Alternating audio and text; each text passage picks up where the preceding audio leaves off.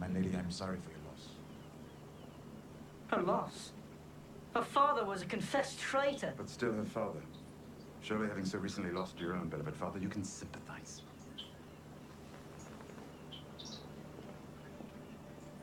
My father was a traitor. My mother and brother are traitors too. I am loyal to my beloved Joffrey. Of course you are. Well, enjoy your name day, Your Grace. Wish I could stay and celebrate, but there is work to be done. Work? Why are you here?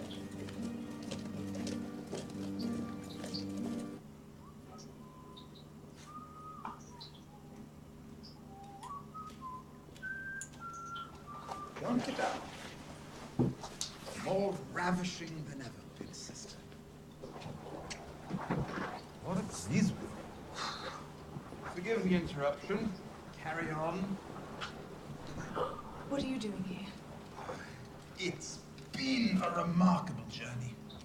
I pissed off the edge of the wall. I slept in a sky cell.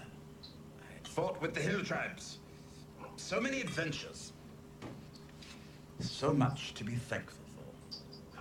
What are you doing here? This is the small council. Yes, well, I do believe the hand of the king is welcome at all small council meetings. Father is hand of the king. Yes, but in his absence.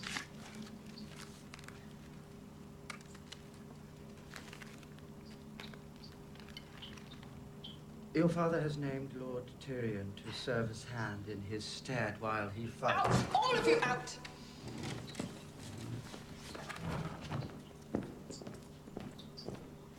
I would like to know how you tricked Father into this. If I were capable of tricking father, I'd be emperor of the world by now. You brought this on yourself. I've done nothing. Quite right. You did nothing.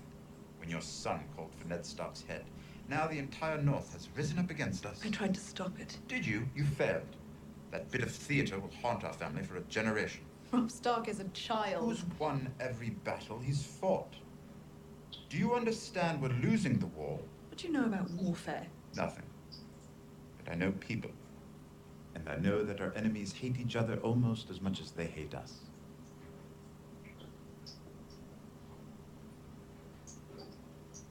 Joffrey is king. Joffrey is king. You are here to advise him. Only here to advise him. And if the king listens to what I say, the king might just get his Uncle Jaime back. How? You love your children. It's your one redeeming quality, that and your cheekbones. Starks love their children as well. And we have two of them. One. One? Arya, little animal, she disappeared. Disappeared? What? In a puff of smoke? We had 3 Starks to trade. You chopped one's head off and let another escape. Father would be furious. Must be odd for you. To be the disappointing child.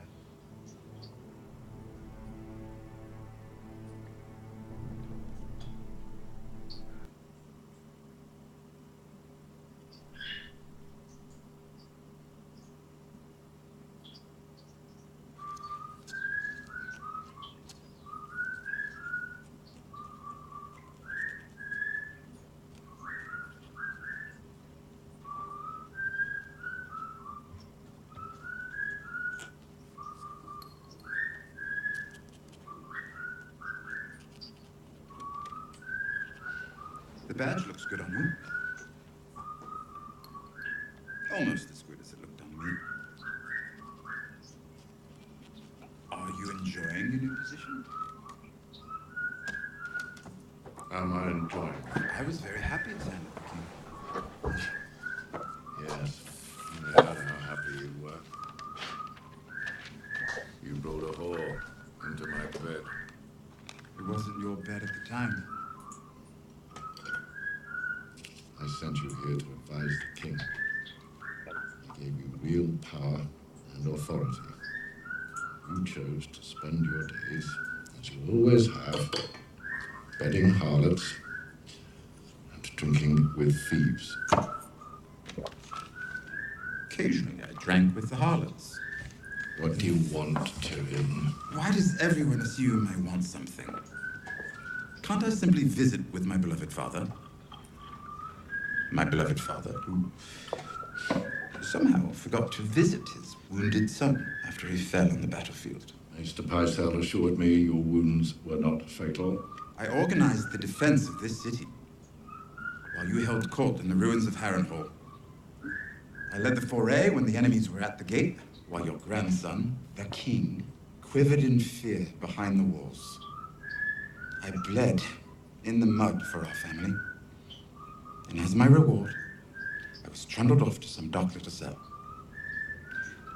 What do I want? A little bloody gratitude would be a start.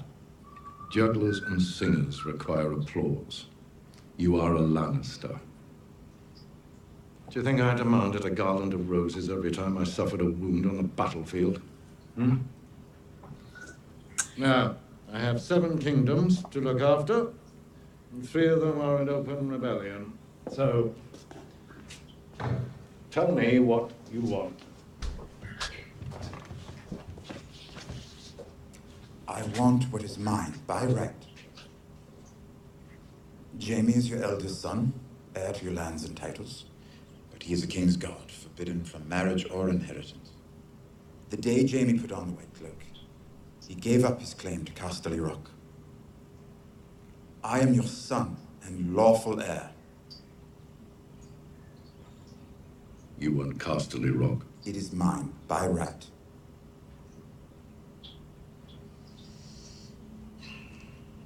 We'll find you accommodations more suited to your name, and as a reward for your accomplishments during the Battle of Blackwater Bay.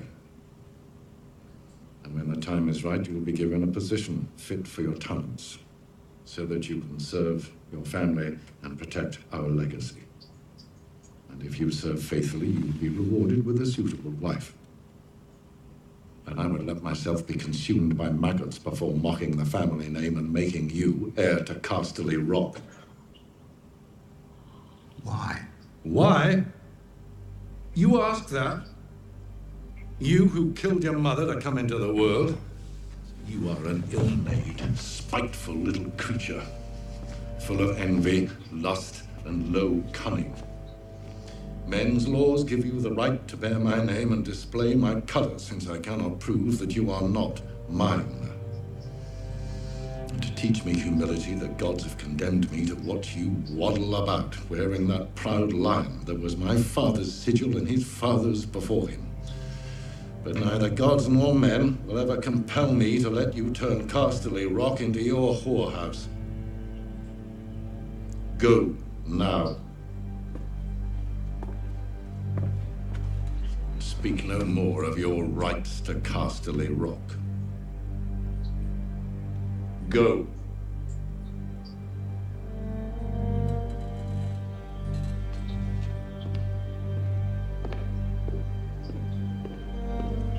And one more thing. The next whore I cut in your bed, I'll hang.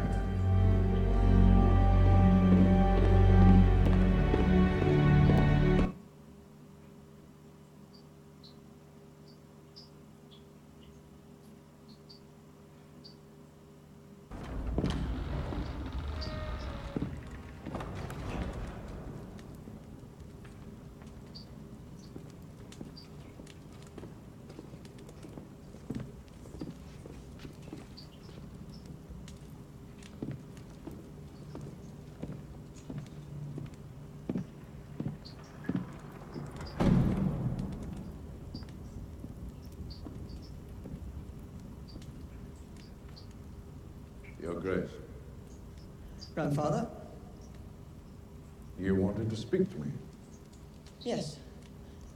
I'd like a report on the meetings of my small council. You're welcome to attend the meetings of your small council, Your Grace. Any or all of them. I've been very busy. Many important matters require a king's attention. Of course. You've been holding the council meetings in the Tower of the Hand instead of the small council chamber. I have, yes. May I ask why? But the Tower of the Hand is where I work. To walk from there to here would take time. Time I could otherwise spend productively. So if I wanted to attend a council meeting, I would now have to climb all the stairs in the Tower of the Hand?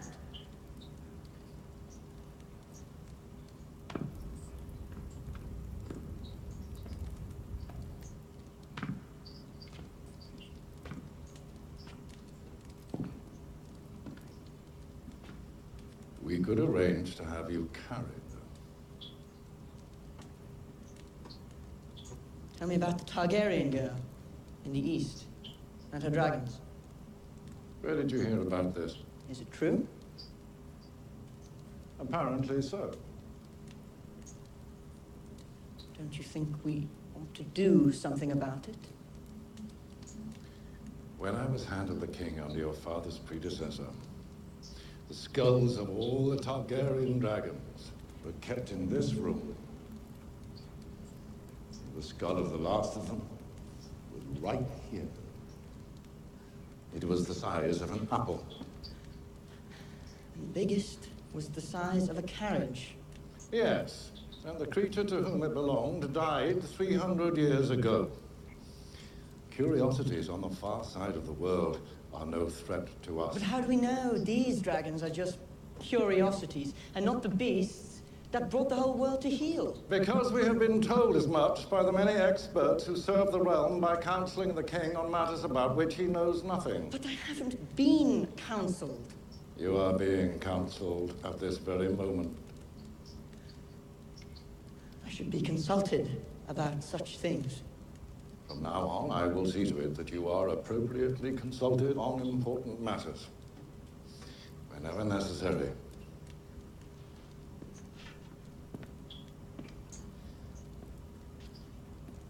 Your Grace.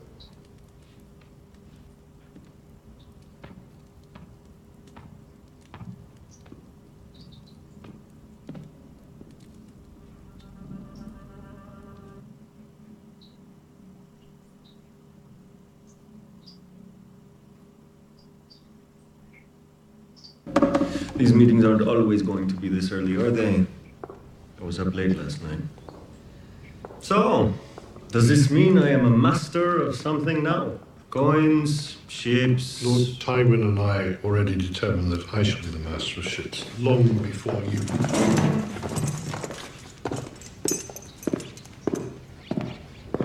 Lord Tywin, it's a great honour to have been granted a seat on this council. The trial begins this afternoon. We only have the morning for affairs of state. So shall we begin? Sandor Clegane has been spotted in the Riverlands, my lord. A coward and a traitor. My birds tell me the hound slaughtered 5 of our soldiers. I believe the phrase, "fuck the king," was uttered. Disgraceful. What would it take to make the common soldier stupid enough to try his luck with the hound? 10 silver stags seems a generous bounty. Make it 100. What else? More whispers from the east, my lord. The Targaryen girl. Daenerys has taken up residence in Meereen. She has conquered the city and rules as its queen. Conquered with what? She commands an army of Unsullied, my queen, some 8,000 strong. She has a company of sellswords, the Second Sons. She has 2 knights advising her, Jorah Mormont and Barristan Selmy. And she has 3 dragons. Baby dragons. Larger every year, your grace. Mormont is spying on her for us. No longer. He appears to be fully devoted to her. As for Sir Barristan, it would seem he took his dismissal from the King's Guard a bit harder than anticipated. He's an old man.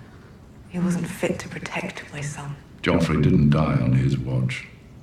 Dismissing him was as insulting as it was stupid.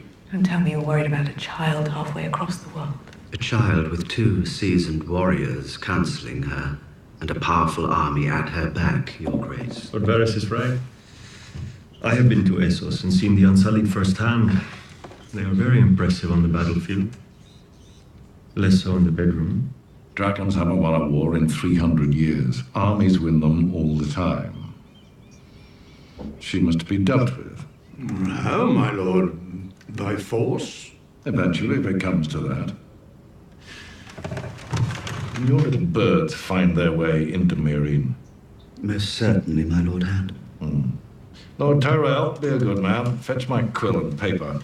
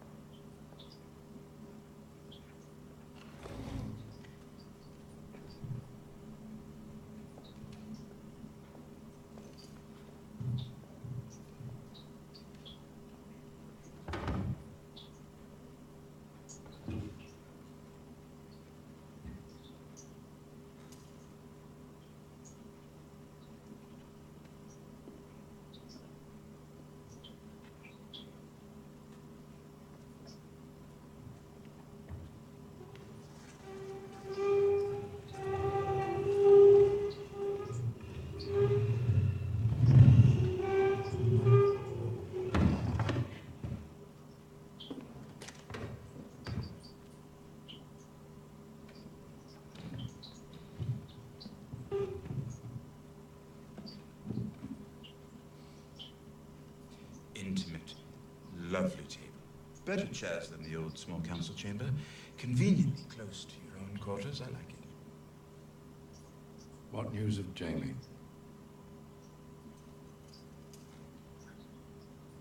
20,000 unwashed Northerners have known about his escape for weeks. Collectively, you control more spies and informants than the rest of the world combined. Do you mean to tell me that none of you has any notion of where he is? We are trying, my lord. Try harder. What do we have then?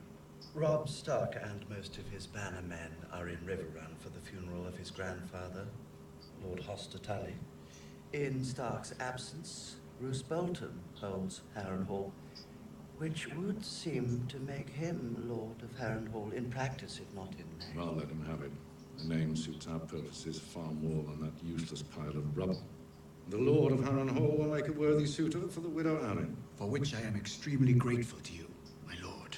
Lady Arryn and I have known each other since we were children. She has always been positively predisposed toward me. A successful courtship would make Lord Baelish acting Lord of the Vale. Titles do seem to breed titles. You'll leave for the Eyrie as soon as possible and bring Lysa Arryn into the fold. And the young wolf can add his own art to the list of people who've taken up arms against him. Far be it from me to hinder true love, but Lord Baelish's absence would present certain problems. The royal wedding may end up being the most expensive event in living memory. Summer has ended, hard days lie ahead. Not a good time to leave the crown's finances unattended. Fully agreed. Which is why I'm naming you new Master of Coin. Master of Coin. Would appear to be a position that best suits your talents. I'm quite good at spending money, but a lifetime of outrageous wealth hasn't taught me much about managing it. I have no doubt you will prove equal to this challenge. Here, here.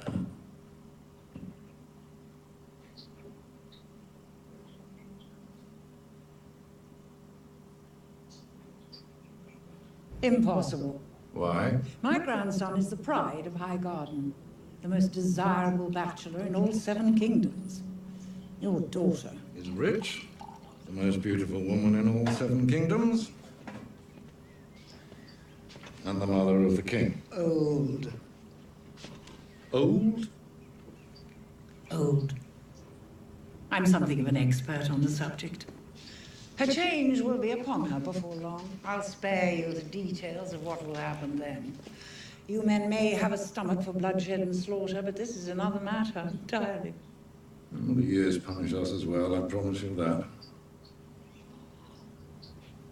My stomach remains quite strong, however.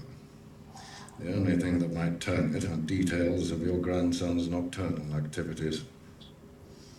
Do you deny them? Oh, not at all. A sword swallower through and through.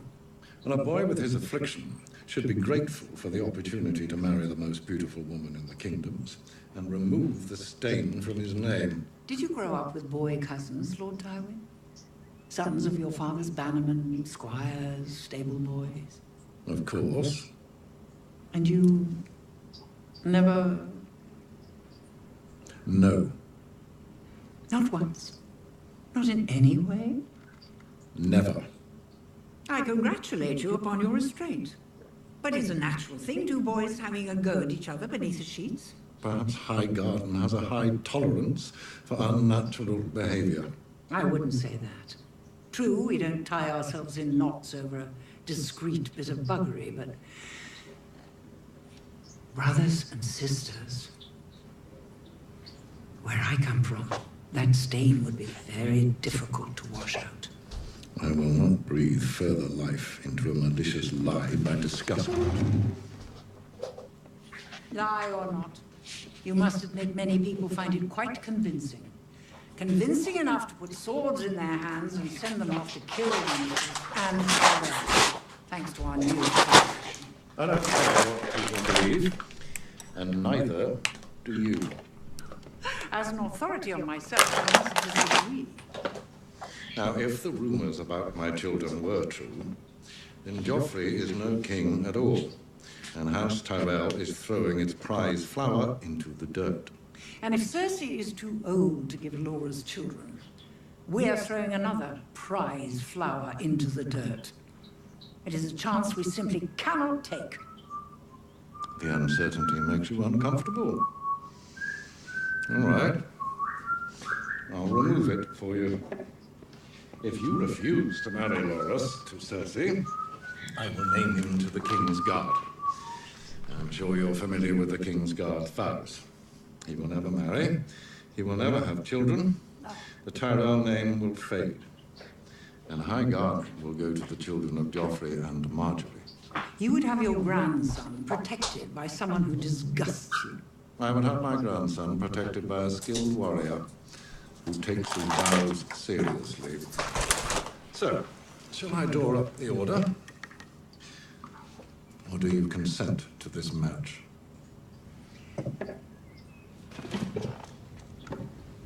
It's a rare enough thing.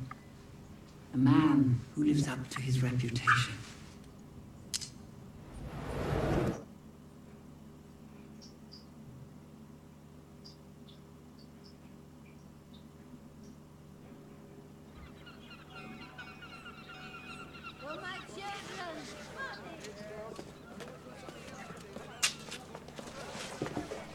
Lord Baelish. Yes. Lancel Lannister. Brother Lancel. We abandoned our family names. It's quite a family to abandon. The city has changed since you were here last. We flooded the gutters with wine, smashed the false idols, and set the godless on the run. Well done.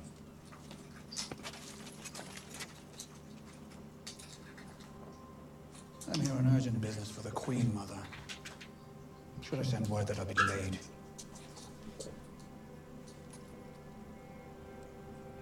Step carefully, Lord Baelish.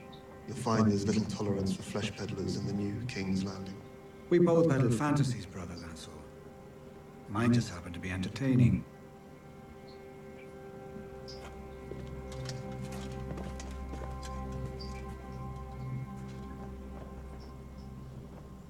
Do you think it's wise, Your Grace, arresting the heir to Highgarden? The faith arrested the heir to Highgarden. Of course. And the Faith were armed on your orders. The king's orders. Is the king to blame for Sir Loras's perversion? House Tyrell won't tolerate this insult.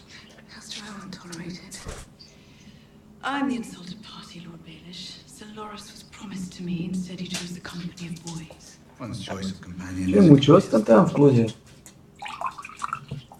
Mucho. Exercice. Exercice. Liza Aaron, for instance. A thoroughly repellent woman. Forgive me. And are you still in mourning? Liza was a good woman. A kind woman. She was neither of those things, we both know it. Still, I pity her son.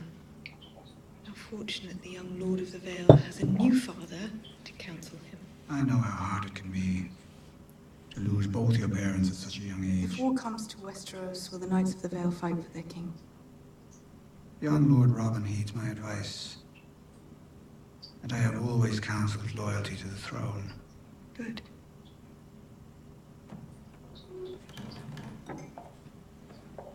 If there's nothing else.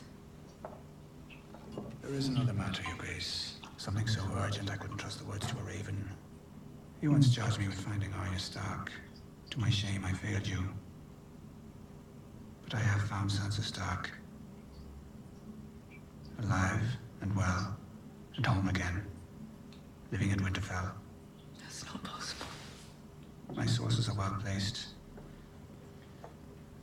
They tell me Roose Bolton plans to marry her to his son, Ramsay, a bastard recently legitimized by King Tommen. Roose Bolton is Warden of the North by the grace of my father. Indeed. His reward for stabbing his own king in the heart. We were fools to trust a Turkloak. Marrying his son to the last of the Starks gives him more legitimacy in the North than an alliance with a hated southern house. I will skin him and his bastard like that wretch on their bloody sigil.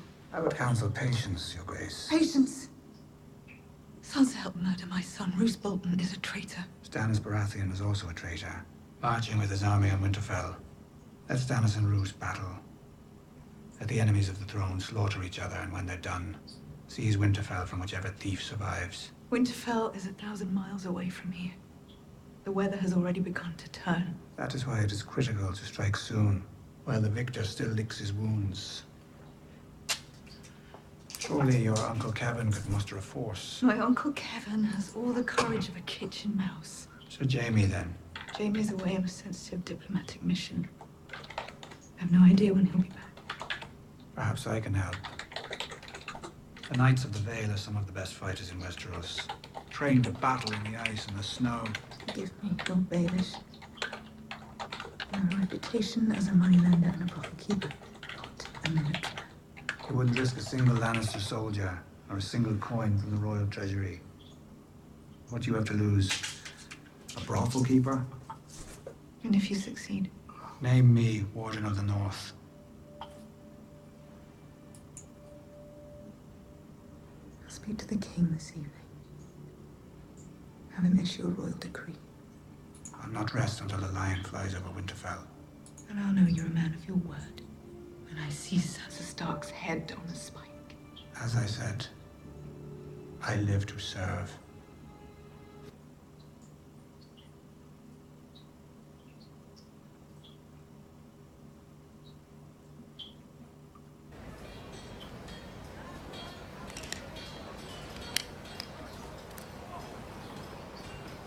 Do you have to do that here? I like to keep my hands clean. Yes, but do you have to do it here?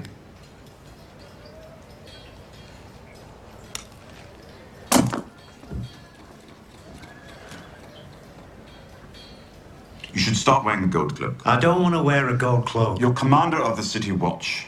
You shouldn't be dressed like a common The cell. cloak slows you down in a fight. Makes it hard to move quietly. And the gold catches the light, so you're nice and easy to spot at night. Well, you're not sneaking through alleyways any longer. You're supposed to stand out. We had a deal, and wearing a gold cloak wasn't part of it. Fine, fine. No gold cloak.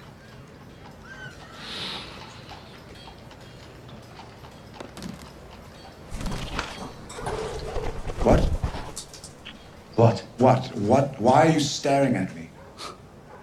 You don't want me cleaning my nails? You don't want me looking your way? Why am I here? To help me plan the defense of King's Landing. Stannis will be here any day. And one of these explains how to beat him. An History of the Great Sieges of Westeros by Archmaster Shevlethan. Shevletesh. Gzvaltish. I'd swap all your books for a few good archers. My Lord Hand, Martha, I must compliment you on the Gold Cloak's performance these last few weeks. Did you know there has been a marked drop in thievery? I did not know. And how did you accomplish this marked drop in thievery? Me and the lads rounded up all the known thieves. For questioning?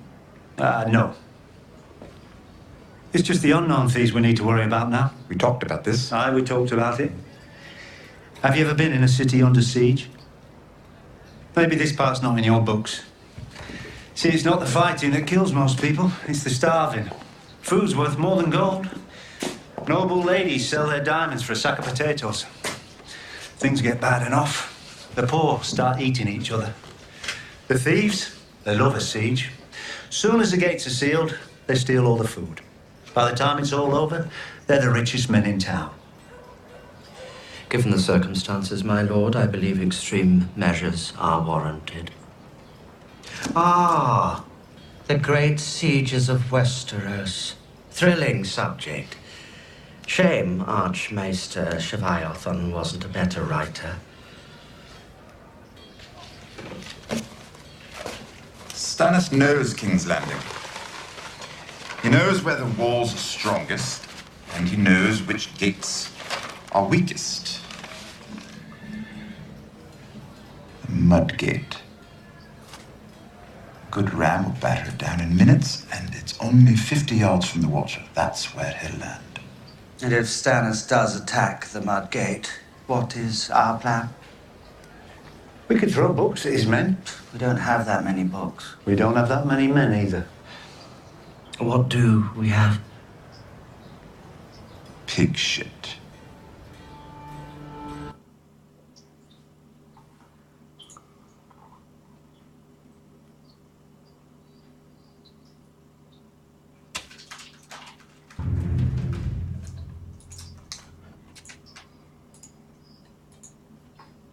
So have you decided yet? Whether I'm worthy of your service? Have you decided yet whether you're going to have me killed? It's probably my safest option. I can see why you would think so. What your father would have done. And what would your father have done? My father publicly sentenced me to death. I'd say his thoughts on having me killed were abundantly clear. Is that why you killed him? Someday, if you decide not to execute me, I'll tell you all about why I killed my father. And on that day, should it ever come, we'll need more wine than this. I know what my father was. What he did. I know the Mad King earned his name. So, here we sit. Two terrible children of two terrible fathers. I'm terrible. I've heard stories. Why did you travel to the far side of the world to meet someone terrible? To see if you were the right kind of terrible. Which kind is that? The kind that prevents your people from being even more so. Well, I did reopen the fighting pits. Under my rule, murder will once again become entertainment. Yes, that was wise. And you agreed to marry someone you loathe for the greater good. Very impressive. My own sister married someone she loathed as well. Though not by choice, and certainly not for the greater good, God forbid. She ended up having him killed. Perhaps it won't come to that.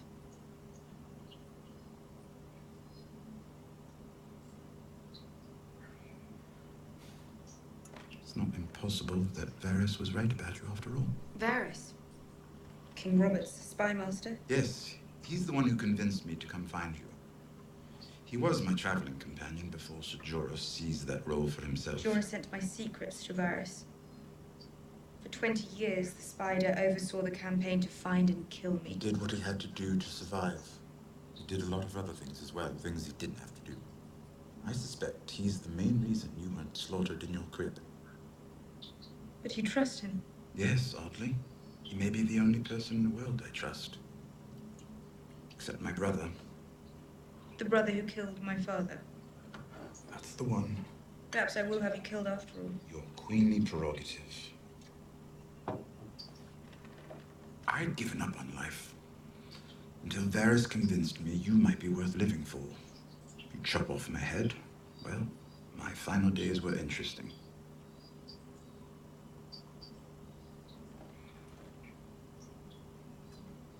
I'm not going to kill you. No? Banish me? No.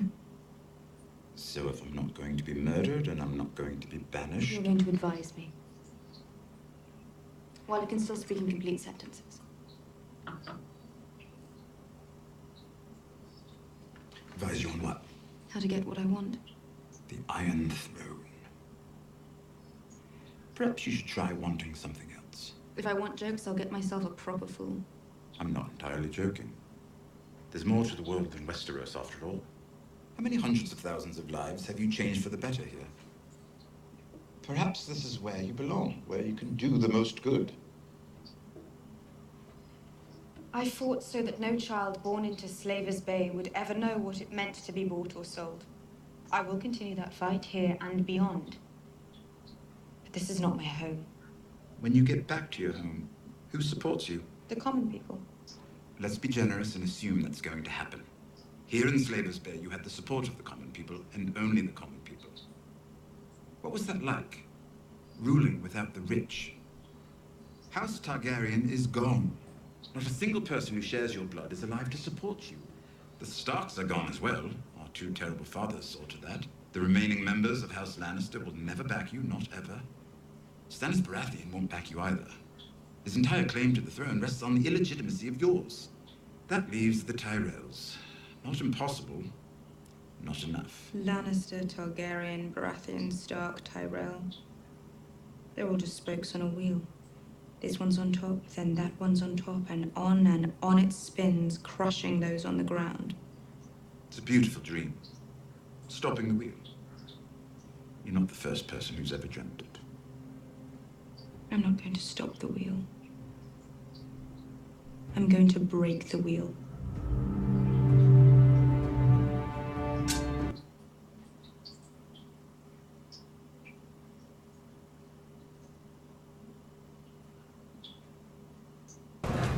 He'd condemn your own son to death. I've condemned no one. The trial is not over. This isn't a trial, it's a farce. Cersei has manipulated everything, and you know it. I know nothing of the sort. I've always hated Tyrion. He killed his king. As did I.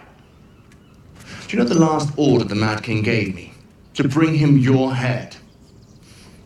I saved your life so you could murder my brother. It won't be murder, it'll be justice. Justice? I'm performing my sworn duty as Hand of the King. If Tyrion is found guilty, he will be punished accordingly. He'll be executed. No, he'll be punished accordingly. Once you said, family is what lives on. All that lives on. You told me about a dynasty that would last 1,000 years. What happens to your dynasty when Tyrion dies? I'm a Kingsguard, forbidden by oath to carry on the family line. I'm well aware of your oath. What happens to your name? Who carries the lion banner into future battles? Your nephews? Lancel Lannister? Others whose names I don't even remember. What happens to my dynasty if I spare the life of my grandson's killer? It survives through me. I'll leave the Kingsguard. I'll take my place as your son and heir if you let Tyrion live. Done. When the testimony is concluded and the guilty verdict rendered, Tyrion will be given the chance to speak. He'll plead for mercy. I'll allow him to join the Night's Watch. In 3 days' time, he'll depart for Castle Black and live out his days at the wall. You'll remove your white cloak immediately. You will leave King's Landing to assume your rightful place at Casterly Rock. You will marry a suitable woman and father children named Lannister. And you'll never turn your back on your family again.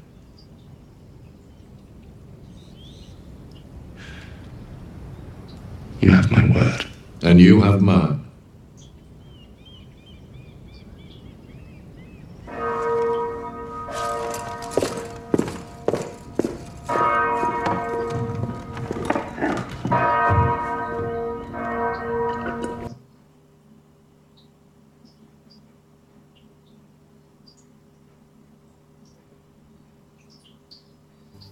Yes, it's been a long time. But I still remember every face. You remember your first? Of course, Your Grace. Who was it? Roshi. Never learned the name. How do you do it? Lance through the heart. Quick one. Lucky for you. Mine was some Tarly boy at the Battle of Summerhall. My horse took an arrow, so I was on foot, slogging through the mud. He came running at me, this dumb, high-born lad, thinking he could end the rebellion with a single swing of his sword. I knocked him down with the hammer. Gods, I was strong then. Caved in his breastplate. Probably shattered every rib he had. Stood over him, hammer in the air. Right before I brought it down, he shouted, "Wait! Wait!"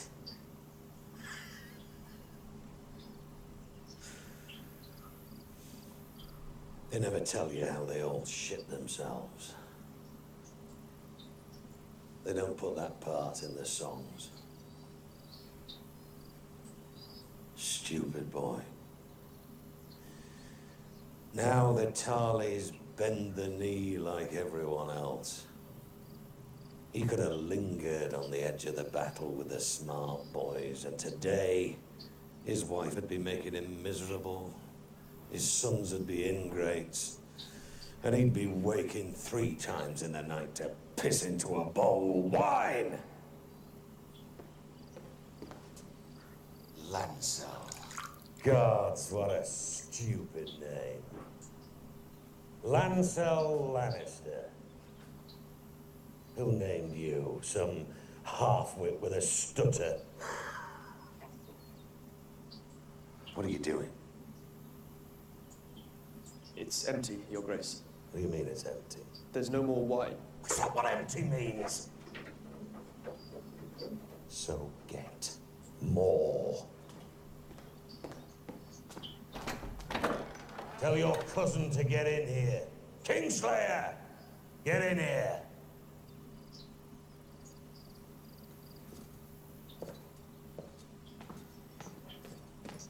Surrounded by Lannisters. Every time I close my eyes, I see their blonde hair and their smug, satisfied faces. Must wound your pride, standing out there like a glorified sentry. Jaime Lannister, son of the mighty Tywin. Forced to mind the door while your king eats and drinks and shits and fucks. So come on, we're telling war stories. Who was your first kill, not counting old men?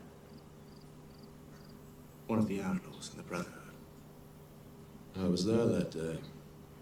You were only a squire, 16 years old. You killed Sam and Toyn with the counter riposte. Best move I ever saw. Good fighter, Toyn. But he lacked stamina. You're outlaw. Any last words? I cut his head off, so now. What about Aerys Targaryen? What did the Mad King say when you stabbed him in the back? I never asked. Did he call you a traitor? Did he plead for a reprieve? He said the same thing he'd been saying for hours. Burn them all.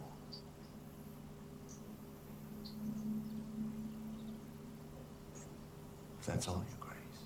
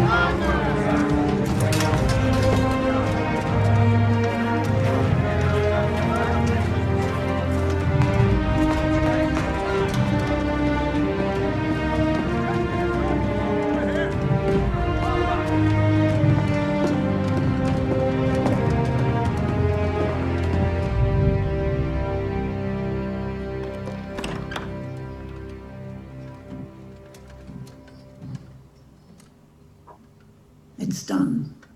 It is. And now the rains weep o'er our halls. Did we fight well? As well as could be expected. It was never our forte. Golden roses, indeed. Your brother and his new queen thought you would be defending Casterly Rock. The truth is, Casterly Rock isn't worth much anymore. What it is to me, my fond childhood memories won't keep Cersei on the throne. So you just let them take it?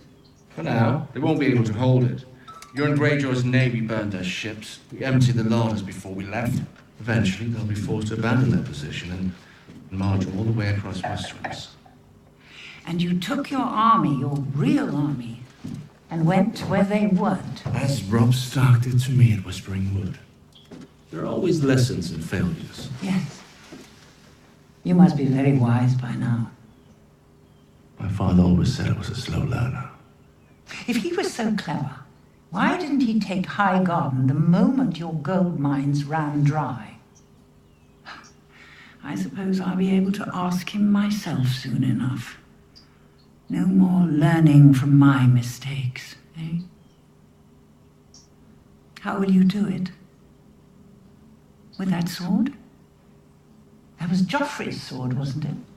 Not that he ever used it. What did he call it? Widow's Wail. He really was a cunt, wasn't he?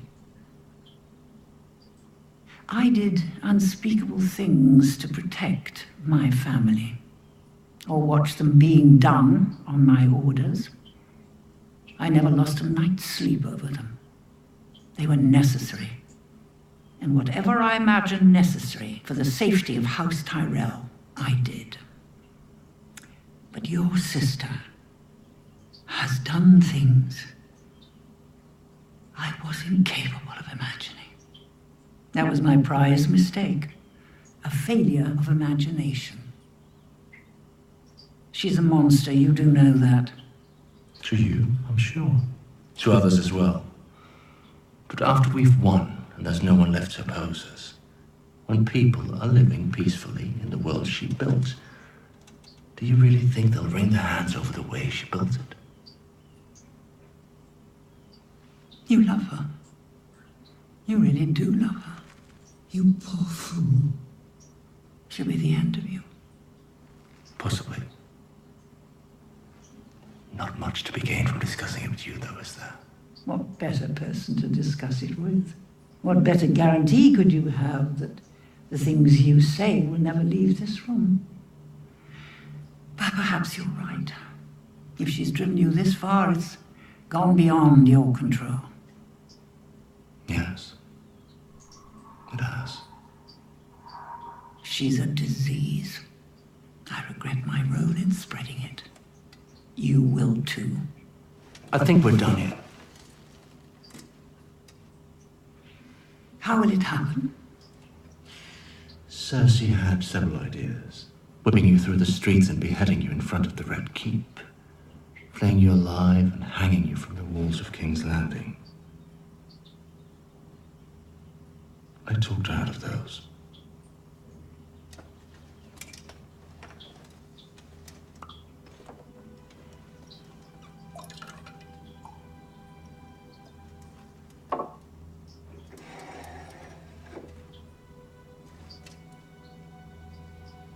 Will there be pain? No, I made sure of that. That's good.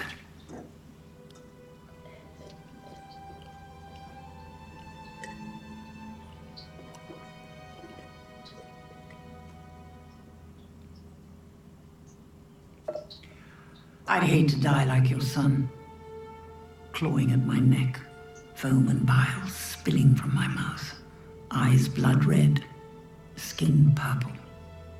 Must have been horrible for you, as a king's guard, as a father. It was horrible enough for me. A shocking scene. Not at all what I intended. You see, I'd never seen the poison work before.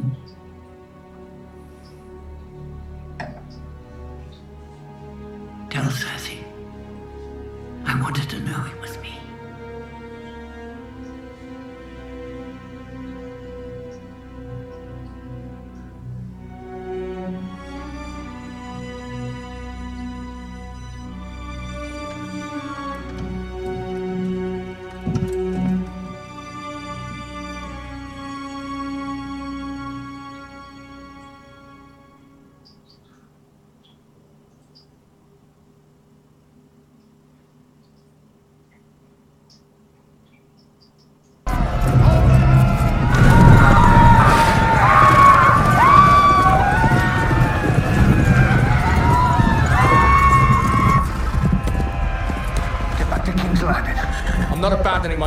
commander, not a damn infantryman. Those fuckers are about to swamp us.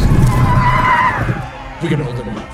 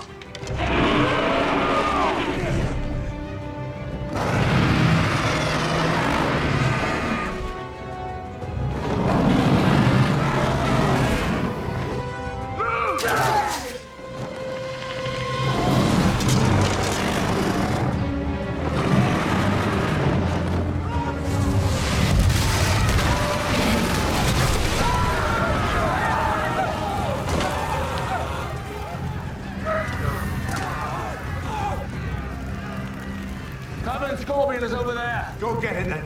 I can't shoot with one hand. Come on!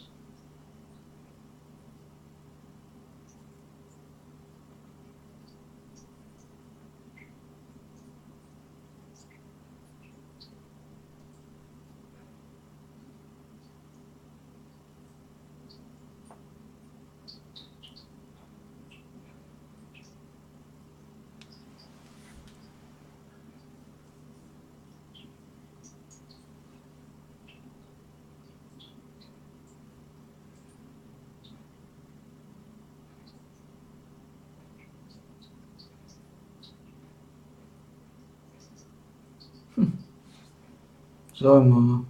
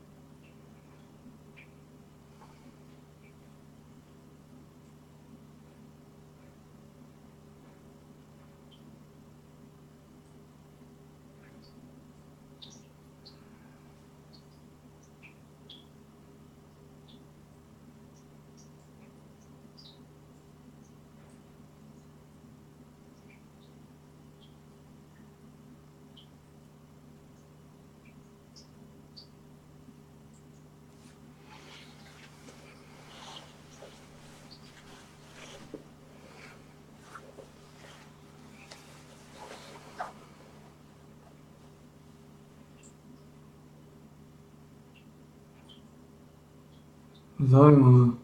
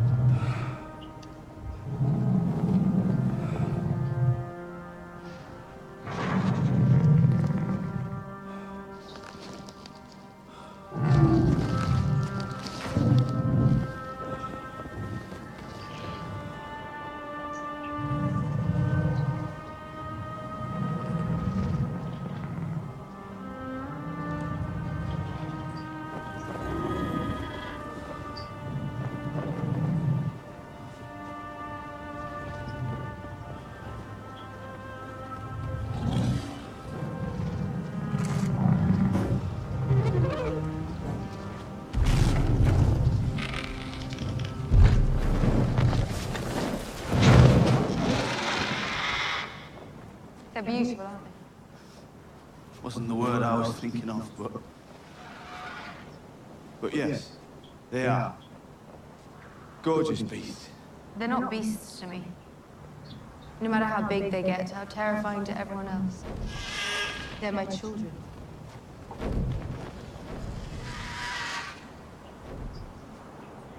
You weren't gone long. No. And I have fewer enemies today than I did yesterday. You're not sure how you feel about that? no, I'm not. How many men did your army kill taking Winterfell back from the Boltons? Thousands. We both want to help people. We can only help them from a position of strength. Sometimes strength is terrible. When you first came here, Sir Davos said you took a knife in the heart for your people. Sir Davos gets carried away. So it was a figure of speech. Jin Mahraja stameme okio shafti, Jehalesh.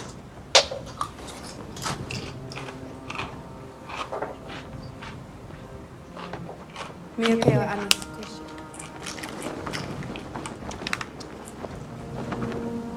Your Grace.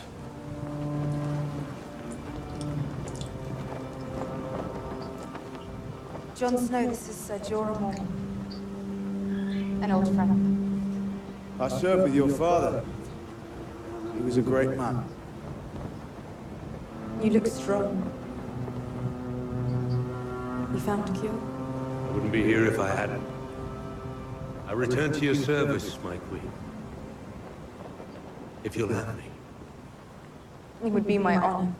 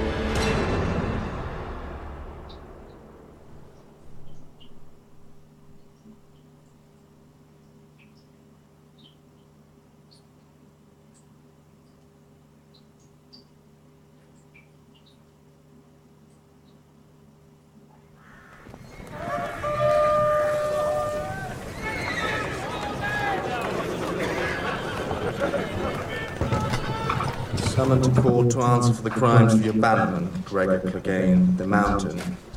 Arrive within a fortnight, I'll be branded an enemy of the crown. Hornet Stark, brave man, terrible judgment.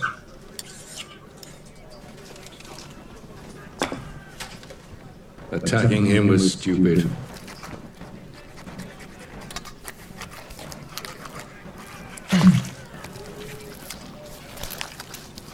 Lannisters, don't act like fools.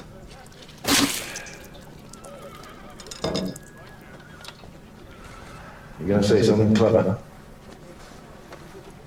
Go on, say something clever. Catelyn Stark took my brother. Why is he still alive? Tyrion? Ned Stark.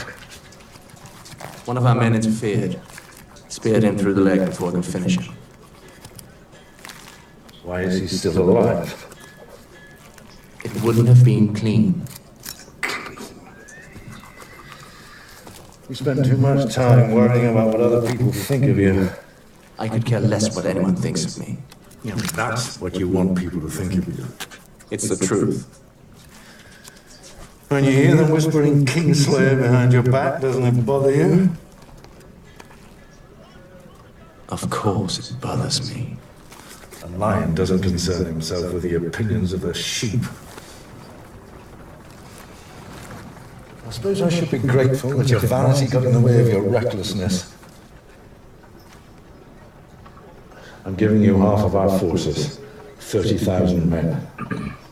We'll bring them to Catelyn Stark's girlhood home and remind her that Lannisters pay their debts. I didn't realize you placed such a high value on my brother's life. He's a Lannister. He might be the lowest of the Lannisters, but he's one of us.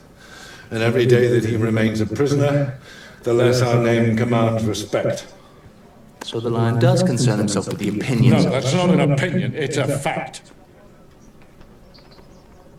If another house can seize one of our own and hold him captive with impunity, we are no longer a house to be feared. Your mother's dead. Before long I'll be dead. And you, and your brother, and your sister, and all of her children. All of us dead, all of us rotting in the ground. It's the family name that lives on. It's all that lives on. Not your personal glory, not your honor, but family. Do you understand?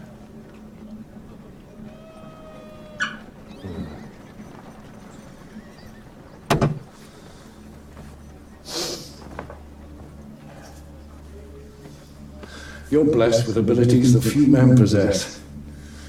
You're blessed to belong to the most powerful family in the kingdoms. And you're still blessed with youth. And what have you done with these blessings? Huh? You've served as a glorified bodyguard for two kings. One a madman, the other a drunk.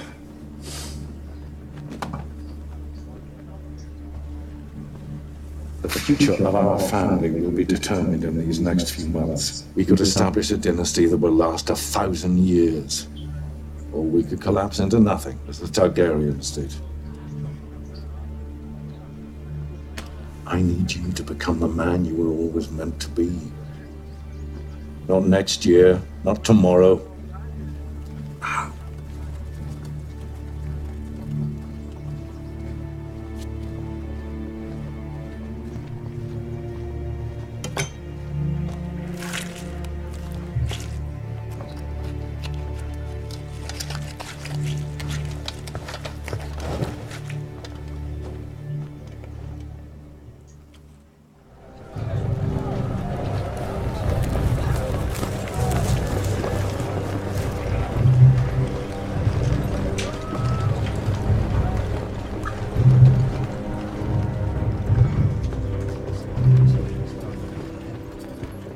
Tyrion.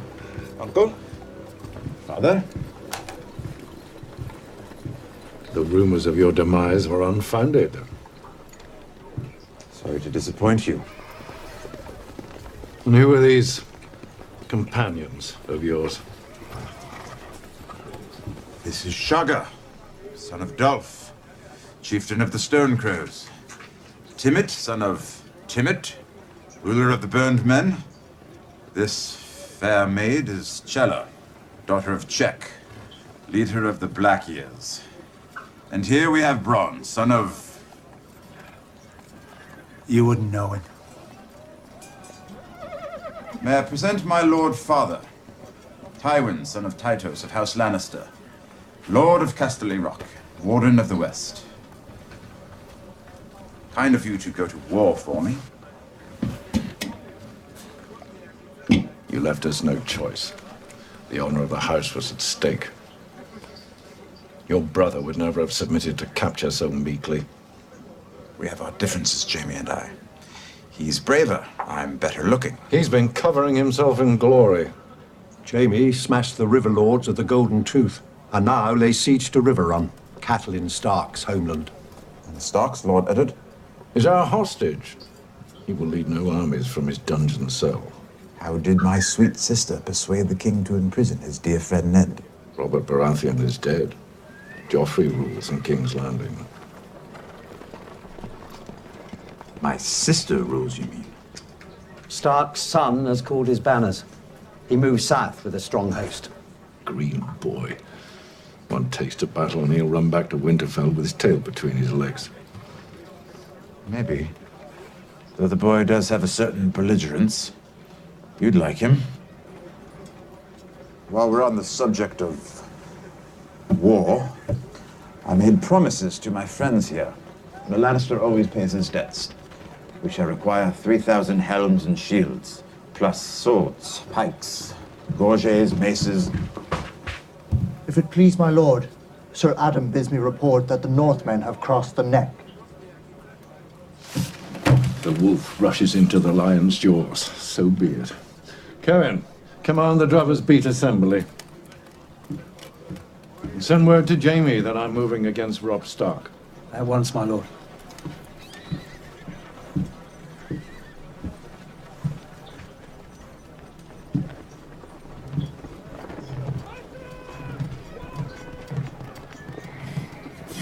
It is said that the men of the mountain clans are great warriors. Ride with me against my enemies, and you shall have all my son promised you and more. Only if the half-man fights with us. Until we hold the steel he pledged us, the little lion's life is ours.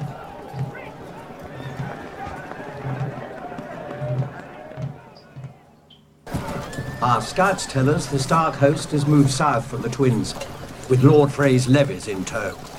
They're a day's march north. The boy may lack experience and sense, but he does have a certain mindless, provincial courage. Do continue. Didn't mean to interrupt. I do hope your savages are going to be of some use, otherwise we wasted good steel on them. The great hairy one insisted he must have 2 battle axes. Heavy black steel, double-sided. Shagger likes axes. When the battle commences, you and your wildlings will be in the vanguard. The vanguard? Mm-hmm. Me and the tribesmen, on the front lines. They do seem rather ferocious. Ferocious? Last night, Moonbrother stabbed a Stonecrow over a sausage. 3 Stonecrows seized the Moonbrother and opened his throat. Bronn managed to keep Shagger from chopping off the dead man's cock, which was fortunate, but even still, Ulf is demanding blood money, which Shagger and Gunther refuse to pay. When soldiers lack discipline, the fault lies with their commander. Surely there are ways to have me killed that would be less detrimental to the war effort. There will be no more discussion on the matter.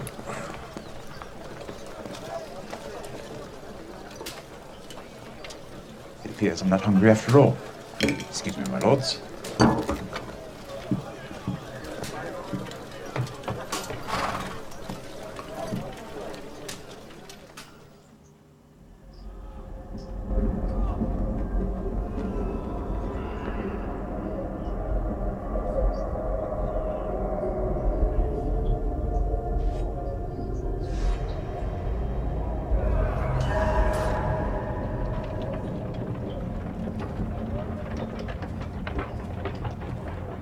You're a shit warrior. I'm alive. You're alive?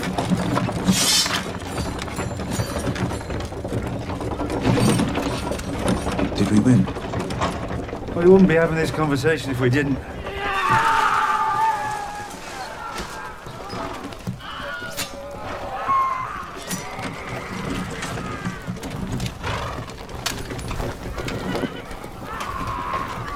How did our tribesmen do?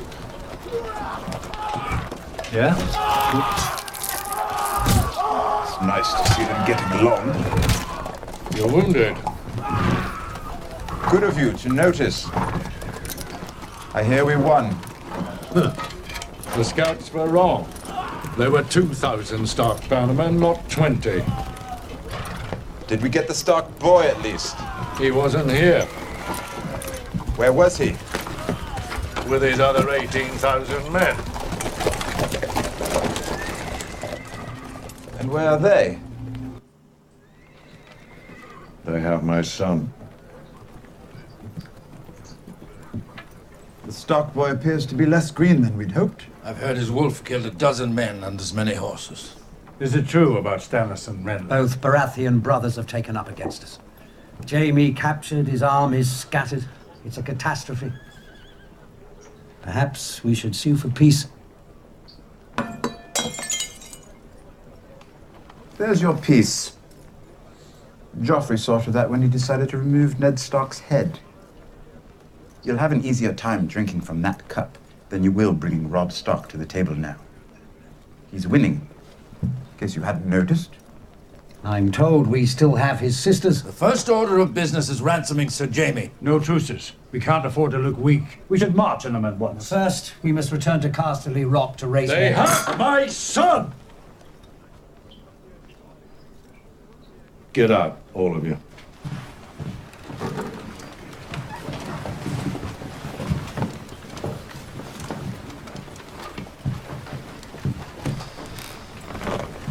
Not you.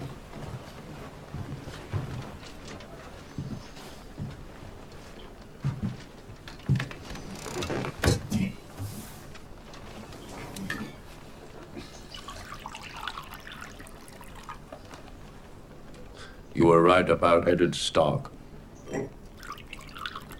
If he were alive, we could have used him to broker a peace with Winterfell and River Run, which would have given us more time to deal with Robert's brothers. But now, madness. Madness and stupidity. I always thought you were a stunted fool. Perhaps I was wrong. Half wrong? I'm new to strategy, but unless we want to be surrounded by 3 armies, it appears we can't stay here. No one will stay here. Sir Gregor will head out with 500 riders and set a riverland on fire from God's Eye to the Red Fork. The rest of us will regroup at Harrenhal. You will go to King's Landing. And do what? Rule. You will serve as Hand of the King in my stead. You'll bring that boy king to heel and his mother too, if needs be.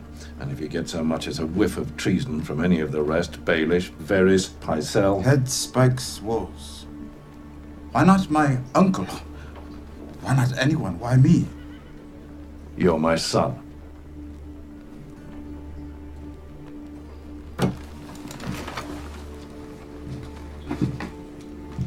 Oh, one more thing. You will not take that whore to court. Do you understand?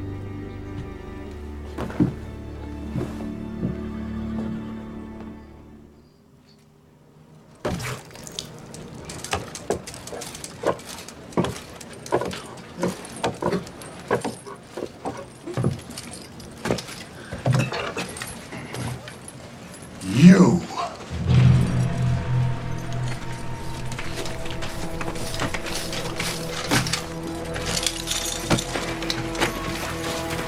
It's a goal of silver in the village. Not from the village. Where is the Brotherhood? Don't know what that is.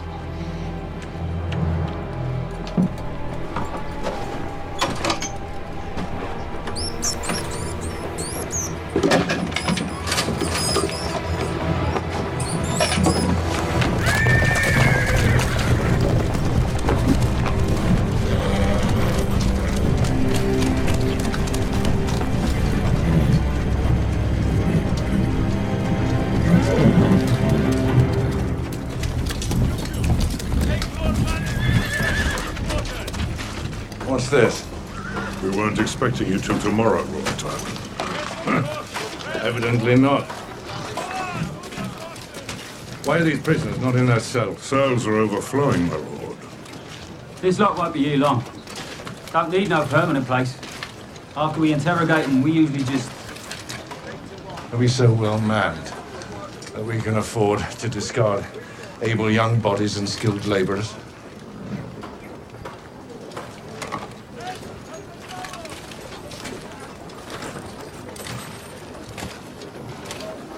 You have a trade? Smith, my lord. What are you looking at? Kneel! Kneel, or I'll carve your lungs out, boy. You'll do no such thing. This one's a girl, you idiot. Dressed as a boy. Why? Safer to travel, my lord. Smart. More than I can say for this lot. Get these prisoners to work. Bring the girl.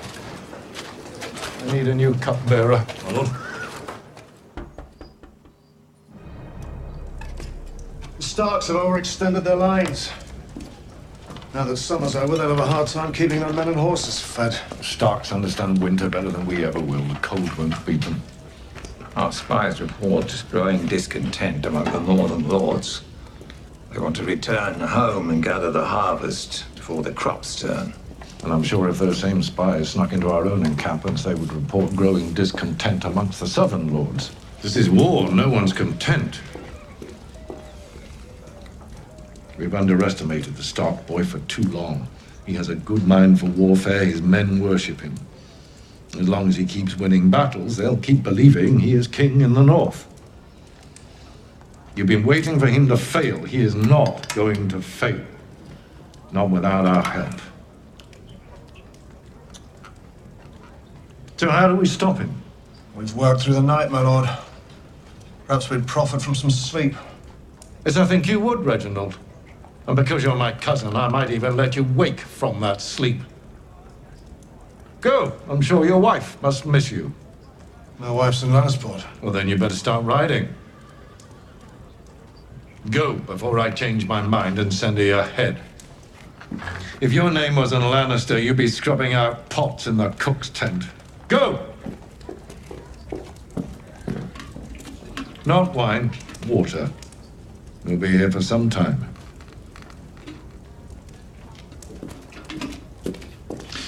Girl, where are you from? Maidenpool, my lord. And who are the lords of Maidenpool? Remind me. House Mooton, my lord. And what is their sigil?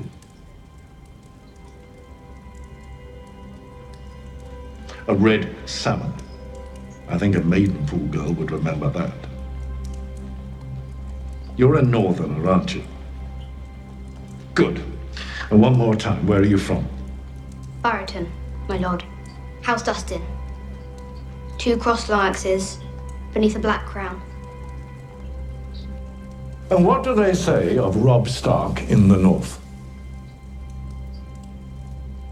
They call him the Young Wolf. And? They say he rides into battle on the back of a giant direwolf.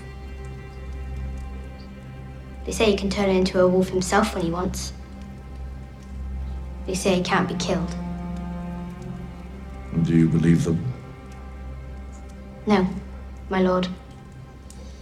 Anyone can be killed.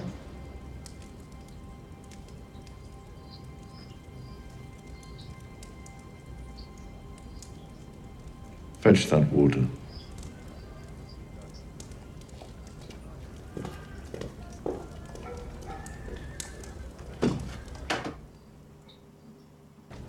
Can you read? My lord? Can you read? This letter, detailing our infantry movements, was meant for Lord Damon of House Marland. It was sent to Lord Marlin of House Dormond.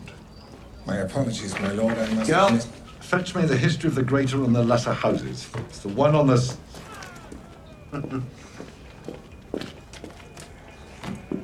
My cupbearer can read better than you.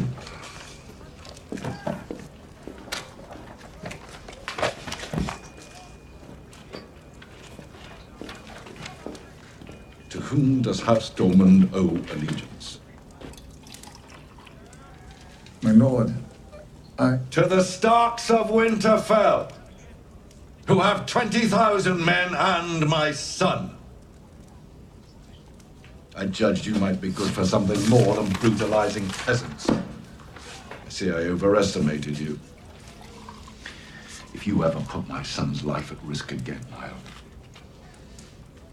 leave us.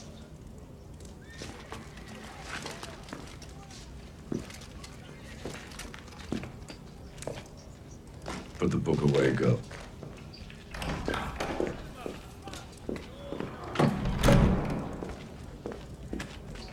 Maybe you should devise our next battle plan while you're about it.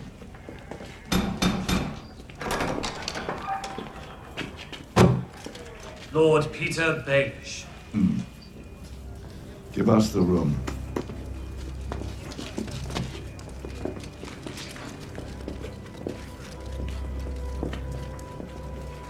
Clear all this?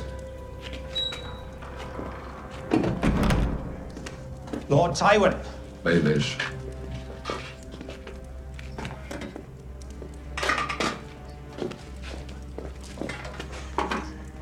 Wine? Thank you. What news from the capital? I travelled here directly from Renly Baratheon's camp. Ah, the late King Renly. Rather a short reign. Murdered by a woman, I hear. So they say.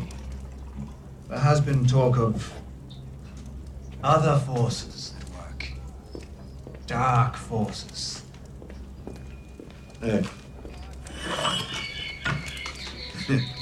Men love to blame demons when their grand plans unravel. It is my belief that a moment of chaos affords opportunities lost soon after. You say that as if you were the first man alive to think it.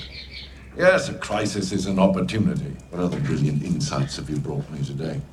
After the Lannisters and the Starks, the Tyrells command the largest host. Their lands are the most fertile in the Seven Kingdoms, feeding horses and soldiers. Yes. The Tyrells have not yet declared for any of the surviving kings. Loras wants revenge. He blames Stannis for Renly's death. And Marjorie... wants to be queen? Yes, she does. House Tyrell rebelled against the Iron Throne. Against my grandson. They did. And perhaps that treason should be punished one day. After Stannis and Robb Stark are defeated. More wine for Lord Baelish.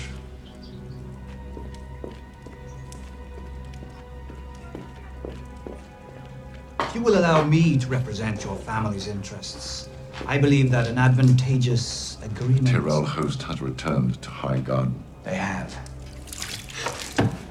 Pardon, my lord. It's only wine.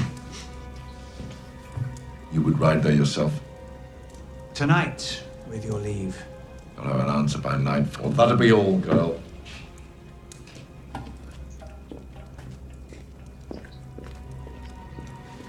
And what else? On your son Tyrion's directive, I met with Catelyn Stark. Why? He had an interesting proposal for her concerning her daughters.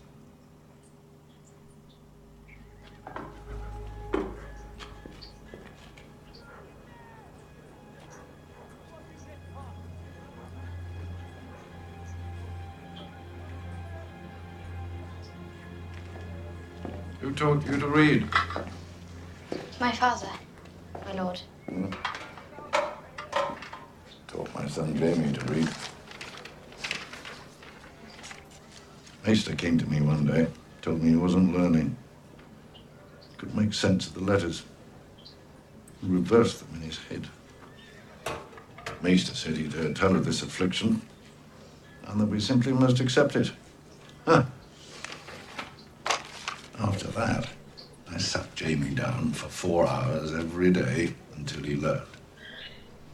He hated me for it. For a time. For a long time. But he learned.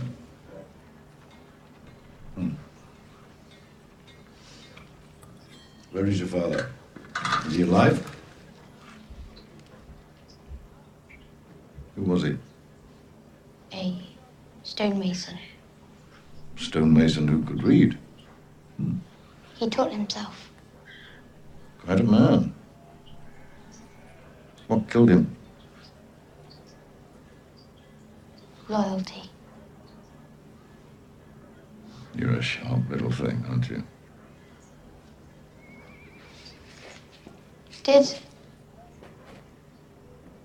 Forgive me, my lord. I shouldn't ask questions. No. But you've already begun. Did you know your father, my lord? I did. I grew up with him. I watched him grow old. He loved us. He was a good man. But a weak man. A weak man who nearly destroyed our house and name. I'm cold. I'll fetch more wood for the fire, my lord.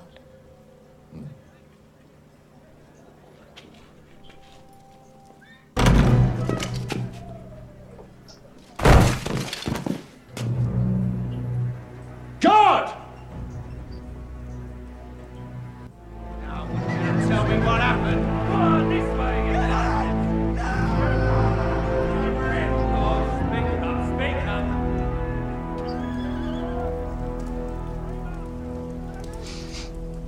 Wolfsbane. A rare substance. This is no common assassin. We hanged 20 men last night. I don't care if you hanged 100. Man tried to kill me. I want his name and I want his head. We think it was an infiltrator from the Brotherhood without banners. Pretentious name for a band of outlaws. We can't allow rebels behind our lines to harass us with impunity. We look like fools and they look like heroes. That's how kings fall. I want them dead. Every one. Killing them isn't the problem. It's finding them. You gone soft, Clegane? I always thought you had a talent for violence. Burn the villages, burn the farms. Let them know what it means to choose the wrong side. That mutton? Yes, my lord. Don't like mutton. I'll bring something else. Leave it. You hungry? No? Of course you are.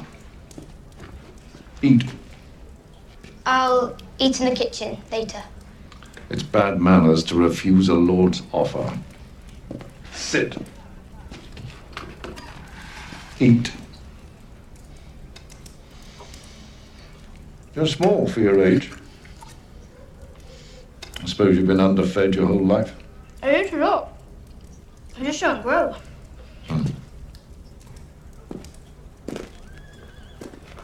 This will be my last war. Win or lose. Have you ever lost before? Do you think I'd be in my position if I'd lost a war?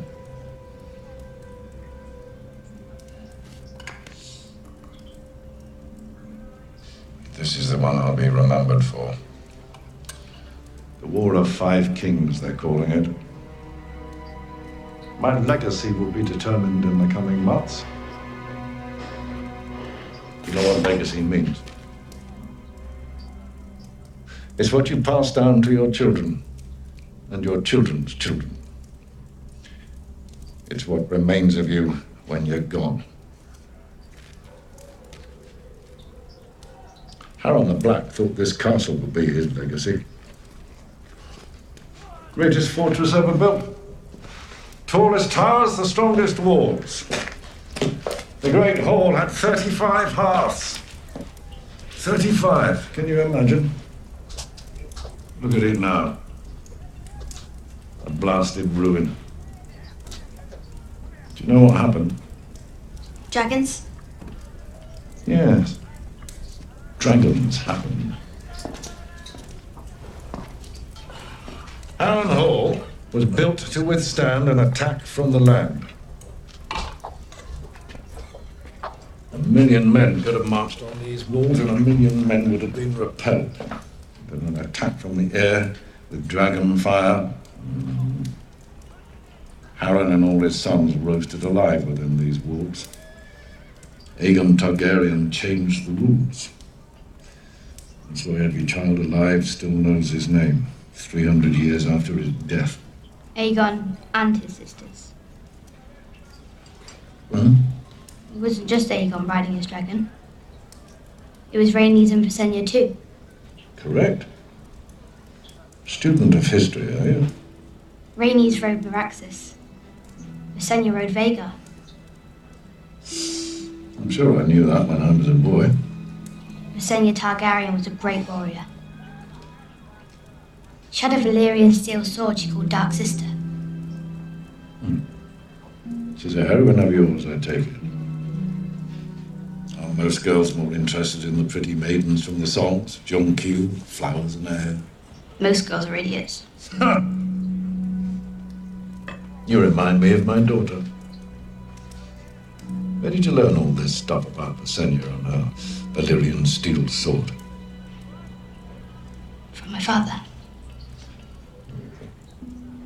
He was a well-read stonemason. Can't say I've ever met a literate stonemason. Have you met many stonemasons, my lord? Careful now, girl. I enjoy you, but be careful. Take that back to the kitchen. Eat what you want. Girl. My lord. Low-born girls say my lord, not my lord. If you're going to pose as a commoner, you should do it properly. My mother served Lady Dustin for many years, my lord. She taught me how to speak properly. You're too smart for your own good. Has anyone told you that? Yes. Go on.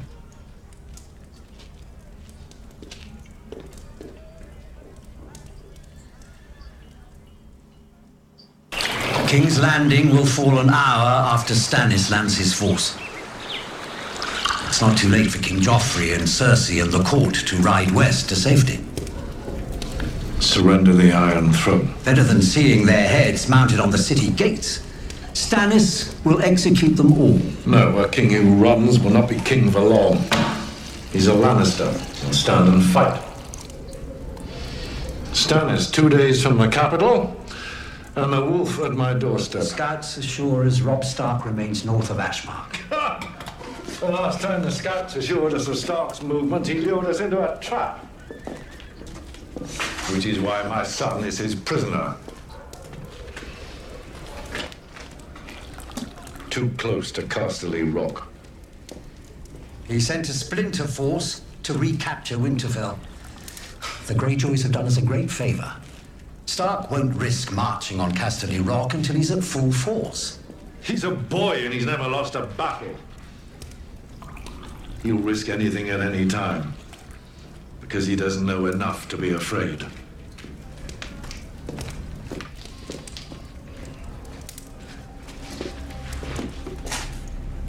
We'll ride at nightfall. I want a full night's march before he knows we're on the move. Clegane, you'll maintain a garrison here at Harrenhal. Track down this Brotherhood and destroy them. The girl's proven herself a good servant. She'll stay on with you. See that he doesn't get drunk in the evenings. He's poor company when he's sober, but he's better at his work.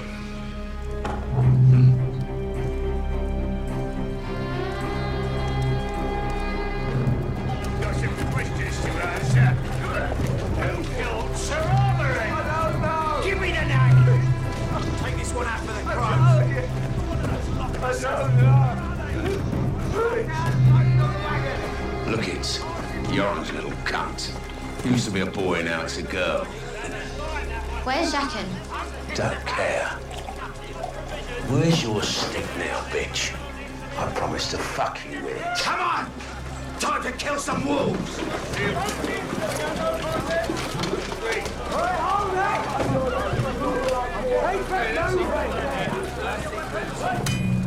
sour cherries to make it right. And the secret is, you dry the stoves, and then you break them with a mallet. That's where the real flavour is. You crush them up real fine, and then when you're finished, sprinkle them over the pipe. Where's Zakin? How would I know? I need him now. Lord Tywin's marching tonight. You need him. He's helping me. I saw him. Where? Where? Where? They were working out the gates a few hours ago. On patrol. Let go of my ears.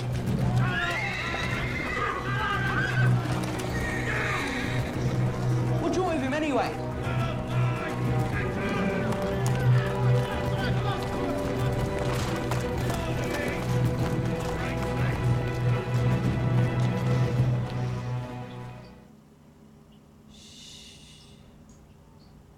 Calm, my sweet. They're still fighting. No one's going to hurt you. I'll tell you a story. You know the one about the mother lion and her little cub? They lived in the woods. The King's Wood? Yes, my love. In the King's Wood, there lived a mother and her cub. She loved him very much. But there were other things that lived in the woods, evil things. Like what? Like stags. Stags aren't evil. They only eat grass. And wolves. My lord. You could hear them howling in the night. Little cub was frightened. His mother said, "You are a lion, my son, you mustn't be afraid."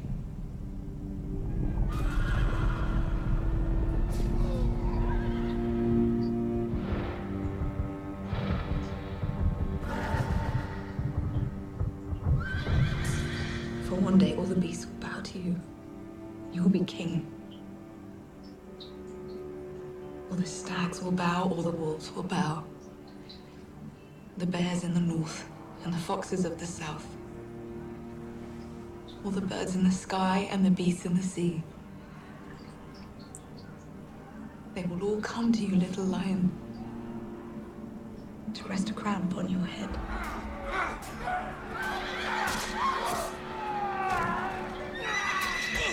The cub said, "Will I be strong and fierce like my father?"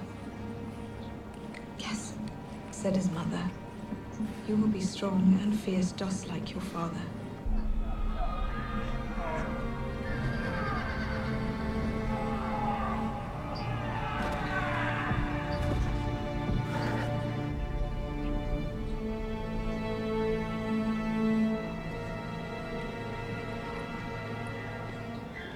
I will keep you safe. My love, I promise you.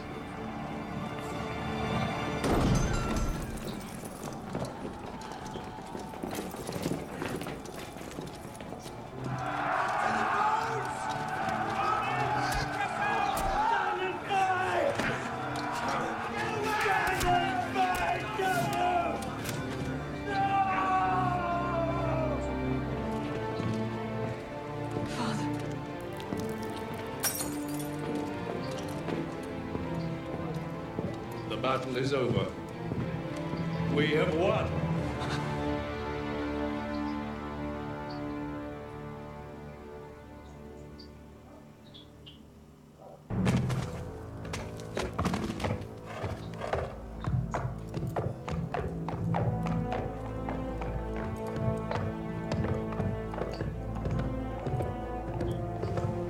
I, Joffrey of the House Baratheon, first of my name, the rightful king of the Andals and the First Men, Lord of the Seven Kingdoms and protector of the realm, do hereby proclaim my grandfather, Tywin Lannister, the savior of the city and the hand of the king.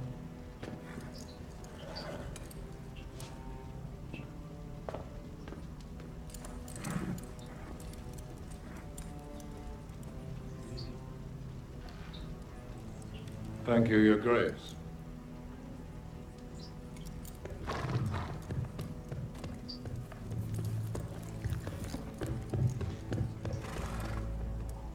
Lord Peter Baelish, step forward.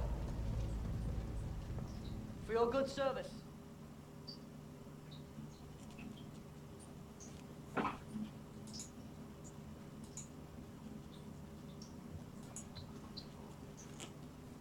Švajčiarsky sír.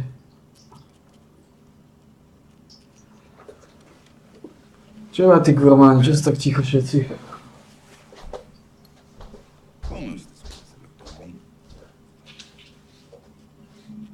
Are you enjoying your new position? Am I enjoying it? I was very happy as hand of the king. Yes, I heard how happy you were. You brought a whore into my bed. It wasn't your bed at the time. I sent you here to advise the king. I gave you real power and authority. You chose to spend your days, as you always have, bedding harlots and drinking with thieves. Occasionally I drank with the harlots. What do you want, Tyrion? Why does everyone assume I want something? Can't I simply visit with my beloved father?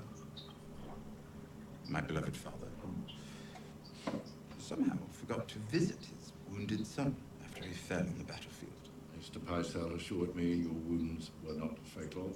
I organized the defense of this city, while you held court in the ruins of Harrenhal.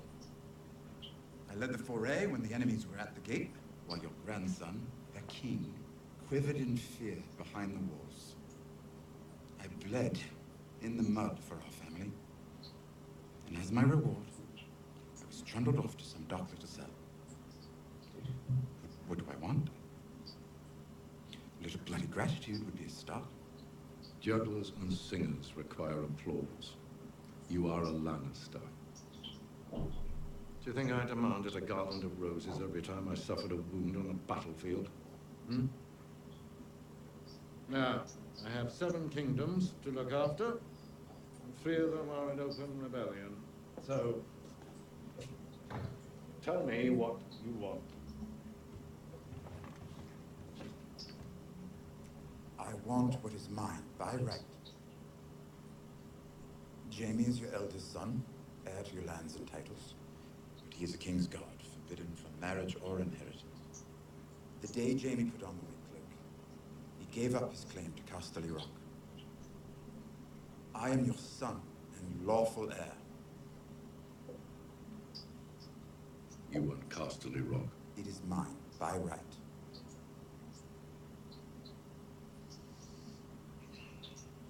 We'll find you accommodations more suited to your name. As a reward for your accomplishments during the Battle of Blackwater Bay. And when the time is right, you will be given a position fit for your talents, so that you can serve your family and protect our legacy. And if you serve faithfully, you will be rewarded with a suitable wife.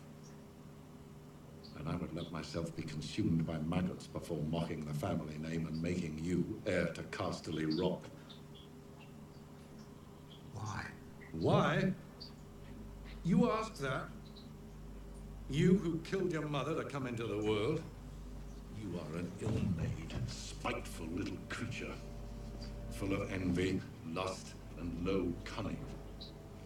Men's laws give you the right to bear my name and display my colors, since I cannot prove that you are not mine. To teach me humility, the gods have condemned me to watch you waddle about, wearing that proud lion that was my father's sigil and his father's before him. But neither gods nor men will ever compel me to let you turn Casterly Rock into your whorehouse. Go, now. No, Gurman, oddychovala, tretí Gurman. Speak no more of your rights to Casterly Rock. Aby neprístojnosti.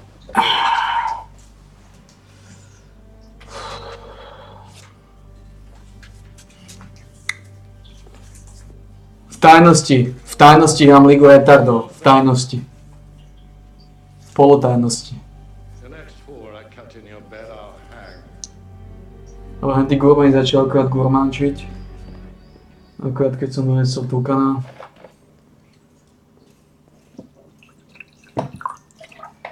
Ja som sa na nich pozrieť. Tí gurmani. Na gurmánu.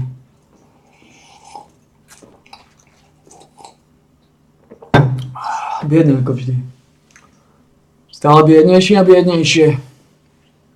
Presne podľa proroctva.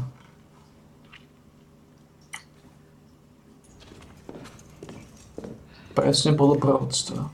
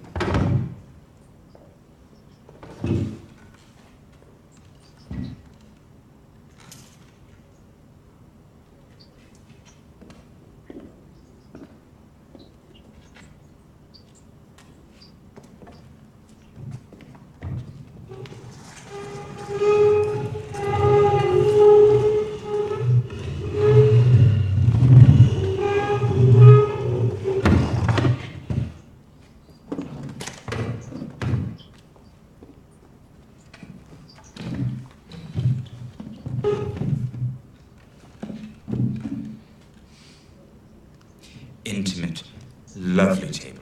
Better chairs than the old small council chamber. Conveniently close to your own quarters. I like it. What news of Jamie? 20,000 unwashed northerners have known about his escape for weeks. Collectively, you control more spies and informants than the rest of the world combined. Do you mean to tell me that none of you has any notion of where he is? We are trying, my lord. Try harder. What do we have then? Robb Stark and most of his banner men are in Riverrun for the funeral of his Normálne, grandfather. dá sa povedajú asi. Lost a tally. In Stark's absence, Roose Bolton holds Harrenhal, which would seem to make him Lord of Harrenhal in practice, if not in name. Well, let him have it. The name suits our purposes far more than that useless pile of rubble. The Lord of Harrenhal will make a worthy suitor for the widow Arryn. For which I am extremely grateful to you, my lord. Lady Arryn and I have known each other since we were children. She has always been positively predisposed toward me. A successful courtship would make Lord Baelish acting Lord of the Vale. Titles do seem to breed titles. You'll leave for the Eyrie as soon as possible and bring Lysa Arryn into the fold. Then the young wolf can add his own heart to the list of people who've taken up arms against him. Far be it from me to hinder true love, but Lord Baelish's absence would present the royal wedding. May end up being the most expensive event in living memory. Hard days lie ahead.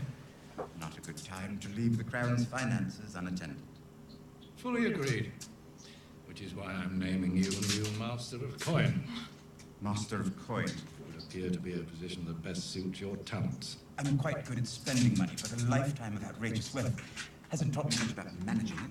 I have no doubt you will prove equal to this challenge. Here.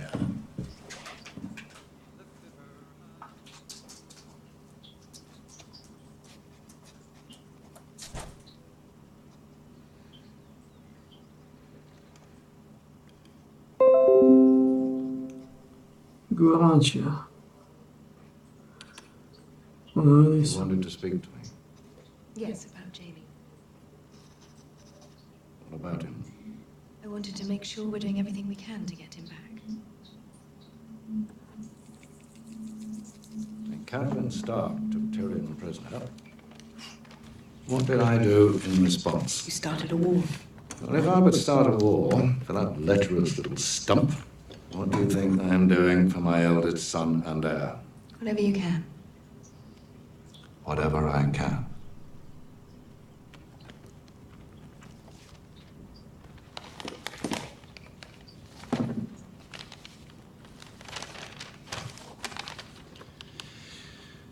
You're still here? Yes.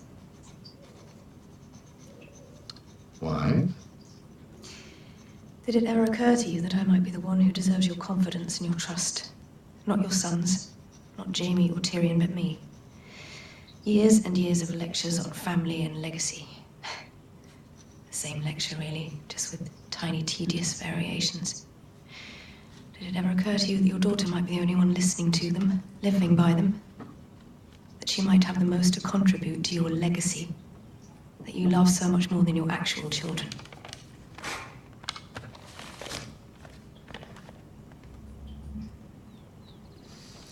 All right. Contribute. The Tyrells are a problem. The Tyrells helped us defeat Stannis Baratheon. The Tyrells saved your life, your children's lives. Marjorie has her claws in Joffrey. She knows how to manipulate him. Good. I wish you knew how to manipulate him. I don't distrust you because you're a woman. I distrust you because you're not as smart as you think you are. You've allowed that boy to ride roughshod over you and everyone else in this city.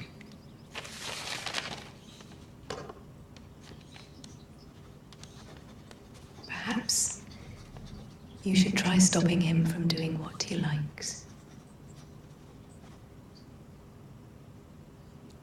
I will. Delayed. What's she doing here? Our business concerns her too. Sit. You'll be pleased to learn that after one conversation with Baron Tyrell, I've saved the crown hundreds of thousands on this wedding. Never mind that now. We have something important to discuss. A master of coin. Saving money is important. Stop that. You're making me uncomfortable. Your sister has learned that your new friends, the Tyrells, are plotting to marry Sansa Stark to Sir Loras. Very well. She's a lovely girl. Missing some of Loras's favorite bits, but I'm sure they'll make do. Your jokes are not appreciated. It wasn't my best, but I thought... I bring them into the royal fold, and this is how they repay me, by trying to steal the key to the north out from under me. Sansa is the key to the north. I seem to remember she has an older brother. The Karstarks have marched home. The young wolf has lost half his army. His days are numbered. Theon Greyjoy murdered both his brothers. That makes Sansa Stark the heir to Winterfell. And I am not about to hand her over to the Tyrells. The Tyrell army is helping us to win this war. Do you really think it's wise to refuse them? There's nothing to refuse. This is a plot. Plots are not public knowledge. And the Tyrells won't carry this one out until after Joffrey's wedding. We need to act first and kill this union in its crib. And how do we do that? We find Sansa Stark a different husband. Wonderful. Yes, it is.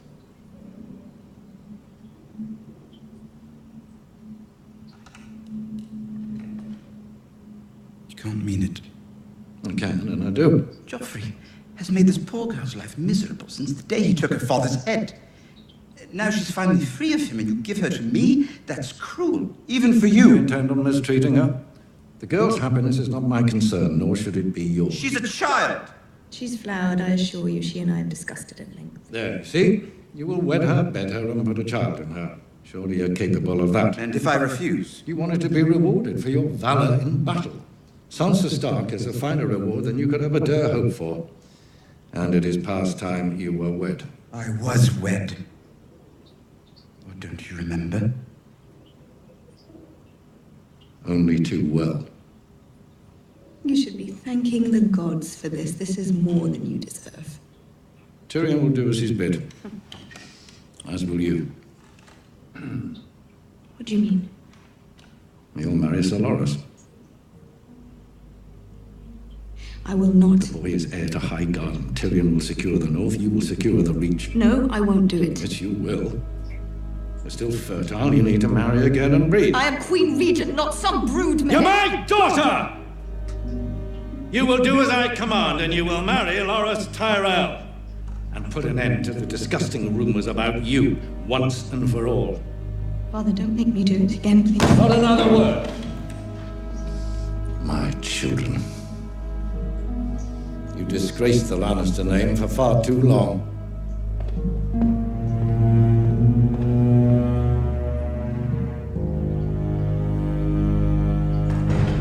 Impossible.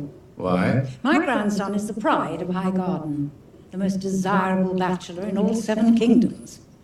Your daughter Is rich, the most beautiful woman in all 7 kingdoms, and the mother of the king. old. Old? old. I'm something of an expert on the subject. Her change will be upon her before long. I'll spare you the details of what will happen then. You men may have a stomach for bloodshed and slaughter, but this is another matter entirely. The years punish us as well, I promise you that. My stomach remains quite strong, however. The only thing that might turn it are details of your grandson's nocturnal activities. Do you deny them? Oh, not at all. A sword swallower through and through. Well, a boy with his affliction should be grateful for the opportunity to marry the most beautiful woman in the kingdoms and remove the stain from his name. Did you grow up with boy cousins, Lord Tywin? Sons of your father's bannermen, squires, stable boys? Of course. And you never... No. Not once? Not in any way? Never. I congratulate you upon your restraint. But it's a natural thing, two boys having a go at each other beneath the sheets. Perhaps Highgarden has a high tolerance for unnatural behavior. I wouldn't say that. True, we don't tie ourselves in knots over a discreet bit of buggery, but... brothers and sisters. Where I come from, that stain would be very difficult to wash out. I will not breathe further life into a malicious lie by discussing it. Lie or not, you must admit many people find it quite convincing. Convincing enough to put swords in their hands and send them off to kill Lannisters and Tyrells, thanks to our new affiliation. I don't care what people believe, and neither do you. As an authority on myself, I must disagree. Now, if the rumours about my children were true, then Joffrey is no king at all, and House Tyrell is throwing its prize flower into the dirt. And if Cersei is too old to give Laura's children, we're throwing another prize flower into the dirt. It is a chance we simply cannot take. The uncertainty makes you uncomfortable. All right. I'll remove it for you. If you refuse to marry Loras to Cersei, I will name him to the King's Guard. I'm sure you're familiar with the King's Guard's vows. He will never marry. He will never have children. The Tyrell name will fade. And Highgarden will go to the children of Joffrey and Marjorie. You would have your grandson protected by someone who disgusts you. I would have my grandson protected by a skilled warrior who takes his vows seriously. So, shall I draw up the order? Or do you consent to this match? It's a rare enough thing. A man who lives up to his reputation. Гурман заходил, né?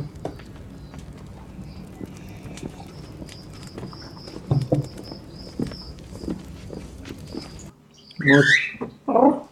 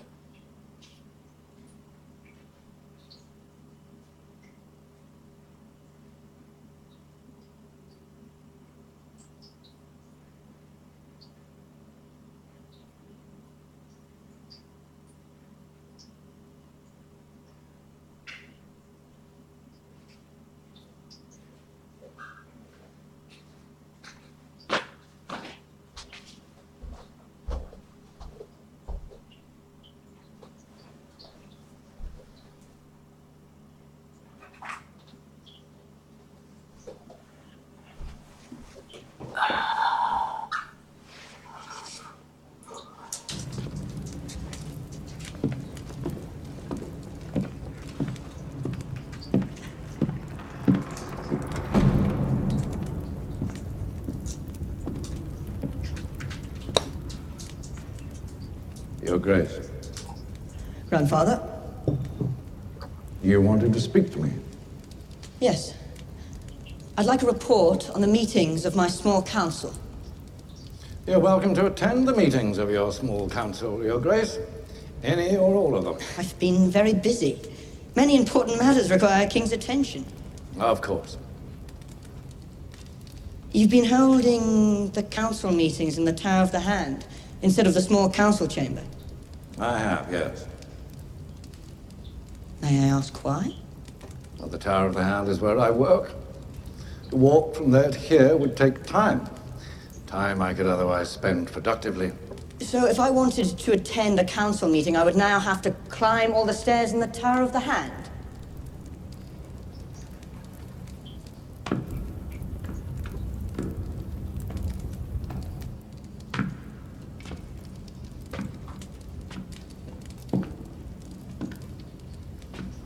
We could arrange to have you carried. Tell me about the Targaryen girl in the east and her dragons. Where did you hear about this? Is it true? Apparently so. Don't you think we ought to do something about it? When I was Hand of the King under your father's predecessor, the skulls of all the Targaryen dragons were kept in this room. The skull of the last of them was right here. It was the size of an apple. And the biggest was the size of a carriage. Yes, and the creature to whom it belonged died 300 years ago.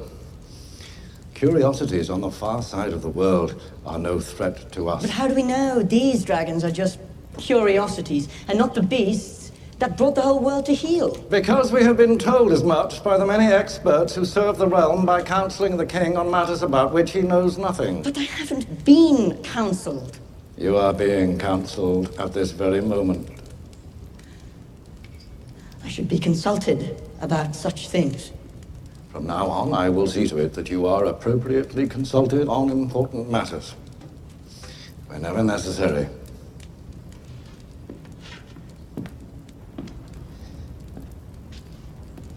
Your Grace.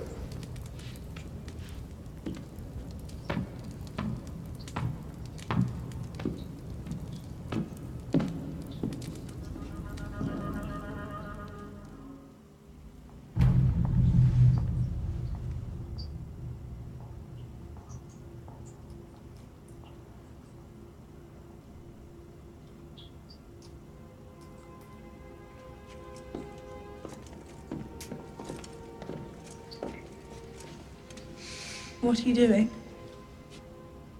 Your father's gone. As the father of the realm, it is my duty to give you away to your husband.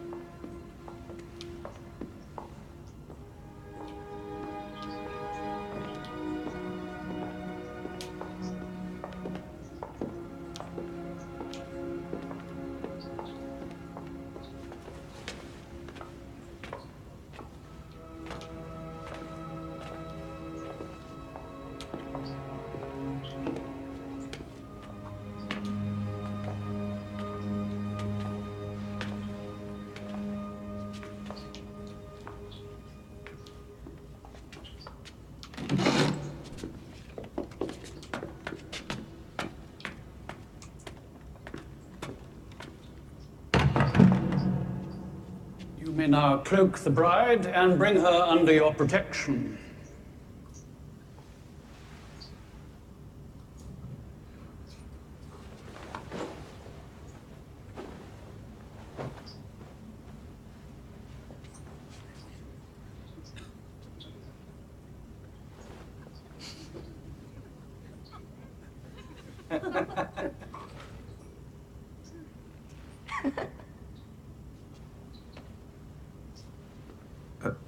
Could you?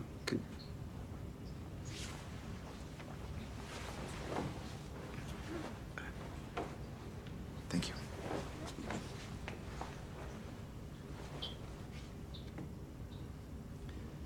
Your Grace, my lords, my ladies, we stand here in the sight of gods and men to witness the union of man and wife, one flesh, one heart, one soul, now and forever.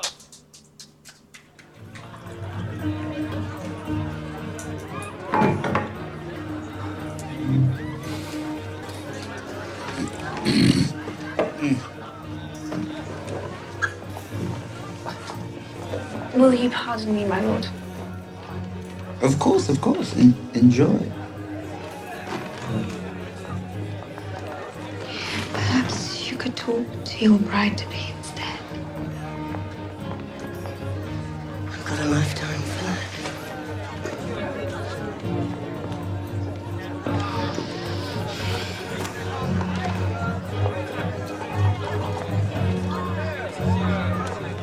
Stay.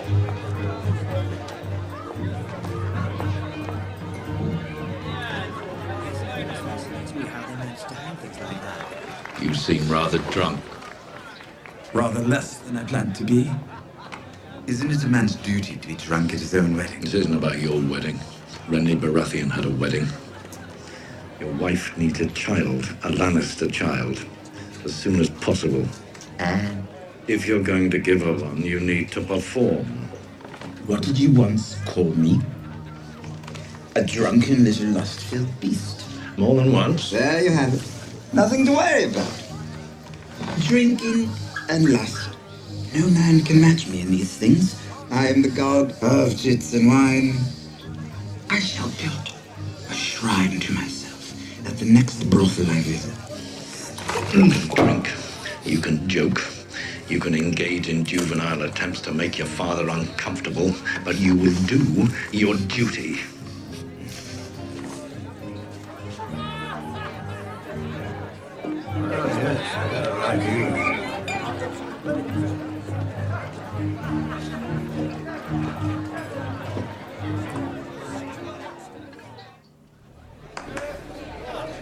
Time for the bedding ceremony. There will be no bedding ceremony. You respect for tradition, Uncle. Come, everyone. Pick her up and carry her to a wedding bed.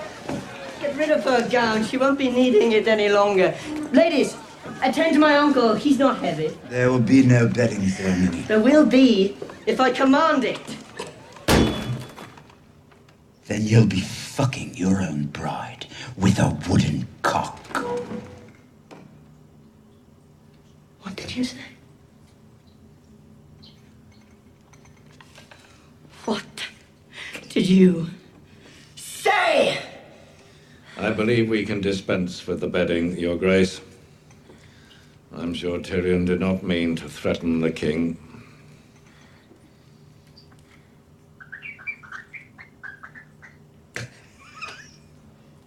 A bad joke, Your Grace. Made out of envy of your own royal manhood. Mine is so small. My poor wife won't even know I'm there. Your uncle is clearly quite drunk, Your Grace. I am guilty. But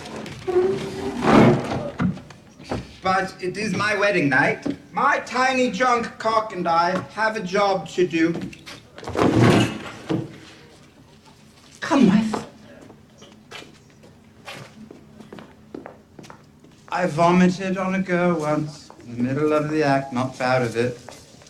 But I think honesty is important between a man and wife, don't you agree? Come, I'll tell you all about it, put you in the mood.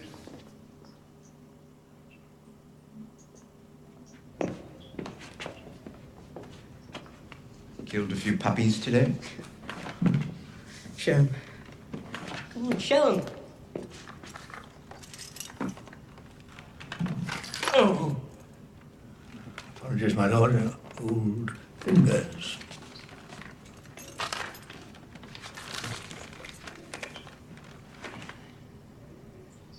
Rosalind caught a fine fat trout.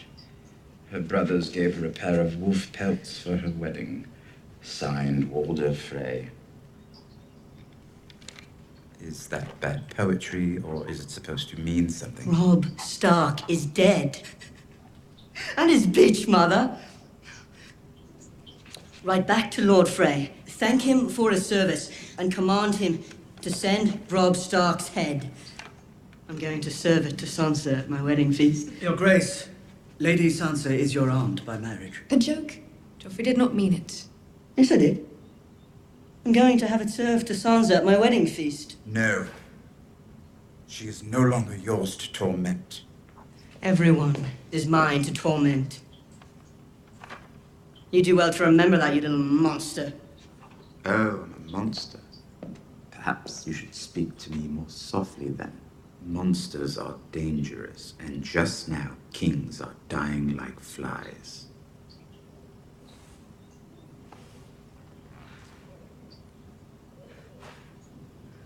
I could have your tongue out for saying that.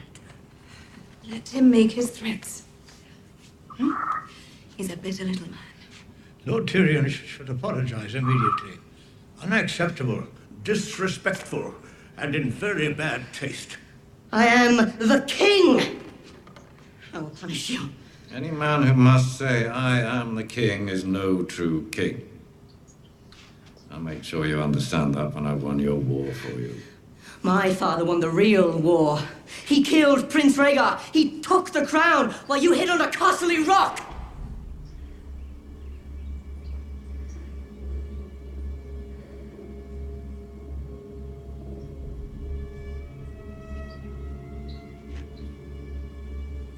The king is tired. See him to his chambers. Come along. I'm not tired. We have so much to celebrate. A wedding to plan. You must rest. Grand Maester, perhaps some essence of nightshade to help him sleep. I'm not tired!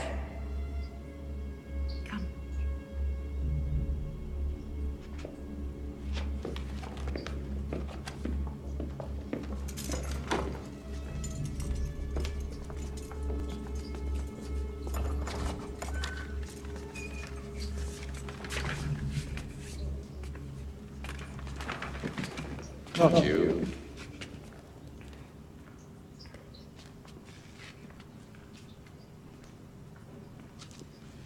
You just sent the most powerful man in Westeros to bed without his supper. You're a fool if you believe he's the most powerful man in Westeros. A treasonous statement. Joffrey is king. You really think a crown gives you power? No. I think the armies give you power. Robb Stark had one. Never lost a battle. And you defeated him all the same. Oh, I know. Walder Frey gets all the credit. Or the blame, I suppose, depending on your allegiance. Walder Frey is many things, but a brave man... No. He never would have risked such an action if he didn't have certain assurances. Which he got from me. Do you disapprove? I'm off duty. This is war. But to slaughter them at a wedding... Explain to me why it is more noble to kill 10,000 men in battle than a dozen at dinner. So that's why you did it? To save lives? To end the war, to protect the family. Do you want to write a song for the dead Starks? Go ahead, write one. I'm in this world a little while longer. To defend the Lannisters, to defend my blood. The Northerners will never forget. Good. Let them remember what happens when they march on the south. All the Stark men are dead. Winterfell is a ruin. Roose Bolton will be named Warden of the North. Until your son by Sansa comes of age. I believe you still have some work to do on that score. Do you think she'll open her legs for me? After I tell her how we murdered her mother and brother? One way or another, you will get that girl pregnant. Not rape her. Shall I explain to you in one easy lesson how the world works? Use small words. I'm not as bright as you. The house that puts family first will always defeat the house that puts the whims and wishes of its sons and daughters first. A good man does everything in his power to better his family's position, regardless of his own selfish desires. Does that amuse you? No, it's a very good lesson. Only it's easy for you to preach out of devotion to family when you're making all the decisions. Easy for me, is it? When have you ever done something that wasn't in your interest, but solely for the benefit of the family? The day that you were born.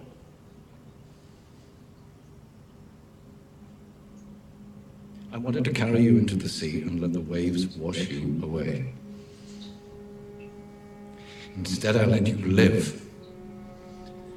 And I brought you up as my son. Because you're a Lannister.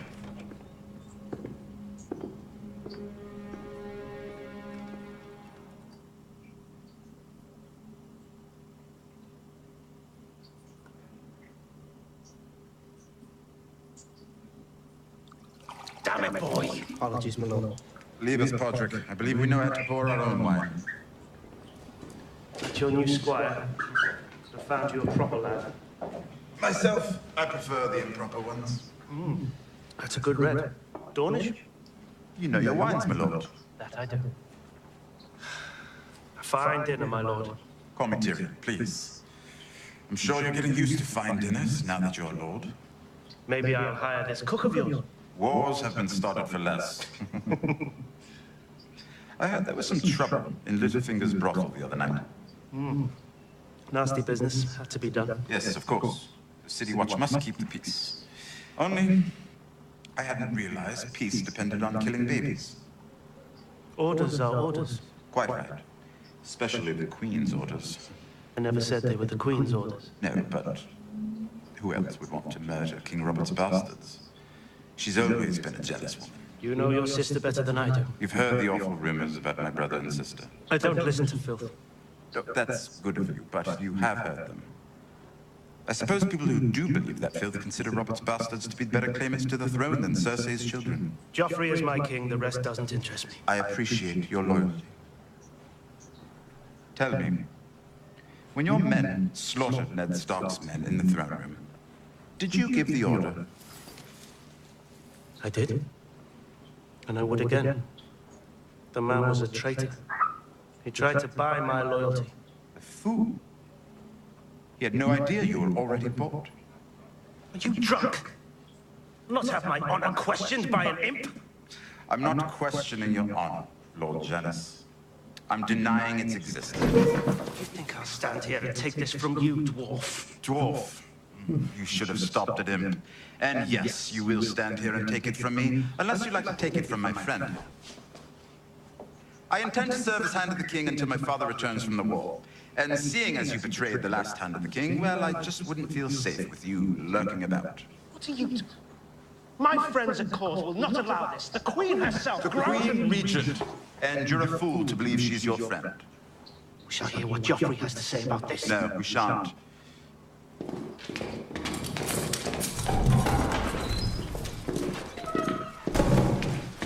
There's a ship leaving for Eastwatch by the Sea tonight.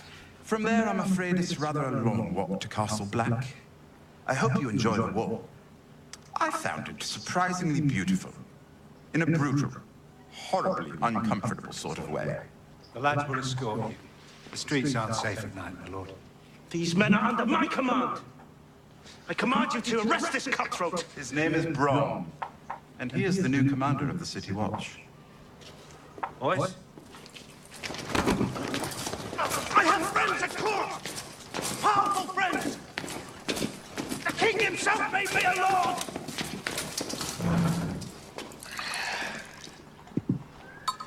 To the new commander?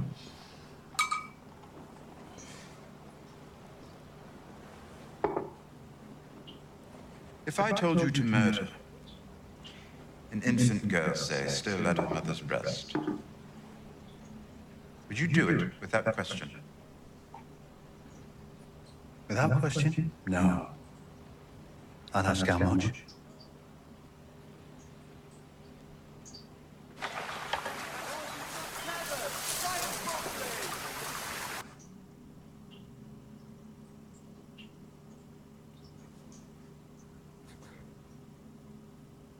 Your Grace, whatever my traitor brother has done, I had no part. You know that. I beg you, please. Tell her of this outrage. Using some vile sorcery, your brother fell on Stafford Lannister with an army of wolves. Thousands of good men were butchered. After the slaughter, the Northmen feasted on the flesh of the slain. Killing you would send your brother a message. But my mother insists on keeping you alive. Stand. Sir, we'll have to send your brother a message some other way. Merrin.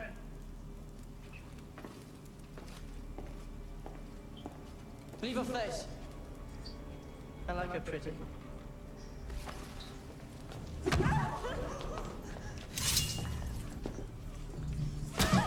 Merrin, my lady's overdressed. Unburden her.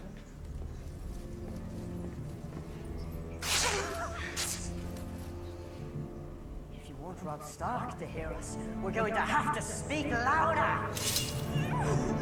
What is the meaning of this?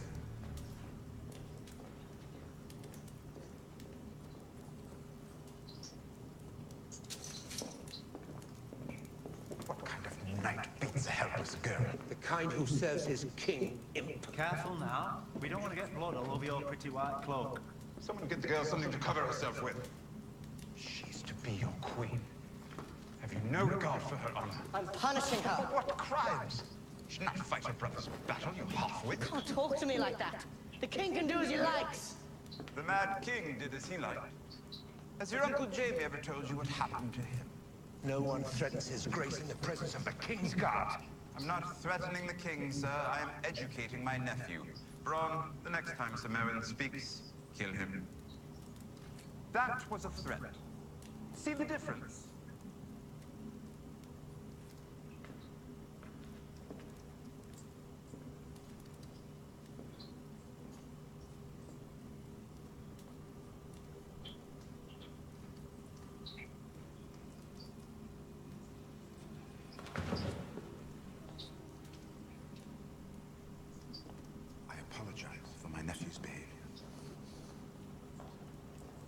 Tell me the truth.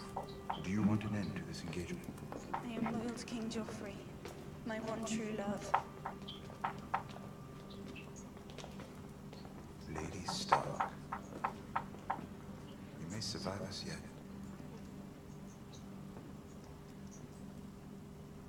The little king's backed up, clogged from balls to brains. You think dipping his wig will cure with Elsa? There's no cure for being a cunt. But the boy's at that age. And he's got nothing to do all day but pick wings off flies. Couldn't hurt to get some of the poison out.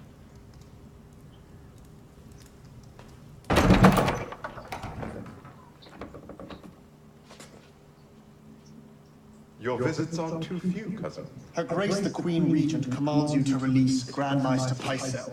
Is your word? So it is. Will you take a cup with me? I find that mulled wine helps me sleep. I am here at Her Grace's behest, not to drink with you, imp. If my sister was so concerned for Pycelle, I would have thought she'd come herself. Instead, she sends you. What am I to make of that? I don't care what you make of it, so long as you release your prisoner immediately. And you've received these instructions directly from Cersei? As I've said several times. And you've waited this long to deliver the information? When the Queen Regent gives me a command, I carry it out without delay. Cersei must have great trust in you, allowing you into her chamber during the hour of the wolf. The Queen Regent has a great many responsibilities. She often works from dusk till dawn. She must be very glad to have you helping her from dusk till dawn. Ah, Lavender oil. She always loved lavender oil, even as a girl. I am a knight. An anointed knight, yes. Tell me, did Cersei have you knighted before or after she took you into her bed? What? Nothing to say? No more warnings for me, sir? You will withdraw these filthy accusations. Have you ever given any thought to what King Joffrey will have to say when he finds out you've been bedding his mother?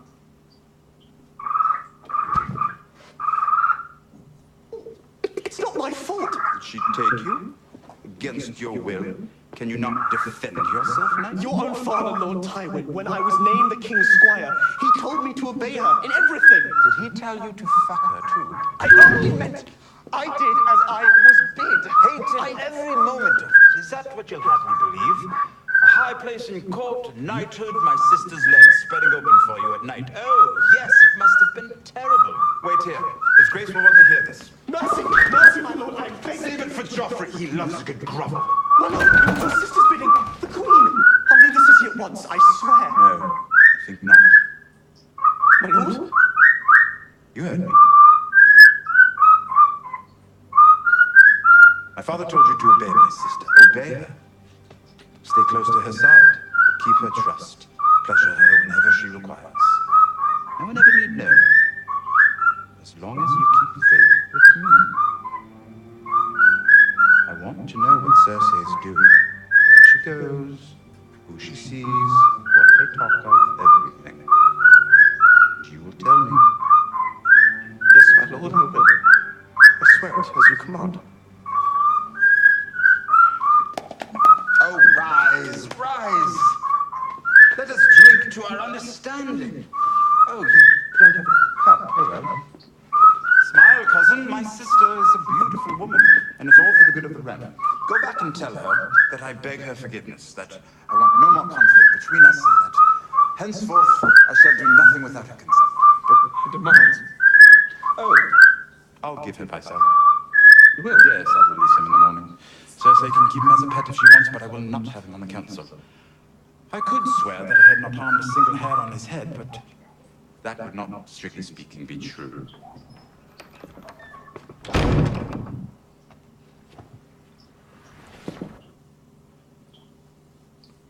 Ce si počneme, Pučo? Čo? Pučo? Čo si počneme, ty gurmán? Killed? By whom? Accounts differ. Most seem... Čo si počneme, ty gurmán?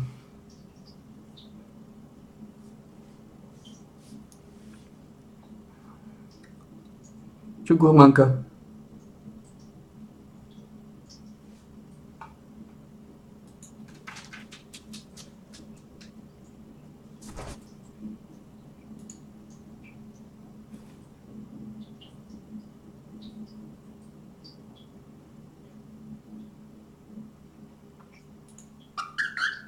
Čo si počneme, ty gurmánka?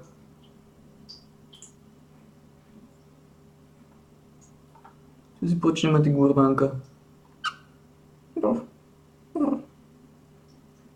Čo si počneme?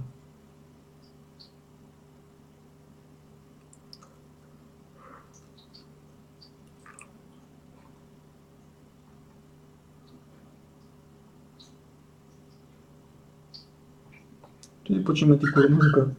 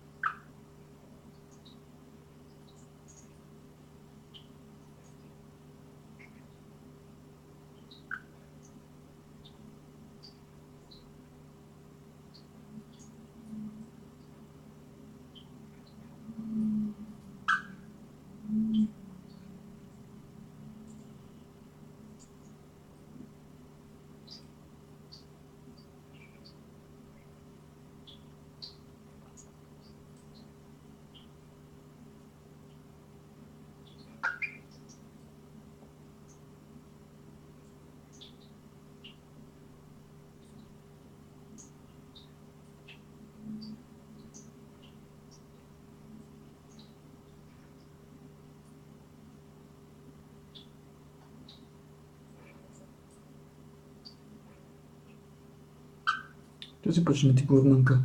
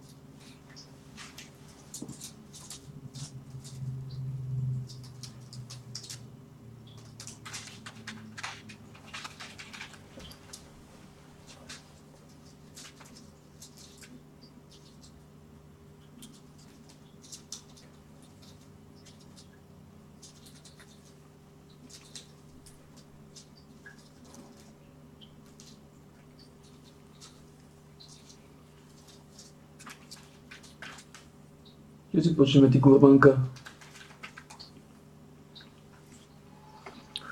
Náročný proces.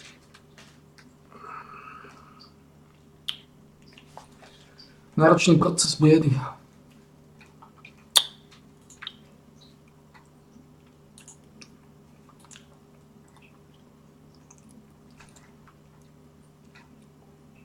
Štvrtok.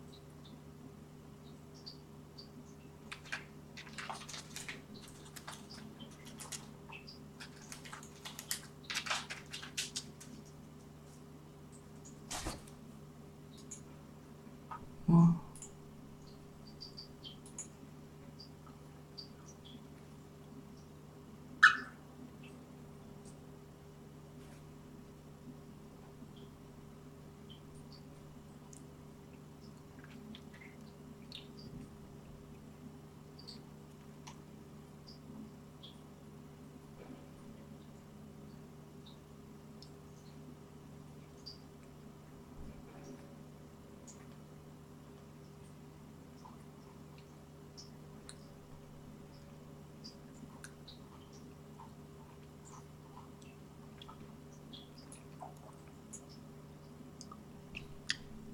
Evo. Galeba. Bene, galeba mazac tu.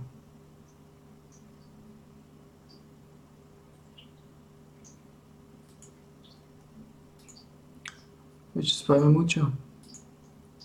Seem to implicate Captain Stark in some way. Really? Who'd have thought? Some say it was one of his own King's Guard, while still others say it was Stannis himself who did it after negotiations went sour. Whoever did it, I say, well done. It's not what Varys says. He says Renly's army's flocking to support Stannis, which would give Stannis superiority over us on both land and sea. Littlefinger says we can outspend him 3-1. And I say Father raised you to have too much respect for money.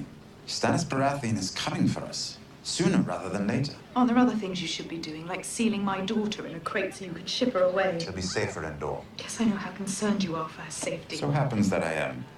Marcella's a sweet, innocent girl, and I don't blame her at all for you. So clever.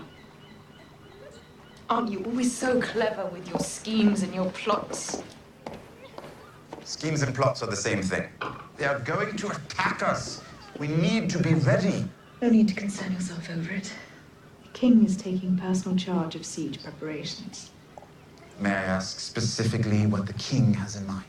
You may, specifically, or you may ask vaguely. The answer will be the same.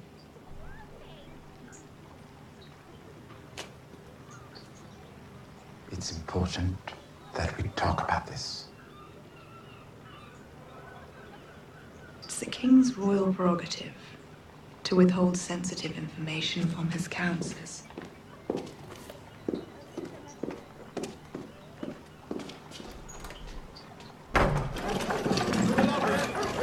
It's wildfire. Wildfire? You wouldn't lie to me, would you, cousin?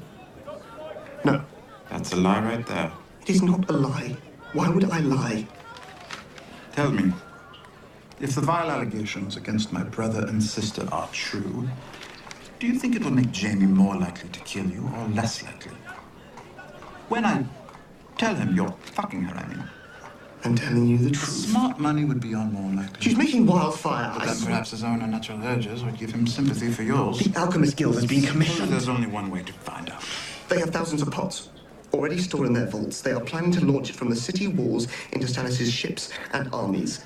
Please. When did she tell you this? I heard her talking with the pyromancer. And the other night, after I left her, she went to meet him. I swear to you. Swear to me on what? On my life. But I don't care about your life. In the light of the Seven, by all that is holy and right, I, Lancel Lannister, do solemnly vow... All right. Enough. Even torturing you is boring. Just get out.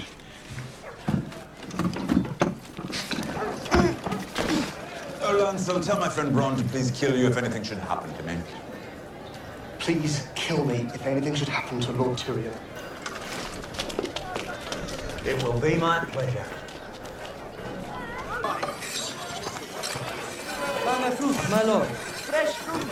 Stannis has more infantry, more ships, more horses. What do we have? Is that mine of yours you keep going on about?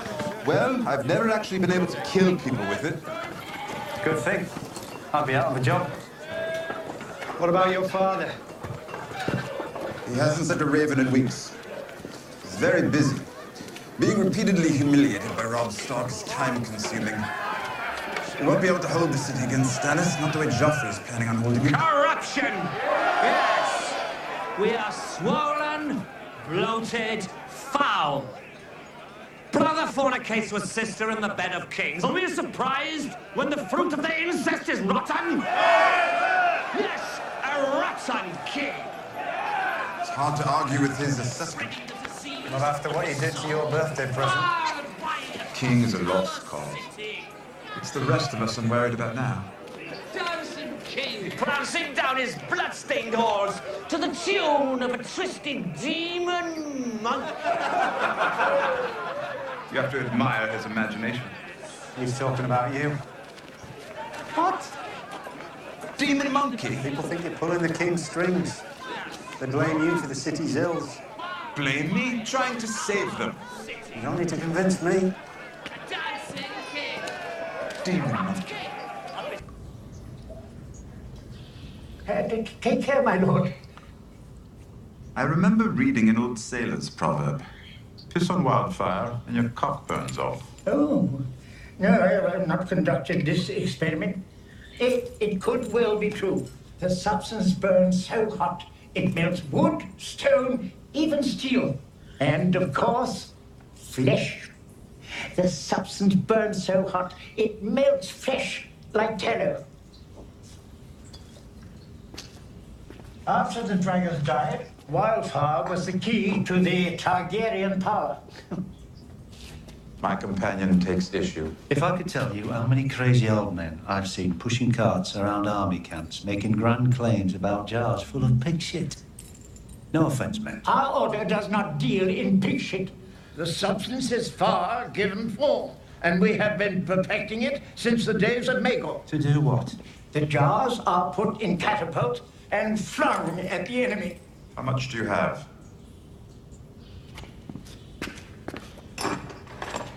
If you could get real soldiers to man the catapults, then maybe you'd hit your target 1 time in 10. But all the real soldiers are in the Riverlands with your father. I know this man is insulting. I don't know if you've ever seen a battle, old man, but things can get a bit messy. Because when we're flinging things at Stannis, he's flinging them right back at us. Men die, men shit themselves, men run. Which means pots falling. Which means fire inside the walls. Which means the poor cons trying to defend the city end up burning it down. My friend remains unconvinced. You would not dare insult my order whilst Aerys Targaryen lived. Well, he's not living anymore. And all his pots of wildfire didn't help him, did they? Men win wars, not magic tricks.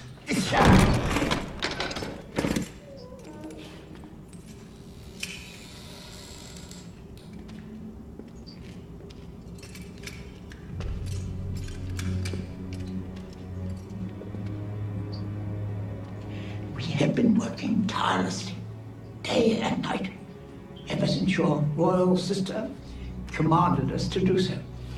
Our present count stands at 7,811. Enough to burn Stannis Baratheon's fleet and armies both. This is a shit idea.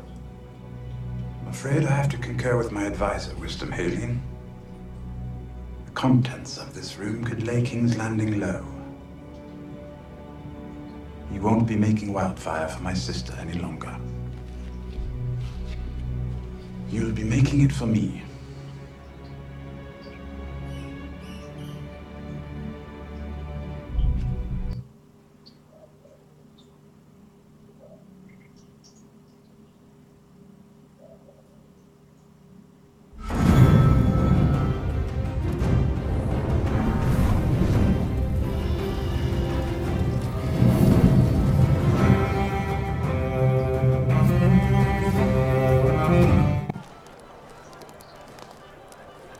I've always wanted to see the wall. You're Tyrion Lannister. The Queen's brother? My greatest accomplishment. And you're Ned Stark's bastard, aren't you? Did I offend you? Sorry. You are the bastard, though. Lord Eddard Stark is my father. And Lady Stark is not your mother, making you the bastard. Let me give you some advice, bastard. Never forget what you are. The rest of the world will not. Wear it like armor, and it can never be used to hurt you. What the hell do you know about being a bastard? All dwarves are bastards in their father's eyes.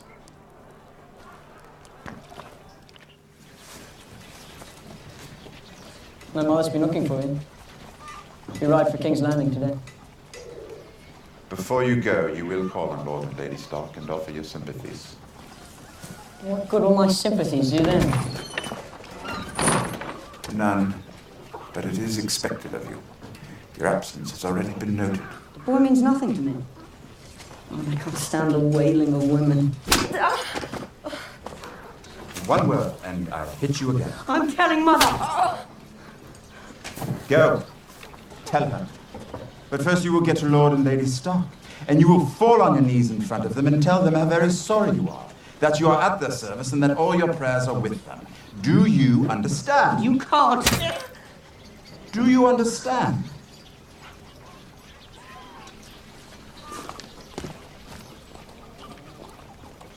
The prince will remember that letter, Lord. Hope so. If he forgets, be a good dog and remind him. Still can't believe you're going. It's ridiculous even for you. Where's your sense of wonder? The greatest structure ever built, the intrepid men of the Night's Watch, the wintry abode of the White Walkers. Tell me you're not thinking of taking the black. And go celibate? The whores would go begging from dawn to Casterly Rock. No, I just want to stand on top of the wall and piss off the edge of the world. Why'd you read so much? Look at me and tell me what you see. Is this a trick? What you see is a dwarf. If I had been born a peasant, they might have left me out in the woods to die. Alas, I was born a Lannister of Casterly Rock. Things are expected of me. My father was the hand of the king for 20 years. Until your brother killed that king.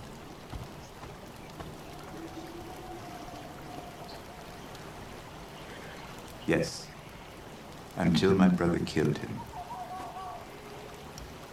Life is full of these little ironies. My sister married the new king, and my repulsive nephew will be king after him. I must do my part for the honor of my house, wouldn't you agree? But how?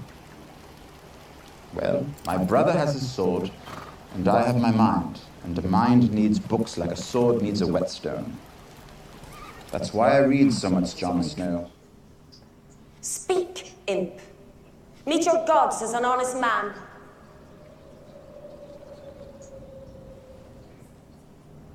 Where do I begin, my lords and ladies? I am a vile man. I confess it. My crimes and sins are beyond counting. I have lied and cheated, gambled and whored. I'm not particularly good at violence, but I'm good at convincing others to do violence for me. You want specifics, I suppose? When I was 7, I saw a servant girl bathing in the river. I stole her robe. She was forced to return to the castle, naked and in tears. If I close my eyes, I can still see her tits bouncing. When I was 10, I stuffed my uncle's boots with goat shit. When confronted with my crime, I blamed the squire. Poor boy was flogged, and I escaped justice. When I was 12, I milked my eel into a pot of turtle stew. I flogged the one-eyed snake. I skinned my sausage. I made the bald man cry. Into the turtle stew, which I do believe my sister ate, at least I hope she did. I once brought a jackass and a honeycomb into a brothel. Silence! What happened next? I am Tyrion, son of Tywin of Clan Lannister. How would you like to die, Tyrion, son of Tywin? In my own bed, at the age of 80, with a belly full of wine and a girl's mouth around my cock.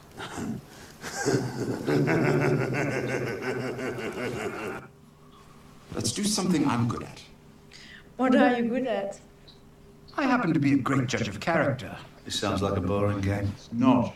Here's how it works. I make a statement about your past. If I'm right, you drink. If I'm wrong, I drink. And no lying. I'll know if you're lying. I don't want to play this game. Fine. Bronn first.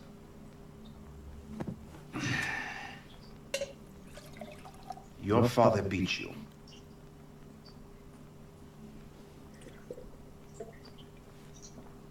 But my mother hit harder.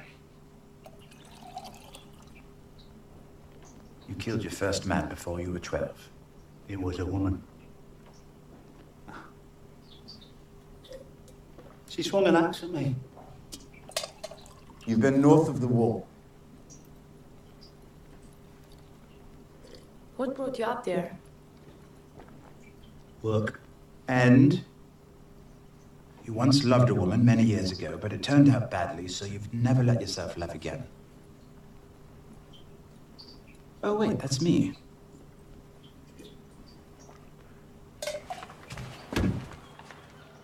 I don't like threats.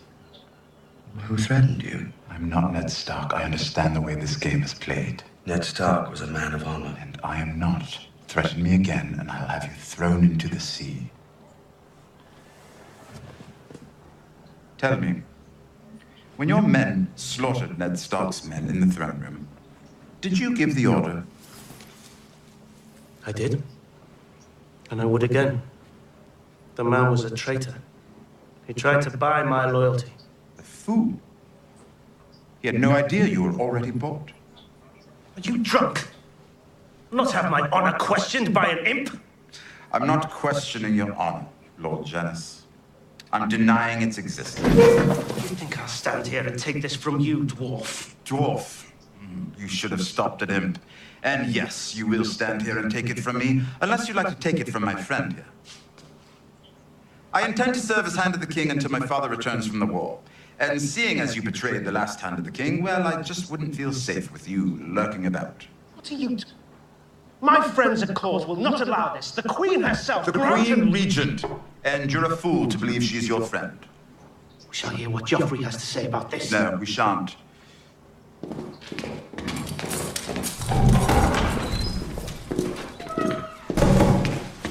There's a ship leaving for Eastwatch by the Sea tonight.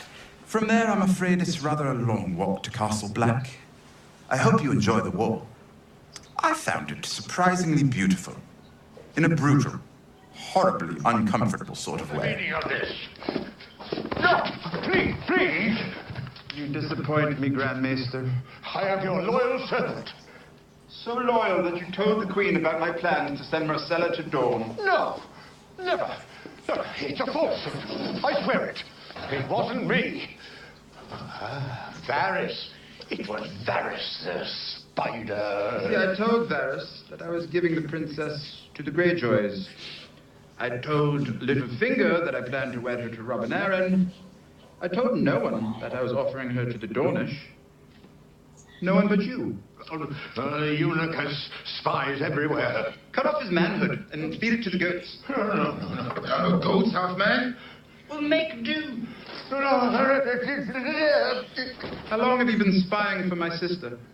All I did for House Lannister. Always. Your Lord Father, ask him. I've always been his servant, since the days of the Mad King. I don't like his beard. What? What? Oh, no. How many hands have you betrayed, Pycelle? Eddard Stark, John Arryn. Lord Arryn. He knew. He knew the truth about the Queen, and he planned to act, to tell King Robert. So you poisoned him? No. Never. But you let him die, made sure he succumbed. Lannister. I always served Lannister. Get him out of my sight. Throw him in one of the black cells. Oh, no. No, please. Don't. You can't do this to me. For your trouble. No.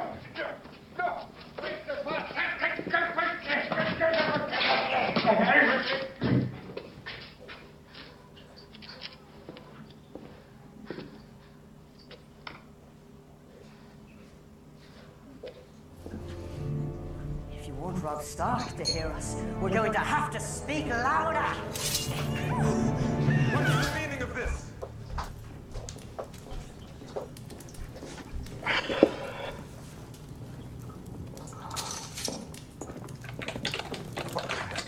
Beats a helpless girl. The kind who serves his king. Careful now. We don't want to get blood all over your pretty white cloak. Someone get the girl something to cover herself with. She's to be your queen. Have you no regard for her honor? I'm punishing her. For what crimes? She didn't fight her brother's battle, you half-wit. Don't talk to me like that. The king can do as he likes. The Mad King did as he liked. Has your Uncle Jamie ever told you what happened to him?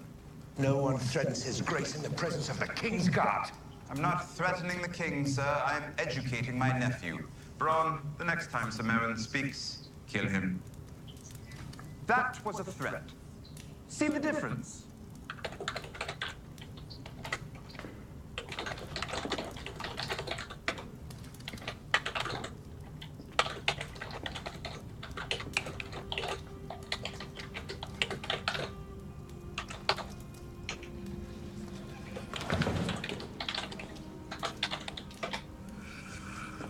I apologize for my nephew's behavior. Tell me the truth. Do you want an end to this engagement? I am loyal to King Joffrey, my one true love. Lady Star, you may survive us yet.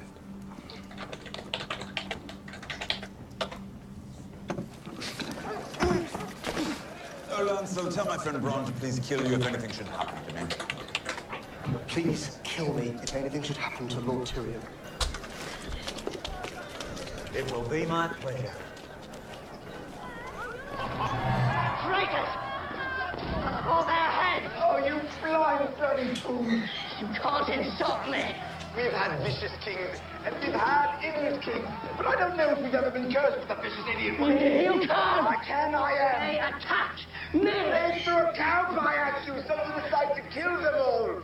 They're starving, you fool! All because of a war you started! You're talking to a king! Ah!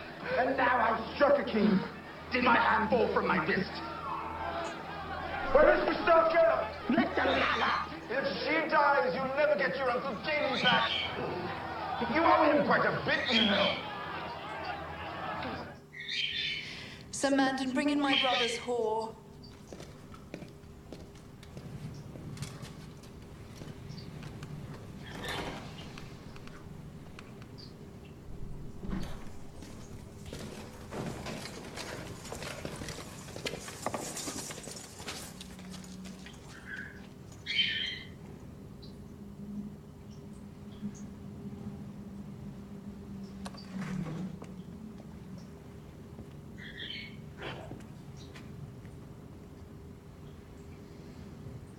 I'm sorry they hurt you. You must be brave.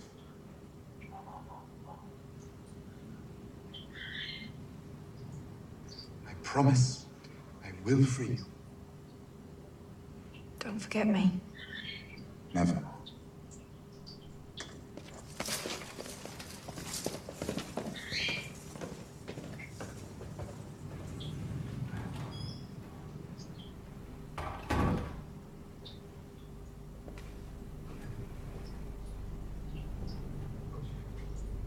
I will hurt you for this. A day will come when you think you're safe and happy, and your joy will turn to ashes in your mouth.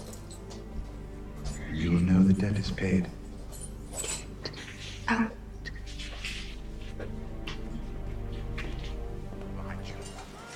They say Stannis never smiles.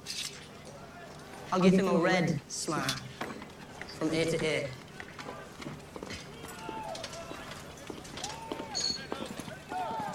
Imagine Stannis' terror. I am trying. You're an intelligent man. I'd like to think I'm an intelligent man. Oh, no one disputes that, my lord. Not even the multitudes who despise you.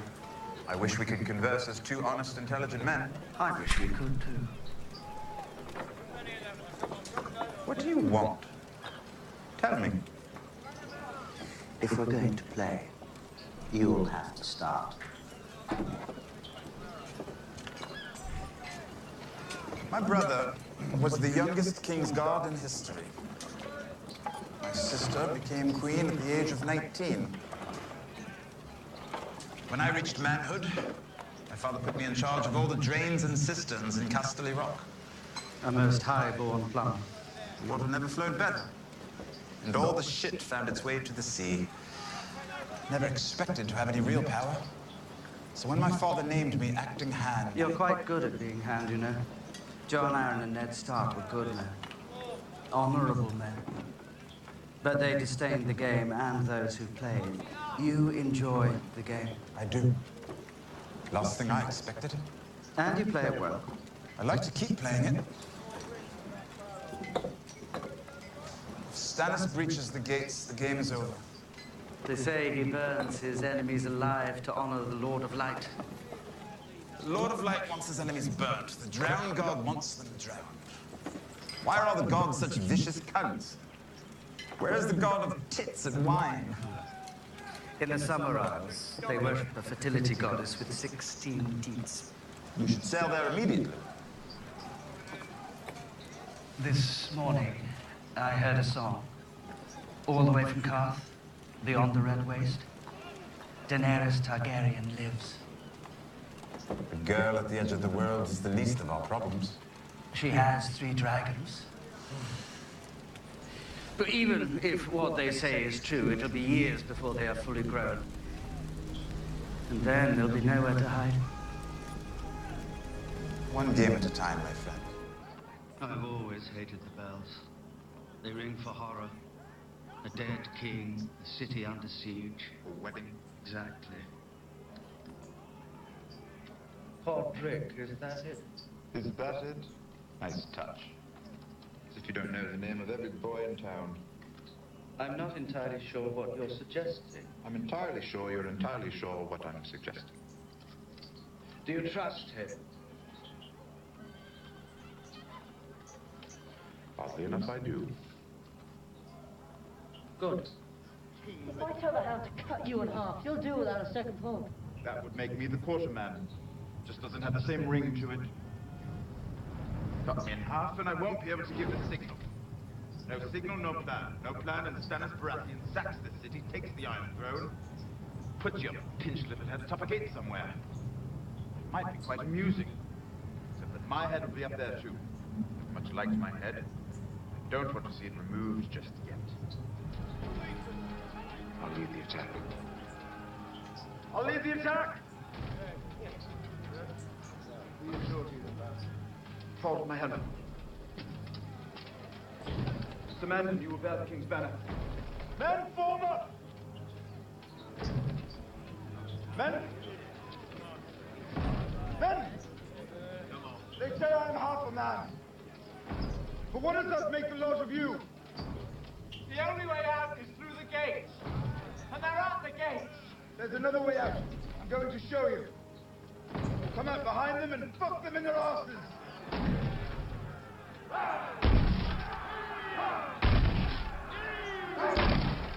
Don't fight for your king. Don't fight for his kingdoms. Don't fight for honor. Don't fight for glory. Don't fight for riches because he won't get any. This is your city Stannis means to sack. That's your gate he's ramming. If he gets in, it will be your houses he burns. Your gold he steals. Your women he will rape.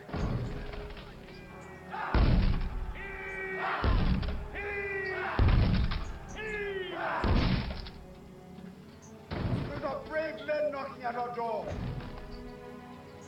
Let's go kill them!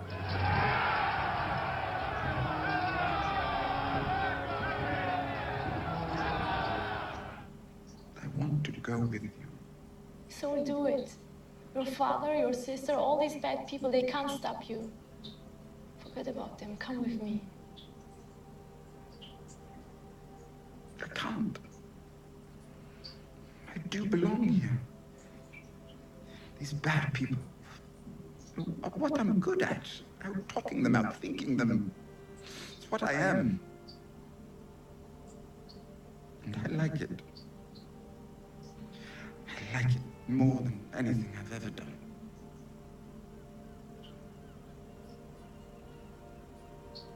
You going to leave?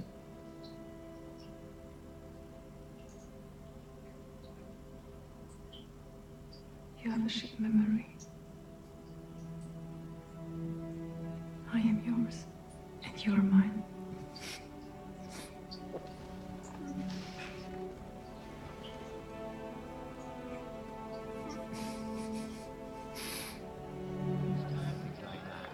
You seem rather drunk. Rather less than I planned to be. Isn't it a man's duty to be drunk at his own wedding? This isn't about your wedding. Renly Baratheon had a wedding. Your wife needs a child, a Lannister child, as soon as possible. And if you're going to give her one, you need to perform. What did you once call me? A drunken little lust-filled beast. More than once. There you have it. Nothing to worry about. Drinking and lust. No man can match me in these things. I am the god of chits and wine. I shall build a shrine to myself at the next brothel I visit. Time for the bedding ceremony. There will be no bedding ceremony. You respect for tradition, Uncle. Come, everyone! Pick her up and carry her to her wedding bed. Get rid of her gown. She won't be needing it any longer. Ladies, attend to my uncle. He's not heavy. There will be no bedding ceremony. There will be if I command it. Then you'll be fucking your own bride with a wooden cock. And who are you? The proud Lord said that I must bow so low. Only a cat of a different coat, that's all the truth I know. And a coat of gold or a coat of red, a lion still has claws. And mine are long and sharp, my lord, as long and sharp as yours. You're Tyrion Lannister, the Queen's brother? My greatest accomplishment. And you're Ned Stark's bastard, aren't you? Did I offend you? Sorry. You are the bastard, though. Lord Eddard Stark is my father. And Lady Stark is not your mother, making you a bastard. Let me give you some advice, bastard. Never forget what you are. The rest of the world will not. Wear it like armor, and it can never be used to hurt you. What the hell do you know about being a bastard? All dwarves are bastards in their father's eyes. What you see is a dwarf. If I had been born a peasant, they might have left me out in the woods to die. Alas, I was born a Lannister of Casterly Rock. Things are expected of me. Lady Stark, what an unexpected pleasure. I was sorry to miss you at Winterfell. Lady Stark. This man came into my house as a guest, and there conspired to murder my son, a boy of 10. In the name of King Robert and the good lords you serve, I call upon you to seize him and help me return him to Winterfell to await the king's justice.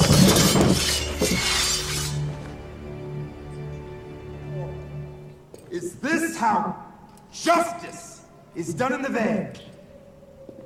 You accuse me of crimes. I deny them.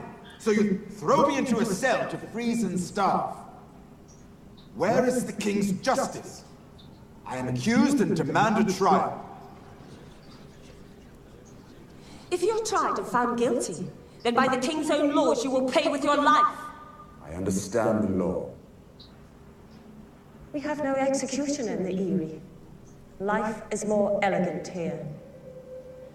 Open the moon door.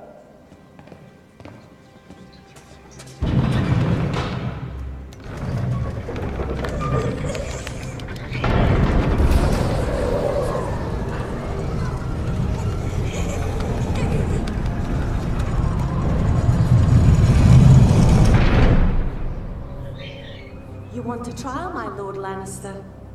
Very well. My son will listen to whatever you have to say, and you will hear his judgment. Then you will leave, by one door or the other. No need to bother Lord Robin. I demand a trial by combat. Now I demand a champion.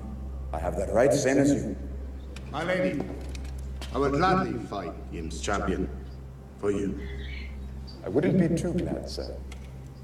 I name my brother, Jaime Lannister. The Kingslayer is hundreds of miles from here. Send a raven for him. I'm happy to wait.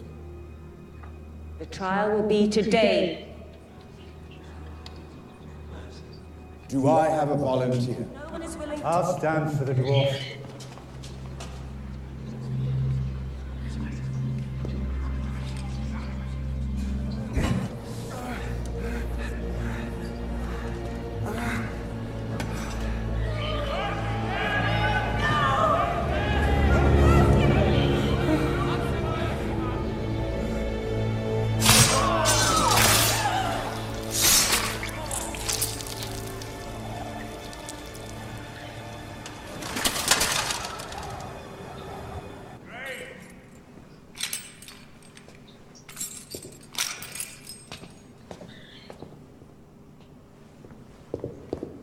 Can I make the little man fly now?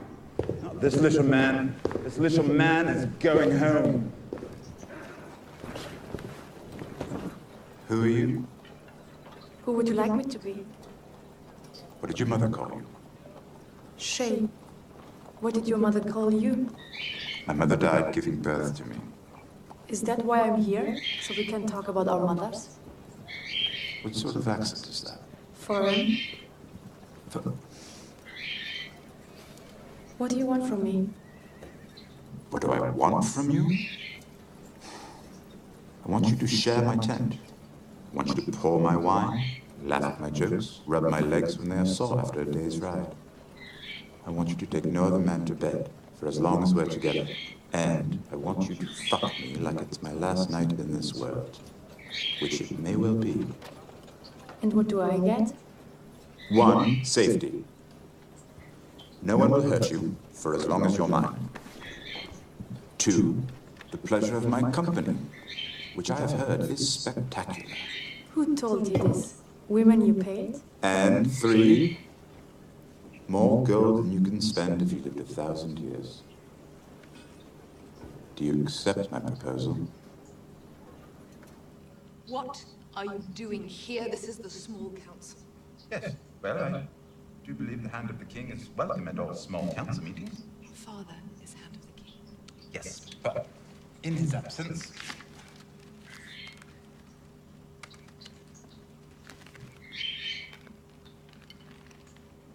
Your father has named Lord Tyrion to serve as hand in his stead while he fights. Out! All of you out!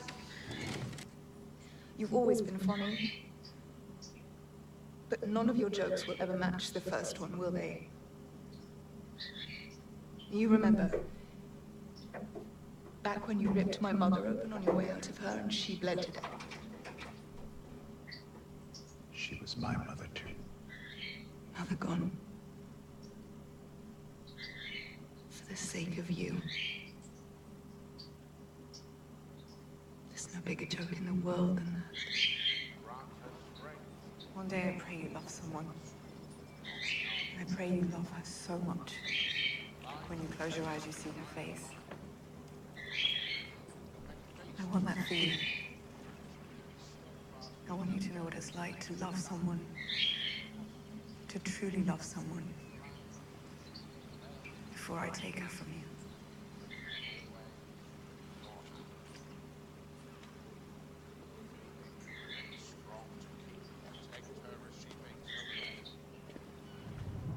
Where's our fleet? Where? Why isn't it here now? They're coming. Hound, tell the Hound that his king has asked him a question. The king has asked you a question. Lancer, tell the Hound to tell the King that the Hand is extremely busy. Hand of the King would like me to tell you to tell the King that... Why tell the Hound to cut you in half? You'll do without a second thought. That would make me the quarterman. Just doesn't have the same ring to it. Cut me in half and I won't be able to give the signal. No signal, no plan. No plan, and Stannis Baratheon sacks the city, takes the Iron Throne, puts your pinched little head atop a gate somewhere. It might be quite amusing. Except that my head will be up there too. Much like my head. I don't want to see it removed just yet. Steer clear! Steer clear!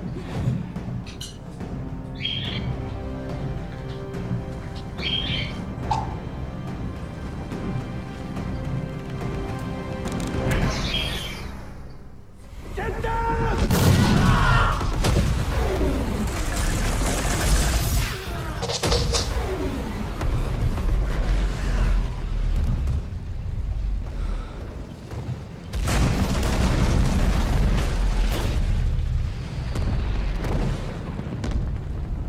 He's a serious man, Stannis Baratheon. They're coming ashore. Rain fire on them. There are too many. Hound, form a welcome party for any Baratheon troop that manages to touch solid ground. Pod, run to the King's Gate. Bring any men guarding it here, now. The Queen has sent me to bring you back to the Red Keep. If you won't defend your own city, why should they? What would you have me do? Lead.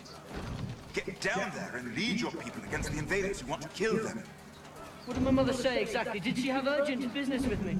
She did not say, Your Grace.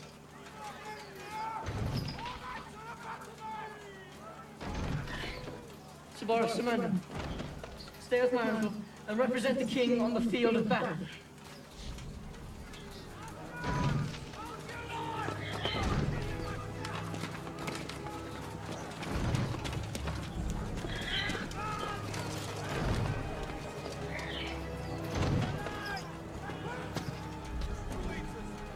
I'll lead the attack. I'll lead the attack! Hold my helmet. Samantha, you will bear the king's banner. Men, form up! Men! Men! They say I am half a man. But what does that make the lot of you? The only way out is through the gates. And they're at the gates. There's another way out. I'm going to show you. Come out behind them and fuck them in their asses.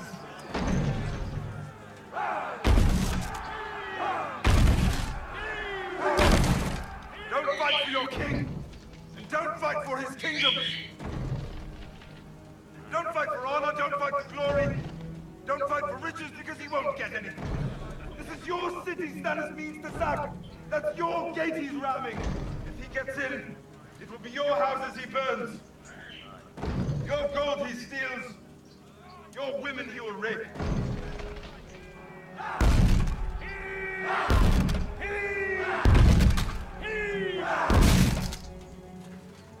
Those are brave men knocking at our door.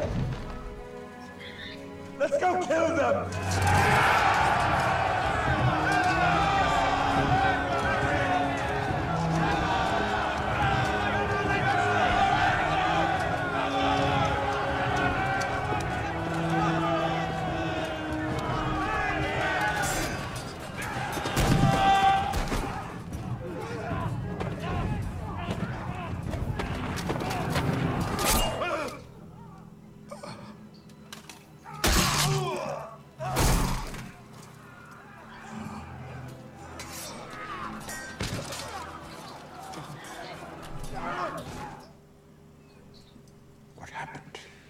The murderer and traitor Stannis Baratheon suffered a stunning defeat at the hands of your father.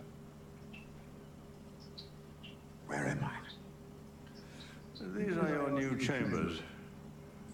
A little cramped, perhaps, but you don't need much room, do you? You are no longer a hand of the king.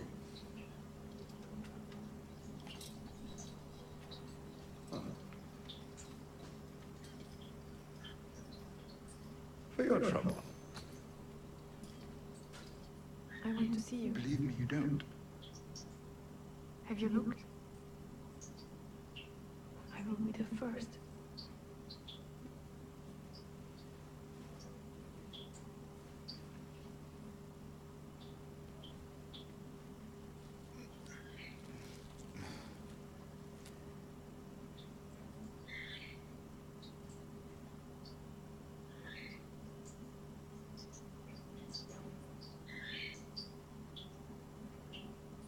well?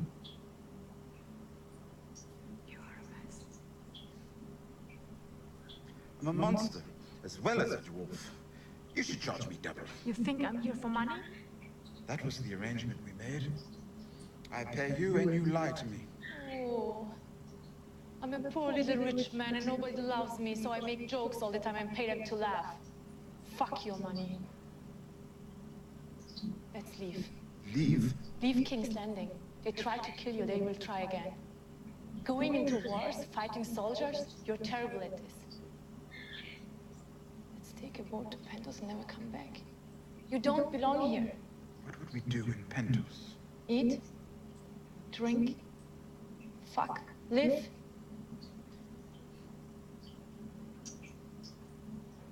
I want to go with you.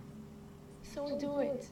Your father, your sister, all these bad people, they can't stop you. Forget about them. Come with me. I can't. I do belong here. These bad people. What I'm good at. Out talking them out, thinking them. It's what I am. And I like it. I like it more than anything I've ever done.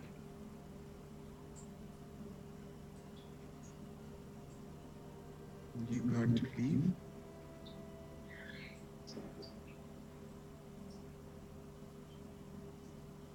You have a shit memory. I am yours, and you are mine.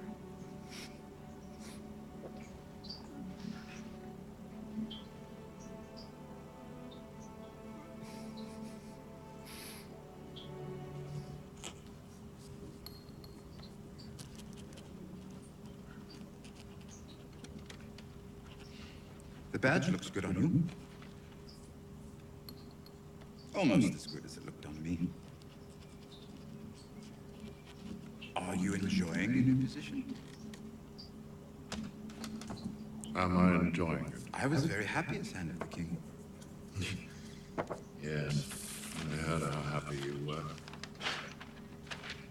You brought a whore into my bed. It wasn't your bed at the time. I sent you here to advise the king. He gave you real power and authority. You chose to spend your days, as you always have, bedding harlots and drinking with thieves. Occasionally I drank with the harlots. What do you want, Tyrion?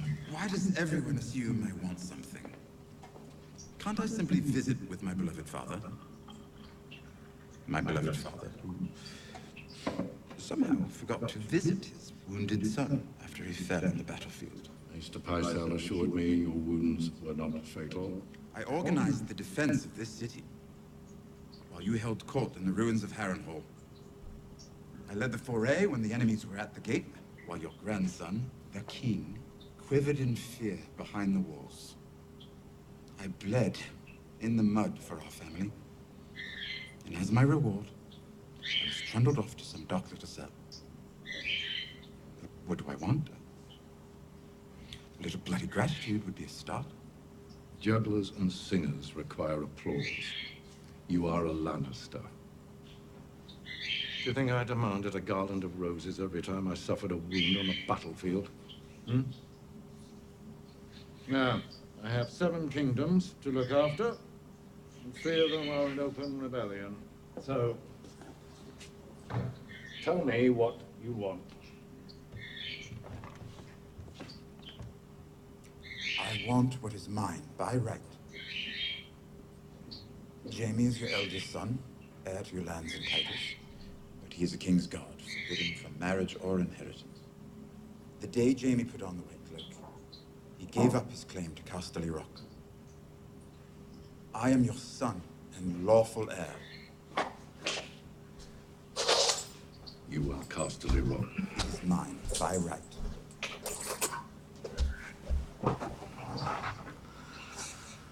We'll find you accommodations more suited to your name as a reward for your accomplishments during the battle of Blackwater Bay. time is right, you will be given a position fit for your talents, so that you can serve your family and protect our legacy. If you serve faithfully, you will be rewarded with a suitable wife. And I would let myself be consumed by maggots before mocking the family name and making you heir to Casterly Rock. Why? Why? You asked that? You who killed your mother to come into the world? You are an ill-made, spiteful little creature, full of envy, lust, and low cunning. Men's laws give you the right to bear my name and display my color, since I cannot prove that you are not mine. And to teach me humility, the gods have condemned me to watch you waddle about, wearing that proud lion that was my father's sigil and his father's before him. But neither gods nor men will ever compel me to let you turn Casterly Rock into your whorehouse. Go now. Speak no more of your rights to Casterly Rock. Go.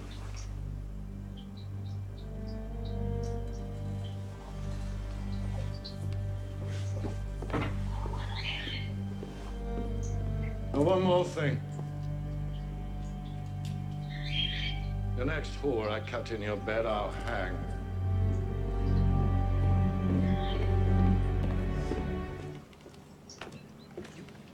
Cannot come here.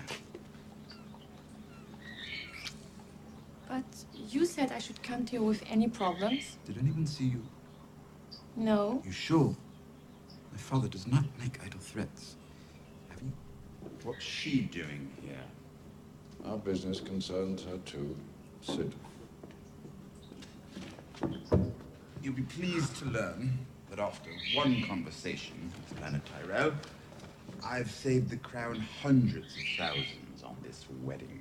Never mind that now. We have something important to discuss. The Master of Coins. Saving money is important. Stop that. You're making me uncomfortable.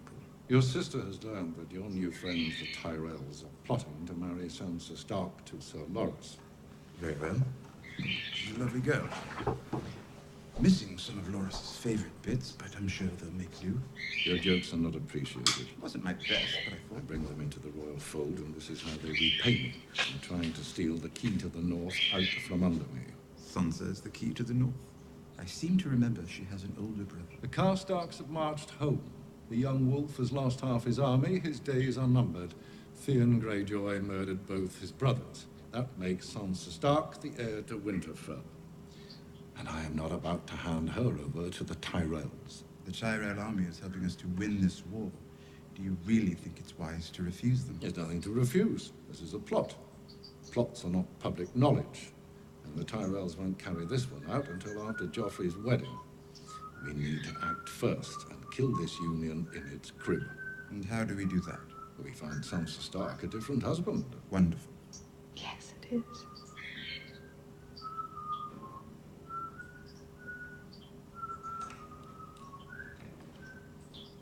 You can't mean it. I can, and I do. Joffrey has made this poor girl's life miserable since the day he took her father's head. Now she's finally free of him, and you give her to me? That's cruel. I need to speak with you, Lady Sansa. Of course. Alone, if I may. Why do you need to speak to her alone? Shay, please excuse her, Lord Tyrion. She's not from here. But I trust her, even though she tells me not to. Sometimes we think we want to hear something, and it's only afterwards, when it's too late, that we realize we wished we'd heard it under entirely different circumstances. It's all right, really. How to begin?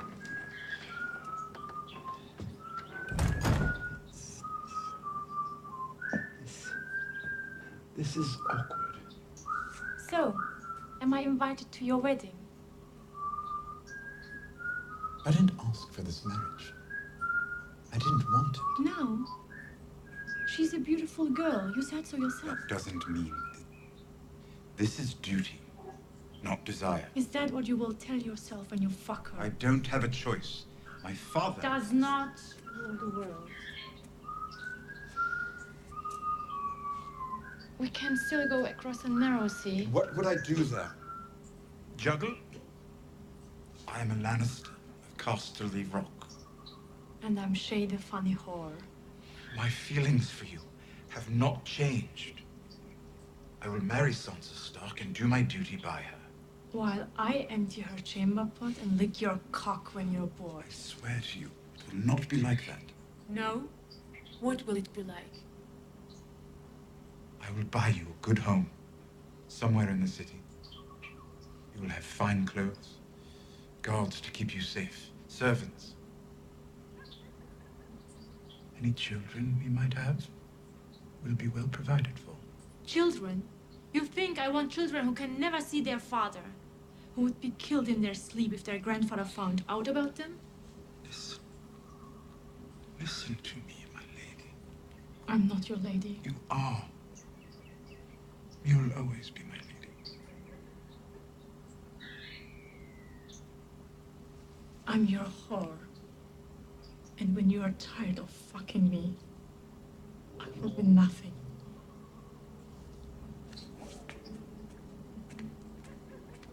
There will be no bedding ceremony. You respect for tradition, Uncle. Come, everyone! Pick her up and carry her to a wedding bed.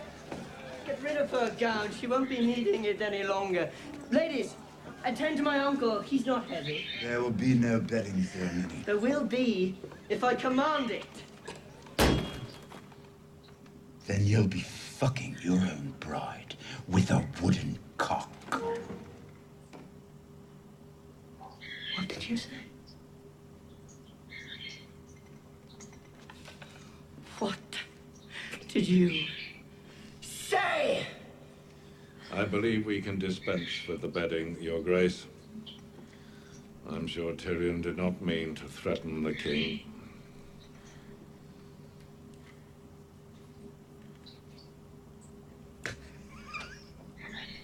A bad joke, Your Grace. Made out of envy of your own royal manhood. Mine is so small. My poor wife won't even know I'm there. Your uncle is clearly quite drunk, Your Grace. I am guilty. But it is my wedding night. My tiny drunk cock and I have a job to do. Come, wife.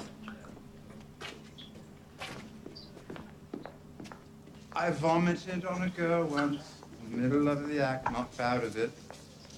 But I think honesty is important between a man and wife, don't you agree? Come, I'll tell you all about it, put you in the mood.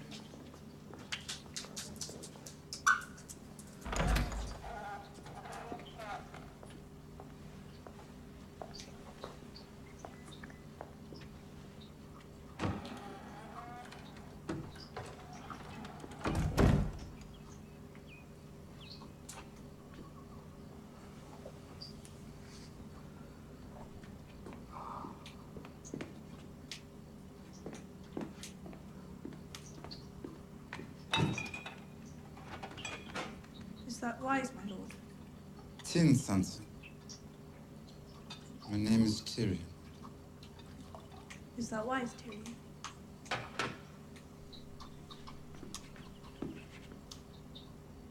Nothing was ever wiser.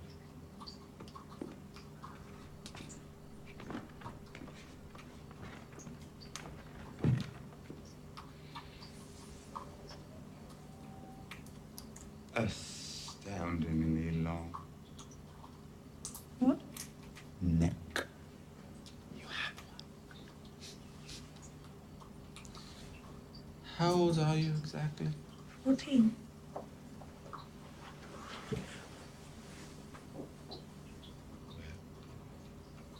Talk won't make you any older.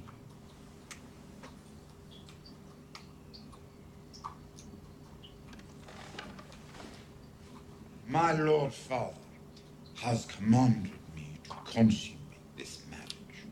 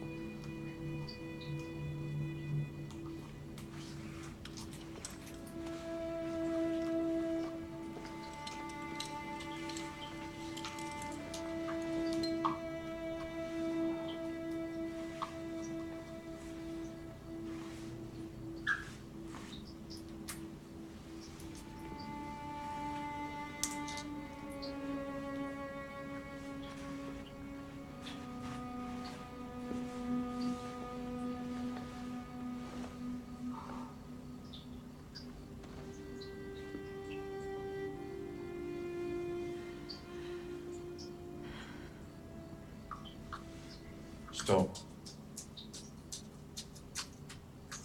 Can't.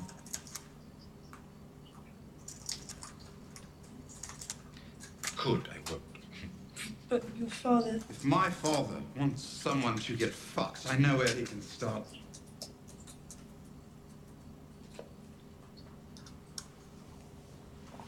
I won't share your bed.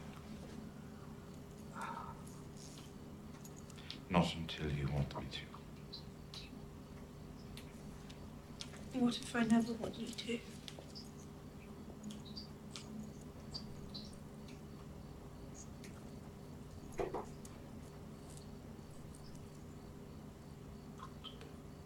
And so my watch begins. You want me on the desk? What's wrong, my lion? Don't call me that. What should I call you? I'm afraid our friendship can't continue. Our friendship. There's a ship waiting in the harbor bound for Pentos. What? You'll have your own cabin, of course, and across the narrow sea, a house. Servants. What is this? Married man. My wife has suffered a great deal, as you well know. I don't want her to suffer any more on my account. I need to uphold my vows. She doesn't want you. You don't to do want right by her. by our children. What are you afraid of? I'm not afraid. You are. You're afraid of your father and your sister. You're going to run from them all your life. Leave. I'm not afraid of them. I'm not going to run from them. We'll fight them together. It's like you said. I am yours and you're mine. You're a whore! Sansa is fit to bear my children, and you are not. I can't be in love with a whore. I can't have children with a whore. How many men have you been with? 500? 5,000?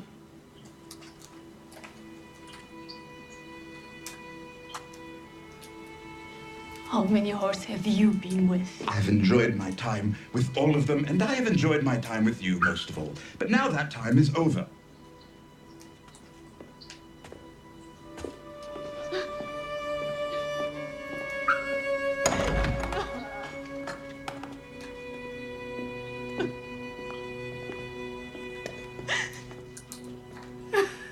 You'll have a comfortable life in Pentos. Bronn will escort you to your ship.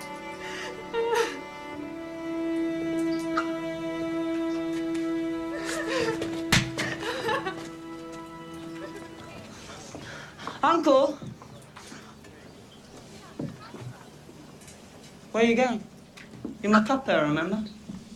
I thought I might change out of these wet clothes, Your Grace. No. No, you're perfect the way you are. Serve me my wine.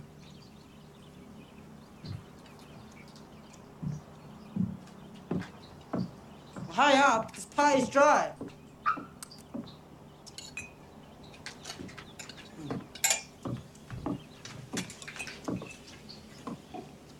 Good. Needs washing down. If it please Your Grace, Lady Sansa is very tired. No, you'll wait here.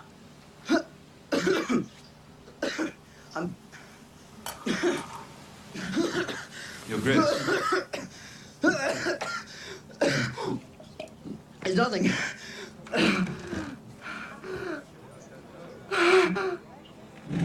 He's choking! Calm the poor boy. Idiots, help your king! Wait!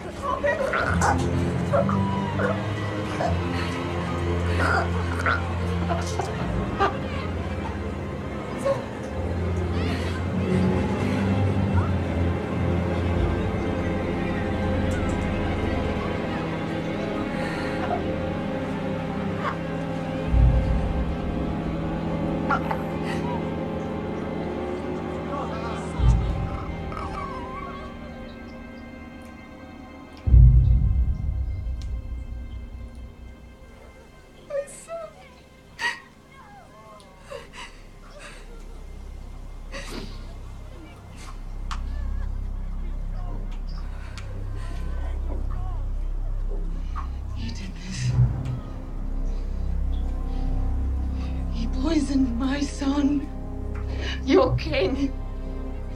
Take him. Take him! Take him! I will hurt you for this. A day will come when you think you are safe and happy, and your joy will turn to ashes in your mouth, and you will know the debt is paid. Your own brother said this to you.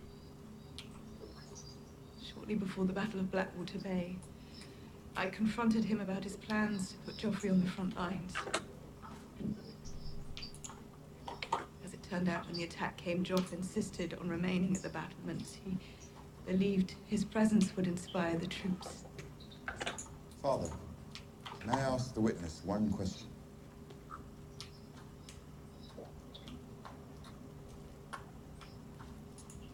One. You once said that without me, the city would have faced certain defeat. You said the histories would never mention me, but you would not forget. Have you forgotten, Lord Varys? Sadly, my lord, I never forget a thing.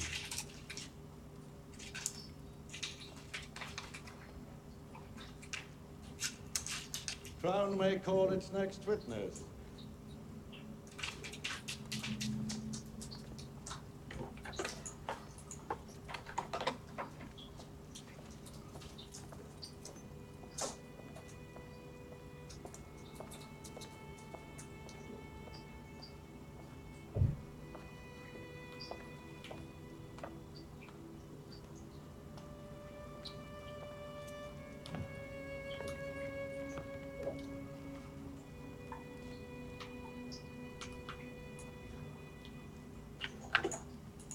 State your name.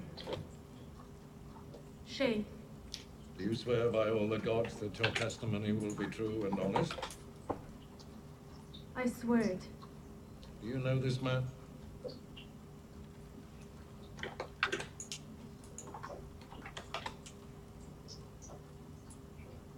Yes. Tyrion Lannister. How do you know him? I was handmaiden to his wife, Lady Sansa. This man stands accused of murdering King Joffrey. What do you know of this? I know that he's guilty. He and Sansa planned it together. Silence! Continue. She wanted revenge for her father, her mother, her brother. She blamed their deaths on the king. Tyrion was happy to help. He hated Joffrey. He hated the queen. He hated you, my lord. He stole poison from the Grand Mesa's chamber to put in Joffrey's wine. How could you possibly know all this? Why would he reveal such plans to his wife's maid? I wasn't just her maid. I was his whore. I beg your pardon. You said you were his... His whore. How did you come to be in his service? He stole me. I was with another man, a knight in your lordship's army. But when Tyrion arrived at the camp, he sent one of his cutthroats into our tent. He broke the knight's arm and brought me to Lord Tyrion. You belong to me.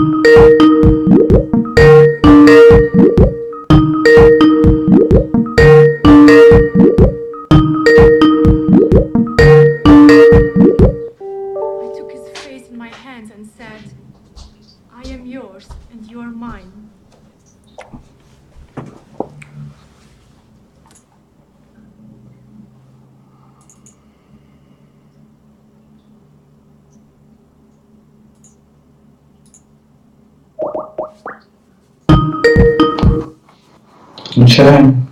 To bol môj obľúbený holub. Včera som pre ňou čistil vlášku. Neuveriteľné, aký je boss. Boss vie dávať masívny tréning. Ja som dneska dostal tiež masný tréning. Nielen, že zabil môjho obľúbeného holuba, ale ešte to spravil tak, aby som vedel, že to bola moja chyba. Včera som tam nemal tlačku, som to vedel posunúť ďalej. Mohol žiť. Môj obľúbený holub, že sa vyvoloval v strede.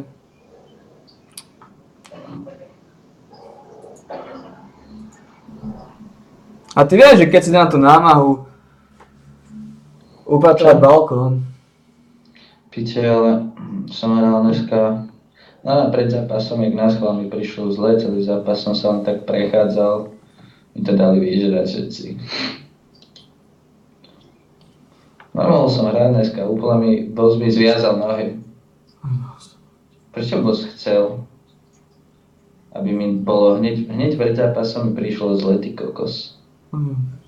Prečo to chcel? Neviem, prečo chcel mi dať ešte väčší tréning, aj keď som mu jasne povedal,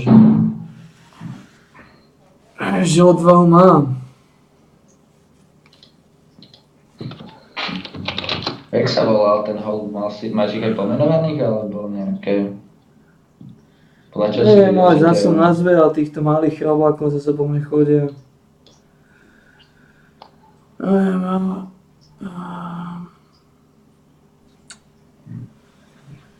keby som to vedel posunul, kto to mohol vedieť? Piče. Tak ma vlastne nenapadlo, že je príliš blízko, prísne to vedel.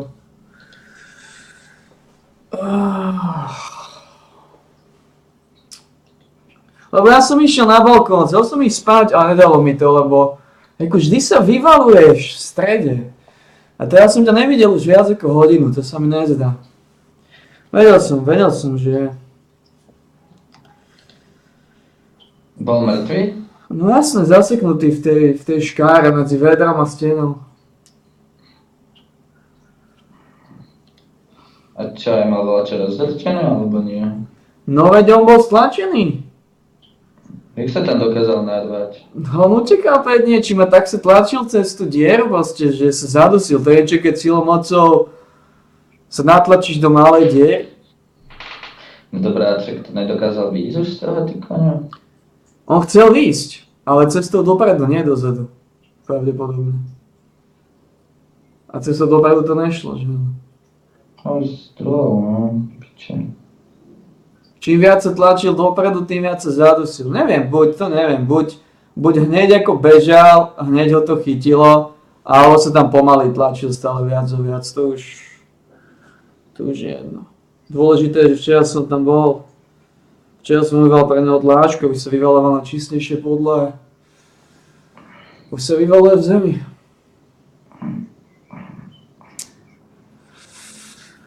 Toto je nájsť. Našiel niekoho plakal. Toto je horšie ako... Toto je pomaly horšie ako otcová smrť. Lebo... Keď zomrel otec, tak... Si to čakal? Nie som to čakal. Som mohol trúchniť, som mohol si dovoliť odísť proste. Nič nerobiť, smútiť, opúšťať sa. Problém je, že teraz to nemôžem spraviť. A zodpovednosť.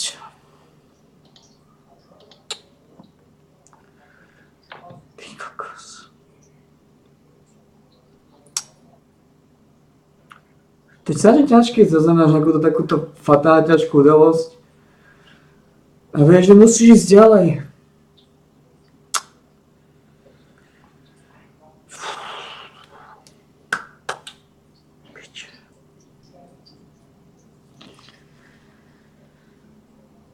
Ľúbil som sa, vždy sa vyveloval v strede. Nebál sa ma, vždy keď som ho za dverami stále tam čúčal. To bol nejaký veľký holub, alebo... Tak už slušne veľký, hej. Už tesne pred Bol to taký tínedžer, alebo už taký, ja neviem, 40-tník? Mohol mať mesiac a 2 týždne. Koľko sa dožívajú holuby? Ale... Ty to? To asi nie je veľa. 5 rokov? Lebo oni žijú v dravom svete. 5 rokov. Ale myslím, že holub sa dožije 5 rokov. Ak sa dožije holub v voľnej prírode 2 roky, tak môže byť spokojný. Mačky, auta, ľudia, psi, čokoľvek. Takéto veci majú sa niekde zaseknúť. Môže hlavou niekde buchnúť. Čokoľvek sa môže stať. Tak koľko, pol roka? Tak hovorím, od roka do 3 by som im dal rok až 3. Taká priemerný život by som povedal rok až 3 roky. V Bratislave, v voľnej prírode, divé holuby. A u nás napríklad tak v meste viacej? Ja sa tomu hovorím, to sú všetko proste holuby, ktoré nikto nechová, tým dávam rok až 3. A chovné holuby koľko sa dožívajú? Tým viacej, lebo tí sa vracajú domov väčšinou, tí si chodia zalietať, takže tam môžu mať dlhšie, lebo tam tým je rozdiel veľa menej. Piče. Prečo mi to bol zrobiť? Ináč ja som čítal, že holuby sa dajú chovať aj na jedlo, to niekto je holubov? Vedia, no. Aký je rozdiel medzi holubom a sliepkou? Žiadny. A jeme sliepky. A ty si, keď si hovoríš, že si býval na dedine, ste zabíjali sliepky? Nezabíjali. Nemohla ich zabíjať. Od istého času, čo som vyrastol, čo som mal, neviem, od 6-7 rokov. No. A začal fatálne stresovať kvôli tomu, že zabili sme kohúta alebo niečo. Tak odtedy sa u nás chovali sliepky len na vajcia.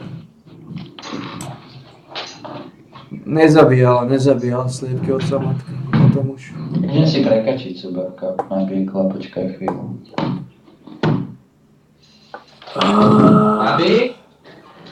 Mabi, máme tu kačicu? Tak si dám z kredlu.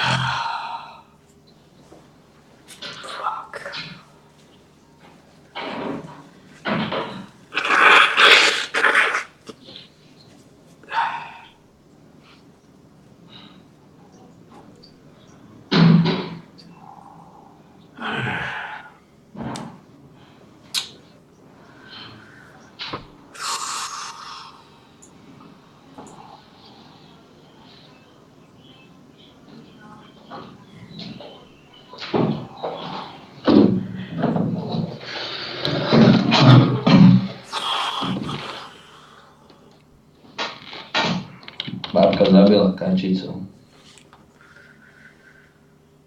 Ale na to musíš mať. Niečo ti chýbať musí, keď dokážeš toto robiť. Vydrtila jej hlavu a jej hlavu hodila do koša. Niečo ti musí chýbať. Nejaká empatia ti chýba. Mojej babke? Keď dokážeš zabiť niečo, Keď dokáže zabiť zviera kvôli tomu, že chceš ho jesť. Ti chýba empatia.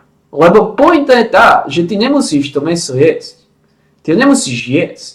Ty máš iné možnosti a v kľude môžeš ďalej prežiť. Ty nemusíš zabíjať. Ty nie si nútený zabíjaš.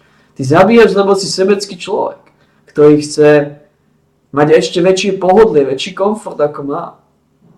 To je katastrofa. Celá ľudská civilizácia je katastrofa.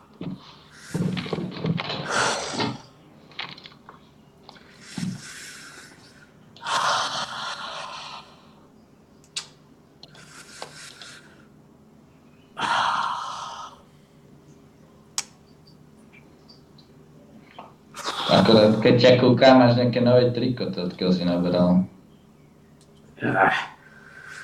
To je staré triko. Z roboty som ho zomal. Vo Fenixe som hodol, tam dali pracovné trika, pracovné nohavice. A keď som odchádzal, tak som zobral triko. Lebo moje obľúbené triko. Fenix triko. Ja dúfam, že boss deň predtým, ako pôjdeme za Vorvi. Dúfam, že zabije nejakého môjho obľúbeného holuba. Tento stav potrebuje.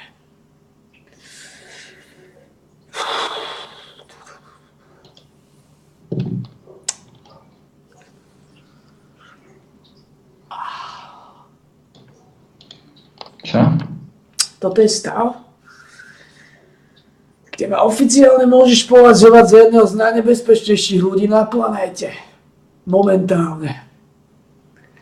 Čo sa stalo?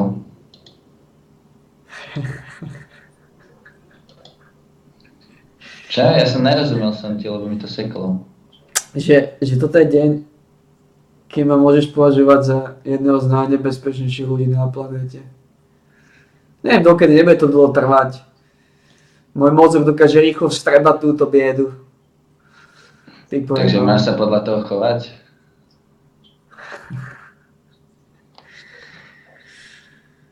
Nechám na teba. Nakoľko si myslíš, že som v tak zlom stave. Že som schopný, keď ma nastaje zobrať otcové peniaze aj za teba. Nechám na tvoje uváženie.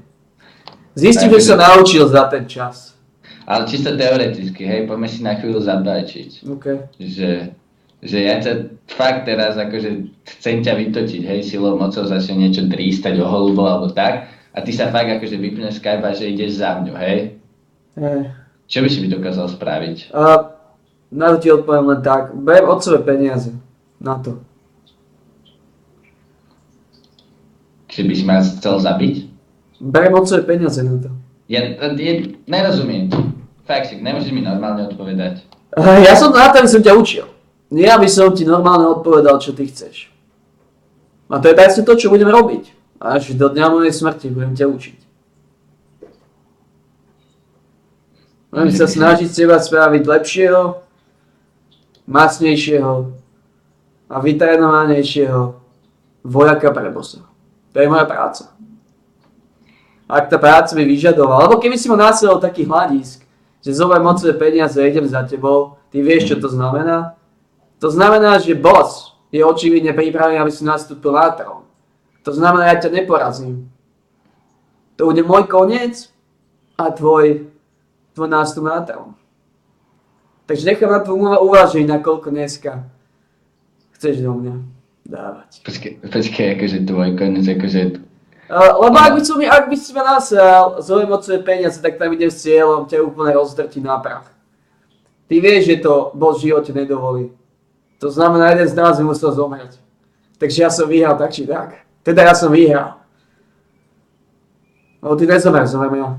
V tom procese. Takže nechám na tom uvažiť, nakoľko si pripravený nastúpiť na trh.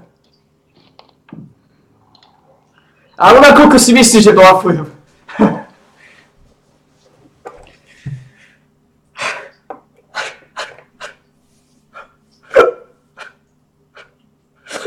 To je môj obľúbený holub.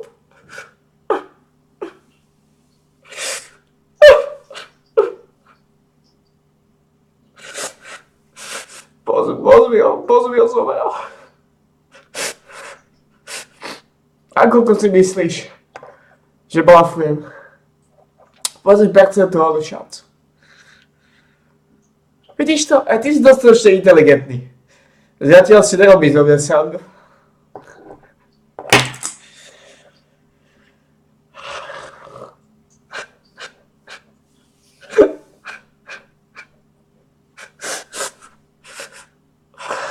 Bolo to mojou chybou. Znova. Ďalšia z mojich chýb.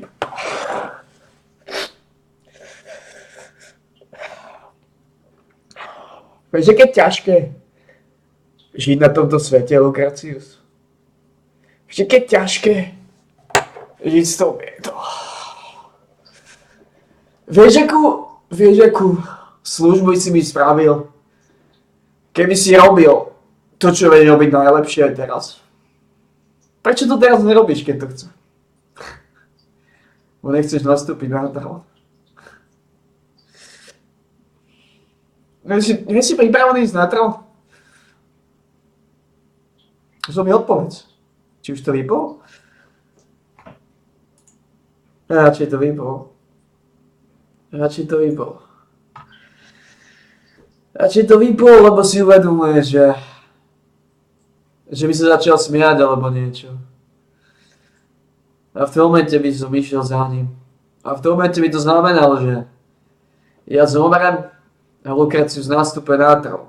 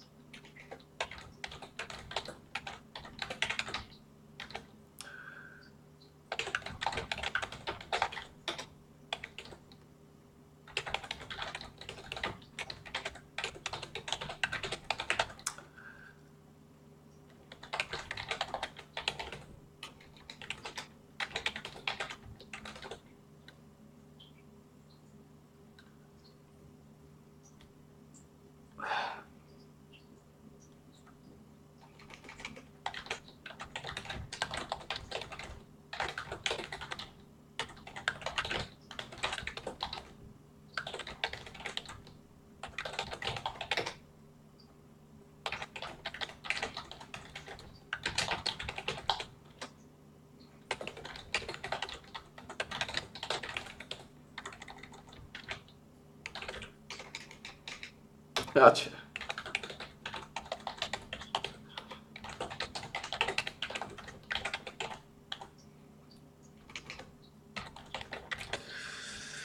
Je to ťažké.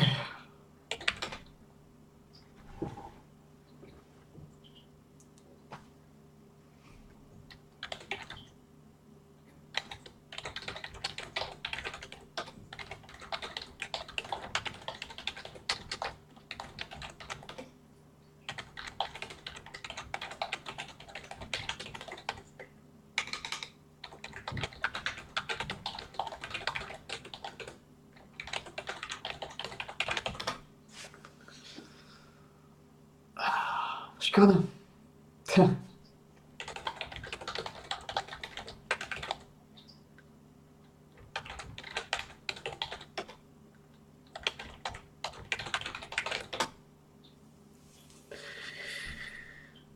Je to ťažké.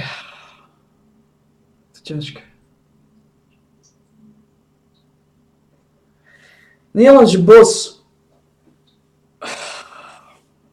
zabezpečil, aby jeden z mojich obľúbených holubov zomrel.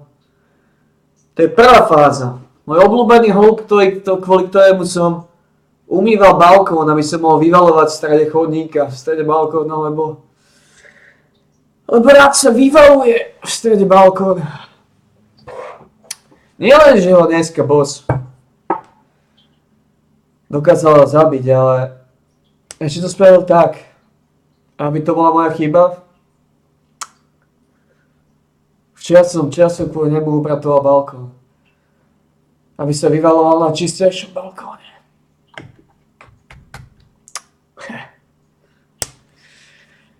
To sú tie veci.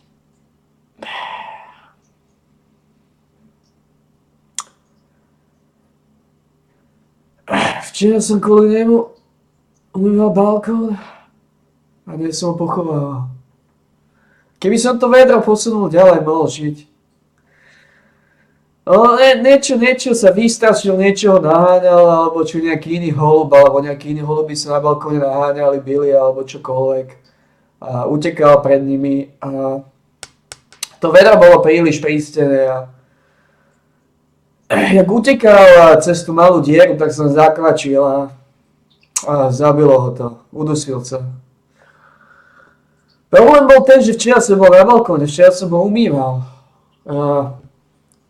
Keby som to, ja s mojím mozgom som to mohol vidieť, predvídať. Ja s mojím mozgom som mohol to vedra potiahnuť ďalej.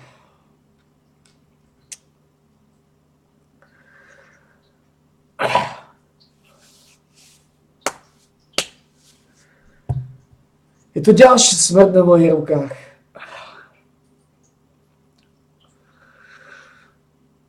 Smrť, ktorá bohužiaľ nezabije, ale spôsobí ešte viac utrpenia a to utrpenie spôsobí to, že budeme ešte silnejší a ešte viac nebezpečnejší pre ľudí. Čo je zlé pre nich, zlé pre mňa. Lebo mne nepomôže, že budem silnejší. Každá jedna smrť mi dá viac utrpenia, každá jedna smrť ma viac trápi. Každá jedna smrť je obrovská záťaž. To, že ma to robí silnejší. Len po fyzickej stránke. A mňa to nerobí silnejší po psychickej stránke. Mňa to robí silnejší po fyzickej stránke. A z hľadiska odvahy. Ale psychika sa netrénuje. Toľko smrti, čo som zažil. Človek, toto je to, čo hovorím stále. Človek povedal, že toľkokrát som pochovával toľko veľa bytostí, toľkokrát som pochovával bytosti, čo boli mojou chybou. Že už by si človek povedal, že už by som na to mohol byť zvyknutý, už by som mal byť otesaný, už by som nemal tak ťažko znášať. Ale ono je to práve naopak. Čím viac pochovávam, tým ťažšie to znášam. Čím viac prichádzam o bytosti, na ktorých mi záleží,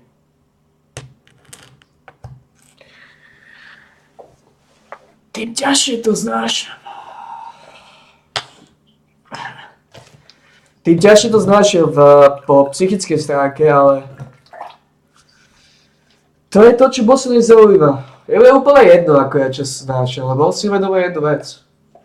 Tá bolesť ma trénuje. Tá bolesť znovu robí to, čo bohužiaľ potrebuje byť na tomto svete. Najsmutnejšie na tom celom je, že ten svet je tak zlý, že ja som nútený byť trénovaný to najhoršou možnou cestou. A to je cez bolesť, to je cez utrpenie.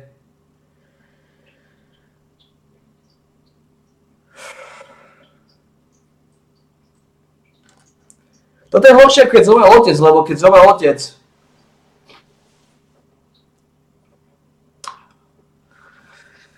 tak som nemal som nejakú zodpovednosť, hej. A ďalej som mohol som trúchniť,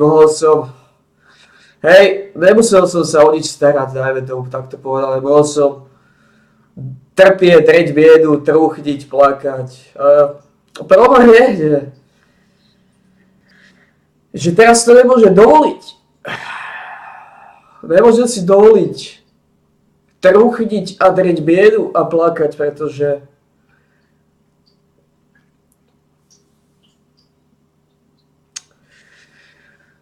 pán Štolárk ma potrebuje. Dvaja malí holuby. Dvaja malí holuby ho potrebujú. Je to veľmi ťažké. Je veľmi ťažké.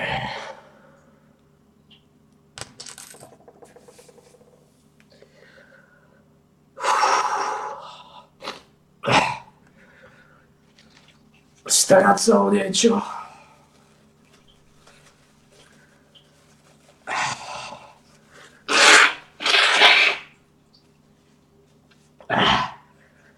Keď mi boss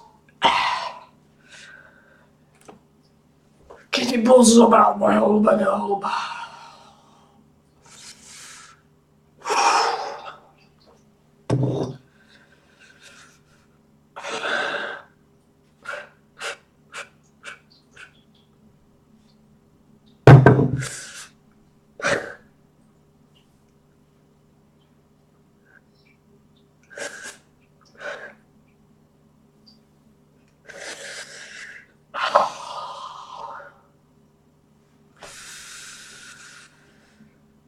Viete, aký je rozdiel medzi slabými a silnými ľuďmi? Teraz to vysvetlím, jednu lekciu do pléna. Aký je rozdiel medzi silnými a slabými ľuďmi, aký je rozdiel medzi inteligentnými a hlúpými ľuďmi. Slabí ľudia si myslia, že... Slabí a hlúpi ľudia si myslia, že keď prejavia emócie, že je to slabosť.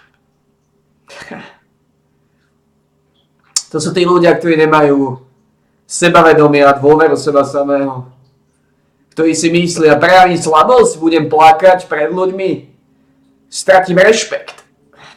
Ľudia budú vnímať ako slabého. A podobné sračky si ľudia myslia.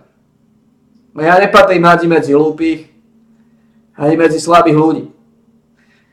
Takže ja si veľmi rád vypočujem, ak niekto nazbiera tie gule a skúsi si robiť zo mňa srandu alebo niečo, alebo prejaví neúctu voči mne, potom no to je úplne jedno. Ak niekto má na to gule, ak si niekto myslí, že som slabý kvôli tomu, že plačem. Ja som mohol plakať súkromí, keby som chcel.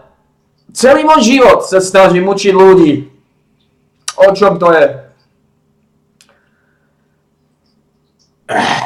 A dnešná lekcia je taká, že učím ľudí, že prejavať emócie a nehambiť sa za ne.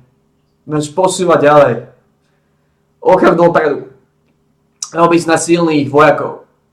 Silnejších ľudí. Inteligentnejších ľudí. Vysvetlím aj prečo. Lebo máme dôveru seba samého, máme dôveru v to, čo sme. V to, aký sme, hej.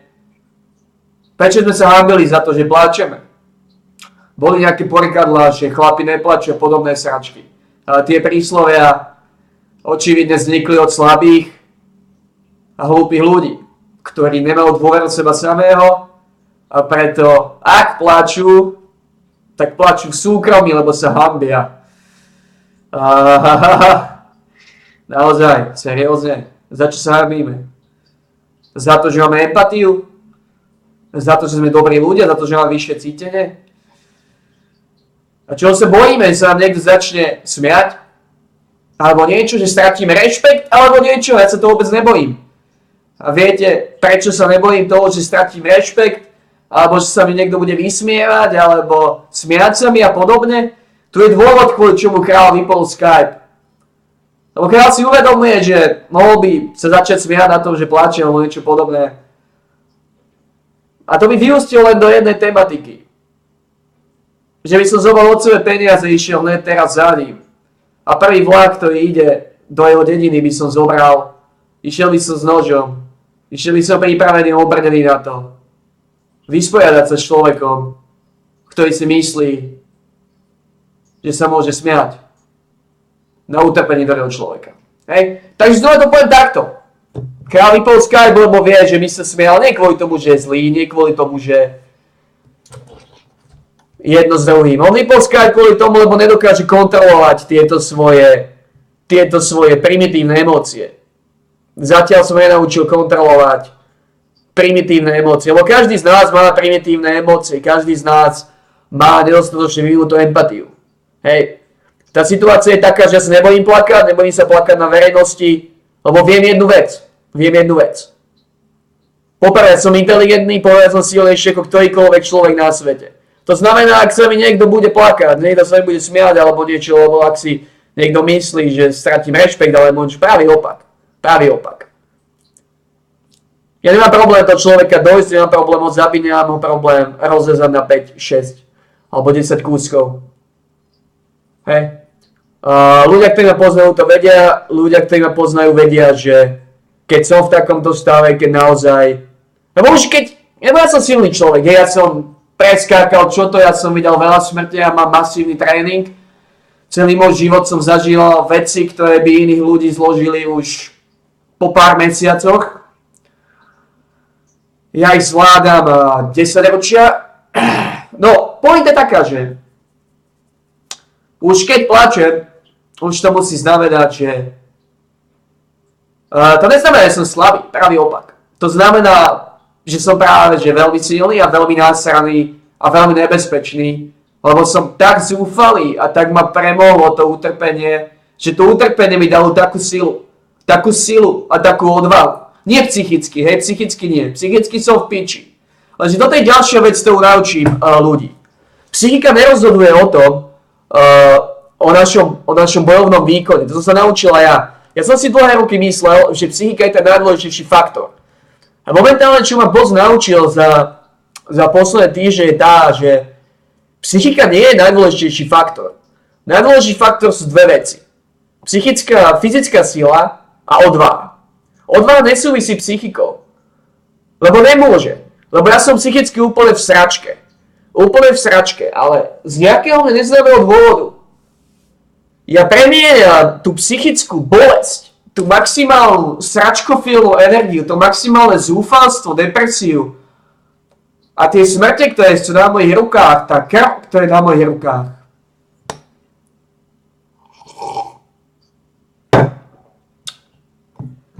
Neviem, či je to bežné alebo nie, ale ja tieto veci premieňam na vysoký level odvahy a na vysoký level fyzickej sily.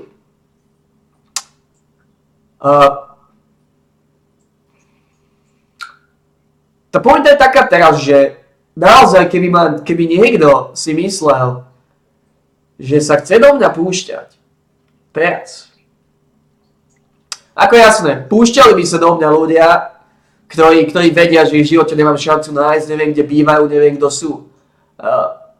Hej. A oni by sa nepúšťali do mňa kvôli tomu, že si myslia, že táram alebo niečo, že strácam rešpekt. Nie, oni by sa púšťali, lebo sú presvedčení, že ich v živote nenájdem, sú presvedčení, že nedokážem rozrezať. Hej. OK. Tí ľudí pochopí, keď sa do mňa púšťali, začali sa mi smiať, že ty plačeš, čo si baba, podobné sračky. Znova, keby som bol psychicky slabý, keby som nemal vieru seba samého, keby som nevedel, čo som zač, keby som nemal tréning, niekoľko 10 ročný tréning do svete kriplov, tak by som neplakal verejne. Hej. Ja verejne plačem z dvoch, možno z viacerých možností. Jedna z tých vecí je tá, že musím plakať, potom to dostal seba von. Hej. To je prvá vec. Druhá vec je, že snažím sa ľudí naučiť, že plakanie verejne, dá sa povedať, hej, verejne, keď sa nehanbíme za to, že to nie je prejav slabosti, to je prejav sily. To je prejav neskutočnej sily toho človeka. Hej. Že to dokáže. Lebo už keď niekto plače na verejnosti, keď niekto plače pred ľuďmi, ten človek si musí uvedomovať jednu vec. Že ja som tak silný, tak rešpektovaný, alebo respektíve tak mám v seba dôveru, že len niekto skúsi sa mi smiať, alebo niečo podobné. Hej? To znamená, toto samo o sebe, že sa nehambíme, ani nie je dôvod sa prečo hambiť, lebo hovorím, keď človeka stretne veľká bieda, keď ho postihne veľké utrpenie, mizéria. Človek je tak nastavený, aby plakal. A už keď ja plačem, to musí byť veľmi zlé, lebo ľudia, ktorí ma poznajú, vedia, že ja zvládnem veľa. Veľmi veľa. A naspäť k téme. Ďalšia vec, ako som povedal, snažím sa naučiť ľudí to, že naozaj nie len, že by sme mali plakať, keď trpíme, ale pokiaľ sa dá, tak by sme to mali robiť verejne. Či už sme slaví, alebo nie, vždy je lepšie plakať pred niekým, tak toto poviem, lebo ak sme slabí, tak táto skúsenosť nás posiluje a dáva na vyšší úroveň. A ak sme silní, tak sa nebojíme plakať pred nikým a uvedomiť si, že to je tá správna cesta. Lebo silou mocou plakať súkromí, to je, keď sme za to hambili alebo niečo, nie je dôvod sa za to hambiť. Vôbec. Práve, že na to treba byť hrdý. Treba hrdý byť na to, že máme city, že máme empatiu a že nám záleží. Lebo veľa ľudí to nevie. Veľa ľudí to nemá, čo sa už naučil. No, a ďalšia vec je,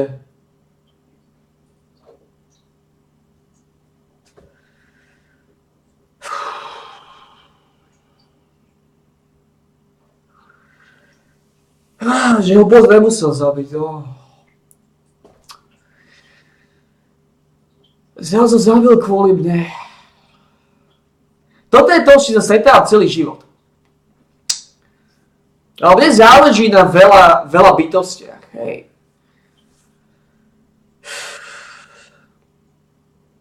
A boss si vyberá vždy bytosti, na ktorých mi záleží. A nie len, že ich zabije.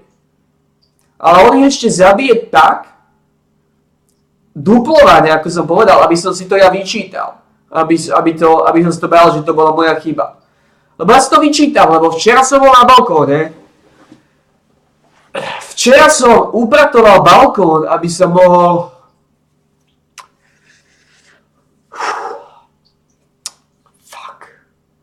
Aby som mohol vyvalovať na čistejšie dláške na balkóne, hej. Dneska som ho celý deň pozeral, ako sa tam vyvaluje.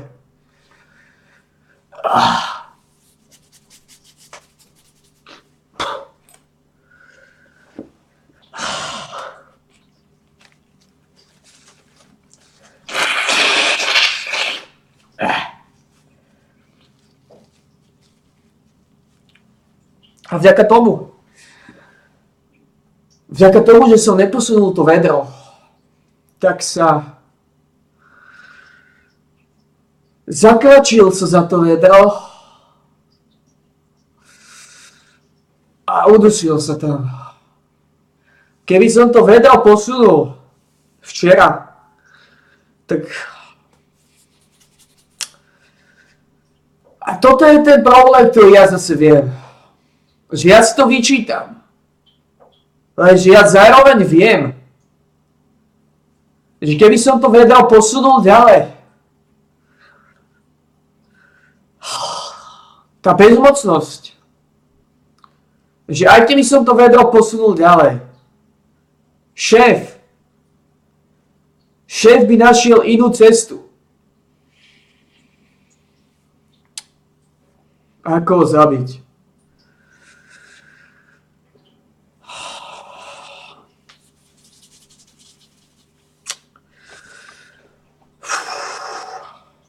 Fuck. A to všetko len preto, aby trénoval. Aby trénoval mňa, aby trénoval Lucretiusa, aby trénoval...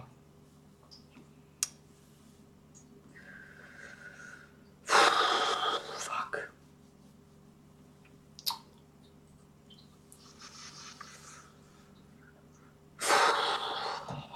A toto je tá vec, kvôli čomu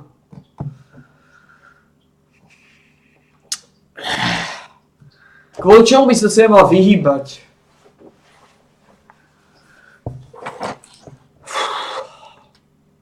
Všetkým živým bytostiam. Lebo ja som na to došiel už dávnejšie v podstate, že ľudia, na ktorých mi záleží, zomierajú kvôli mne. Zomierajú kvôli tomu, aby mňa trénovali, aby sa zo mňa stával stále silnejší vojak systému, hej. Samozrejme, nezomierajú všetci. Boss tu drží, lebo ja mám rád veľa ľudí, hej, ale boss vie koho zabiť. Boss tu drží tých ľudí, ktorých potrebuje držať nažive, hej. A potom na tých bytostiach, alebo na tých ľuďoch, preto mojich bytosti, lebo to sú aj ľudia a to sú aj zvieratá. Že mi na nich záleží a kvôli tomu, že mi na nich záleží, boss ich zabíja. Aby ja som sa dostal presne do tohto stavu. Lebo boss vie jednu vec. Tento stav, ktorý mám, každá jedna takáto skúsenosť ma robí silnejším, ma robí odhodlanejším, ma robí trénovanejším vojakom. Ľudia mi nepochopili kvôli čomu. A naozaj ono je to tak. Každá jedna takáto skúsenosť mi dáva silu, mi dáva rýchlosť. Prečo? Veľa ľudí si kladie otázku, prečo? Ako je to možné? Však sa nič nestalo. Však bez cvičenia to nemôžeš naberať bez fyzického cvičenia. Očividne, hej. Momentálne som zase o jednu smrť vyššie v rebríčku, ktorá je na moje triko. Neviem, mal by som ich spočítať, koľko ich na mňa je. A vec je taká, že keby dneska došiel niekto a nasral ma, hej, a keby došlo k tomu, že mu dám pesťovku, povedzme, tak tá jedna pesťovka by nemala šancu ho zabiť, nulová. No, dobre, dajme tomu, že 1%, hej. Kdežto keby teraz niekto došiel, keď už som o jednu smrť naviac, keď som jednu smrť na mojej rukách, keď som vyššie v tréningovom rebríčku znova, keď si nosím na svojom kríži ďalšiu smrť, teraz, keď niekto došiel naozaj a nasral ma, tak tá šanca, že ho jedna šupa odo mňa zabije, sa práve zvýšila na 10%. Hej? O 9% vyššie, dá sa povedať. Hej? Alebo povedzme 5%, 4% vyššie. Pointa, to je jedno. Zvýšila sa tá šanca, lebo zvýšila sa mi rýchlosť, zvýšila sa mi aj sila. Neviem, kvôli čomu je to tak, neviem, že takto funguje. To je tá, ako som povedal, to je tá odhodlanosť, to utrpenie, tie nervy v tom človeku, tá situácia, že naozaj vo mne je taká vec, že tá nenávisť voči systému, a nie že voči systému, voči bossovi, ale myslím voči tomu, ako funguje celá planéta, ako to tu funguje. Aká nespravodlivosť funguje. To mi dáva výbušnosť. A výbušnosť je sila, výbušnosť je rýchlosť. Teraz by som nielenže vrazil rýchlejšiu ranu, oveľa, ale tým pádom aj silnejšiu, hej, lebo čo je rýchlejšie aj silnejšie, to všetci vieme, to je fyzika klasická. Vysvetlím to na veľmi jednoduchom príklade pre ľudí, ktorí nerozumejú tej klasike, ako funguje tento svet. Svet funguje tak, že keď auto pôjde 10 km za hodinu, povedzme, a vrazí do vás, tak vám nespôsobí takú ranu, ako vám spôsobí, keď pôjde 50 km za hodinu a vrazí do vás. Alebo 60 km za hodinu. To je pointa, keď pôjde rýchlejšie. To je znova, moja rana, moja pesť, čím bude rýchlejšie, čím rýchlejšie pôjde na vašu hlavu, na hlavu toho, kto ma nasere, tým pádom bude vždy silnejšia. O tom môžeme diskutovať, keby niekto chcel, ale to je fyzika. Tam ide o tú rýchlosť, tá rýchlosť je obi strašné šupy. Znova, keď niekomu buchnem železnou tyčou po hlave rýchlosťou 10 km za hodinu, keď mu buchnem rýchlosťou 100 km za hodinu, povedzme, tak myslím si, že tá druhá rana má oveľa vyššie šance, že ho zabije. O to nemusíme nejako diskutovať. Pointa je, že ja by som sa mal vyhýbať všetkým živým bytostiam a tu sa zase dostávame do toho stavu, že to nejde.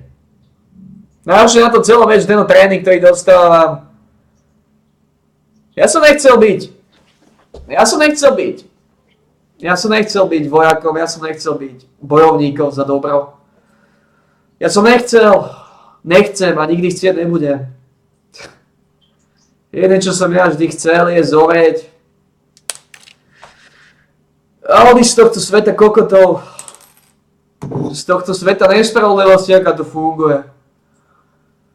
Bohužiaľ, ešte ani král mi nerobil teraz tú láskavosť, lebo král keby chcel, on dneska nemusel vypnúť ten Skype.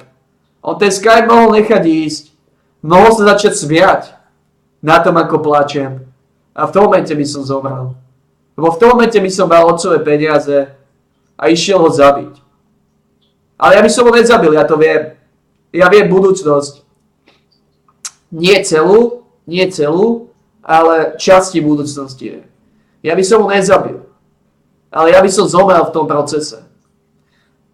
Ale tam by nastalo niekoľko scenárií, ktoré by mohli nastať.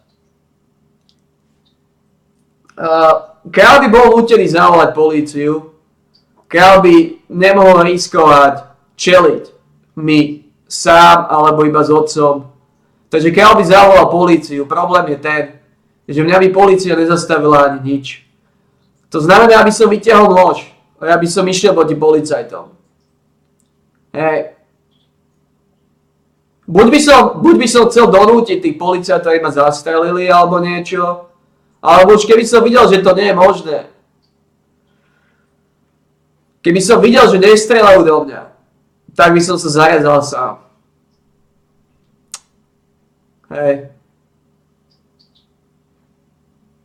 Kráľ nemá možnosť. Ako Lucius nemá možnosť. Lebo Lucius vie jednu vec. Nemá tréning na to, aby porazil prichádzajúceho Titova. Nemá na to tréning ani on, ani jeho otec, ani babka. Hej. To znamená, jediný, kto má tréning na to, je veľa policajtov. Aspoň dvaja. To znamená, kráľ bol nútený zavolať políciu. Problém je ten, ako som povedal. Že tam by som zomrel v boji. A to je to, čo ma sere na kráľovi, že dneska som mohol mať už pokoj.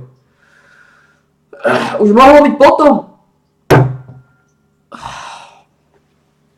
Už som buď mohol zomrieť v boji, alebo skončiť v base. To je jedno. Ja sa nebojím ani zomrieť v boji, ani skončiť v base.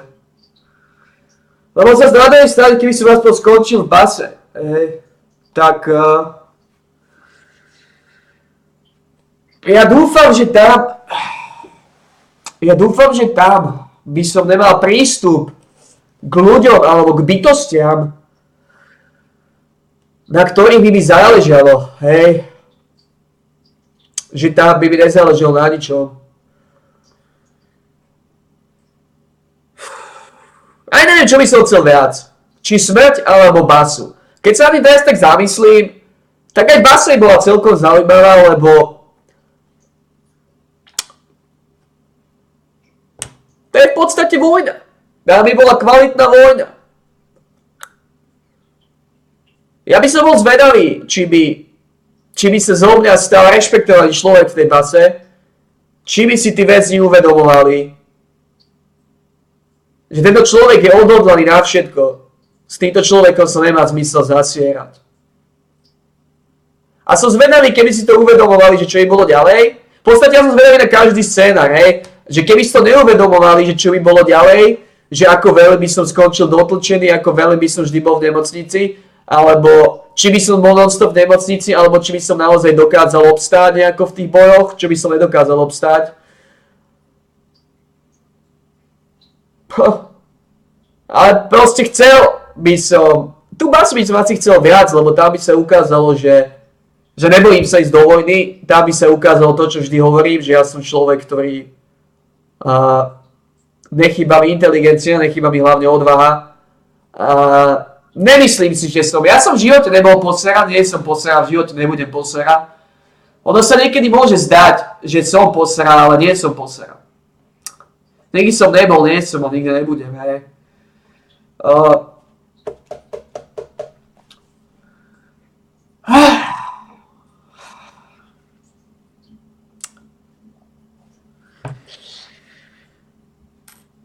Potrebujeme sa z tohto čo najrýchlejšie otesať.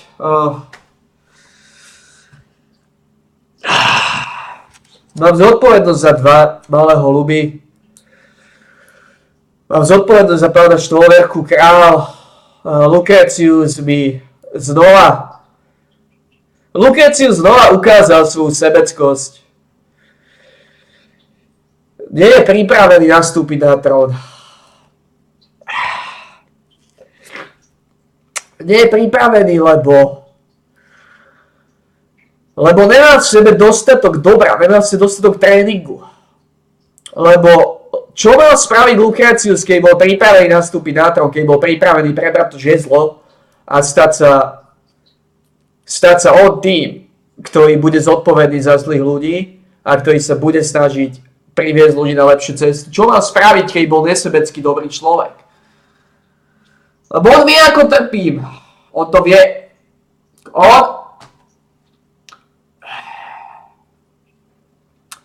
On mal povedať. Je čas, Tito, poď. Proste mal ma donútiť, aby som išiel za ním. On to nerobil z jedného dôvodu. Ako som povedal aj sebecko stala vyhnutá veľmi u neho. No i to sú zase tie veci, ktoré majú nejaké výhody, nejaké nevýhody. Na jednej strane mu záleží na mne, nechce tu byť sám na svete kokotov. Nechce stratiť jedného z najrozumnejších ľudí, akého pozná.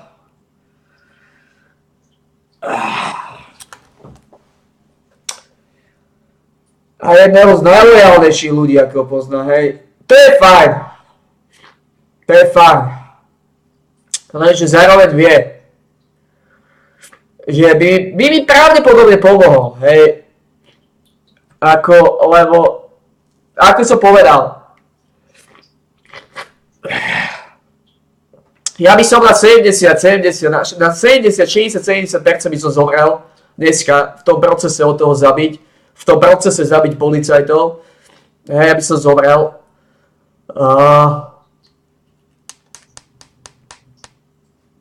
Hej.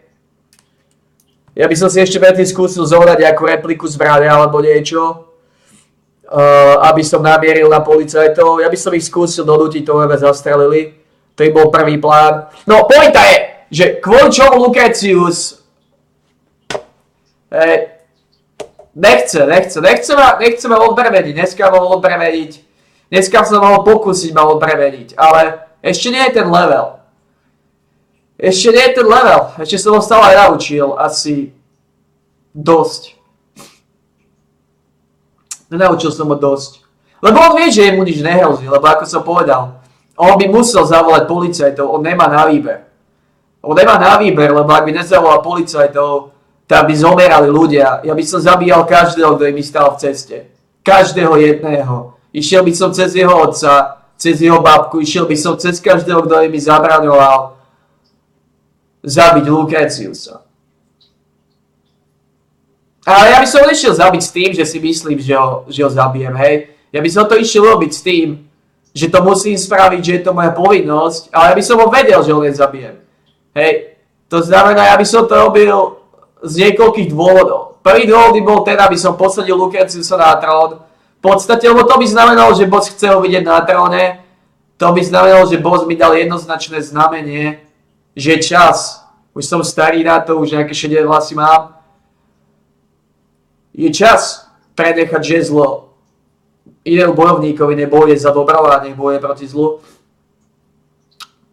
Lebo buď by som skončil v base, alebo by som skončil mŕtvy.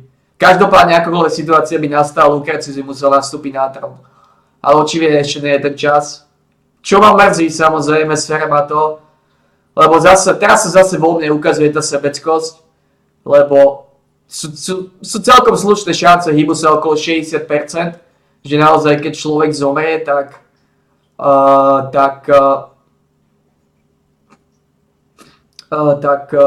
bude mi lepšie, hej. Tie šance sú slušné, to znamená, je takisto 60% šanca, že potom ako by som zomrel, že by som menej trpel. Teraz sa ukazuje u mňa tá sebeckosť, že proste už tu žijem dlho, už... Ale ešte nie je môj čas, očividne. Pointa je taká, že situácia je, aká je, musela vzniknúť, ako vzniknúť. Dneska očividne nie je ten deň. A z niekoľkých dôvodov. Lucretius pomohol. Lucretius zároveň mohol robiť veľkú službu Adriane Dvončovej. Dneska mohol Lucretius robiť veľkú službu Adriane Dvončovej. A Lucretius povedal Adriane Dvončovej jebať ťa. To je veľmi, veľmi nepríjemné, Lucretius. Adriana Dvončová ti nepoďakuje v lete. Lukino! Adriana Dvončová ti v lete nepoďakuje. Dneska si ju mohol odbremeniť od toho, že dojdem do jej dediny. Sa vysporiada trochu so zlými ľuďmi. Kto vie ešte koľko utrpenia dovtedy nasajem? Kto vie ešte koľko dobrých bytostí zomre kvôli mne? Kto vie koľko ľudí si myslí, že bláfujem? Kto vie nakoľko si Adriana Dvončová myslí, že bláfujem a že nedojdem za ňou? Kto vie nakoľko si myslí jej brat? Že má na to tréning, že má na to sílu zastaviť ma? Kto vie nakoľko si verí, že osobne si môže trúfať na mňa? Ja milujem ľudí, ktorí sú hlúpi a nevzdelaní a nepoznajú ma. Lebo pointa je, čo sa... Posledne toto je lekcia ďalšie pány, ktorú sa snažím naučiť ľudí, je tá, že pokiaľ niekoho nepoznáte, dajte mu rešpekt. Dajte mu rešpekt. To zazobí inteligentných a silnejších ľudí. Je naozaj nevyhnutné dávať každému cudzincovi rešpekt. Hej? A hlavne pokiaľ chcete žiť na tomto svete. Lebo vy nepoznáte toho človeka, vy neviete, či je to trénovaný zabijak, alebo to nie je trénovaný zabijak. To znamená, prečo by ste k cudziemu človeku sa správali neúctivo, ako to urobil pán Dvonč na moju adresu.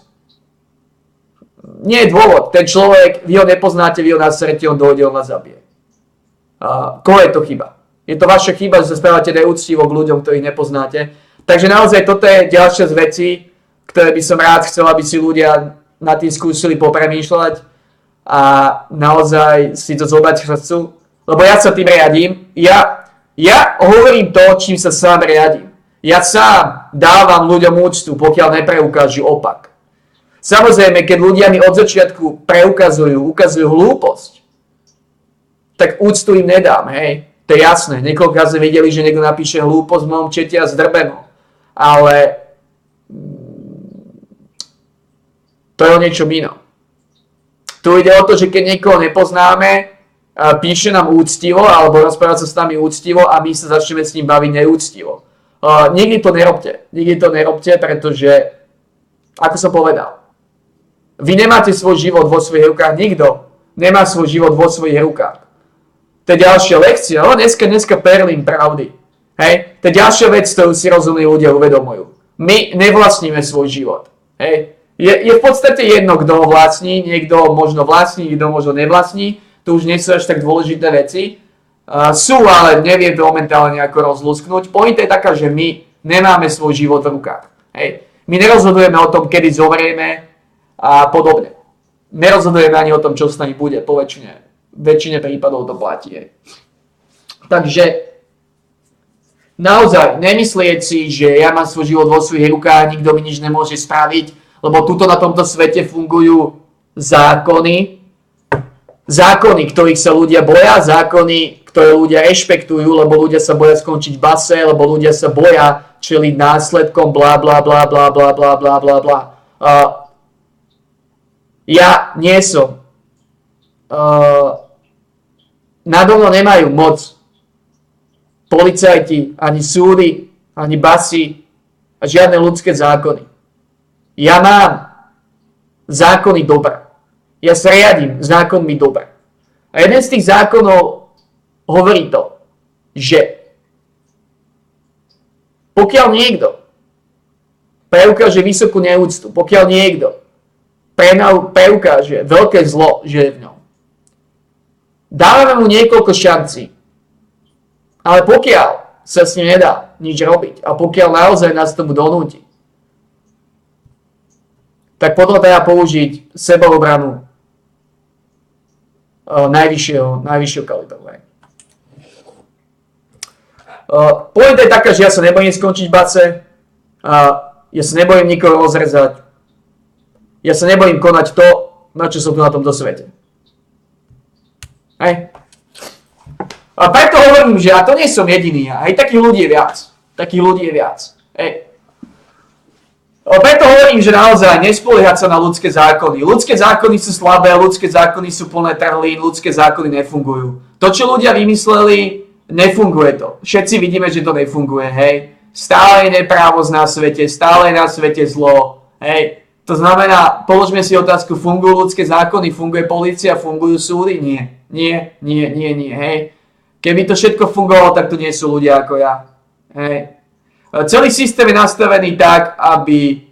Celý systém je v podstate zlo. Celý tento systém je Babylon, ktorý by bolo treba najradšej celý zrútiť a celú ľudskú civilizáciu s ním. Lebo basy, kvôli čomu sú basy, ako som povedal, na to, aby ľudia sa zazobávali, väzni, zarábajú peniaze ľuďom.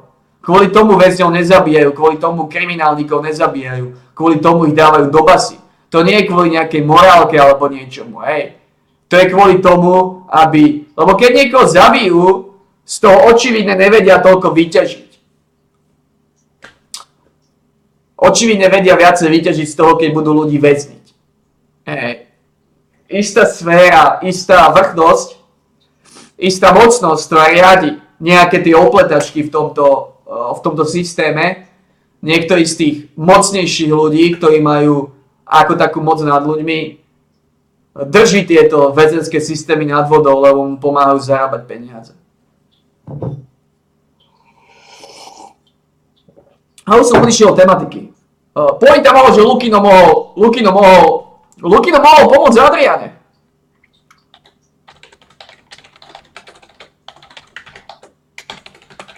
Adriane. Radšej Lukino vypol Skype. Lukino mohol pomôcť Adriane. Alebo dneska. Buď dneska, alebo v neskorých ranných hodinách, čo je dneska, pondelku, by Tito už nebol schopný ísť za Adrianou Dvončovou.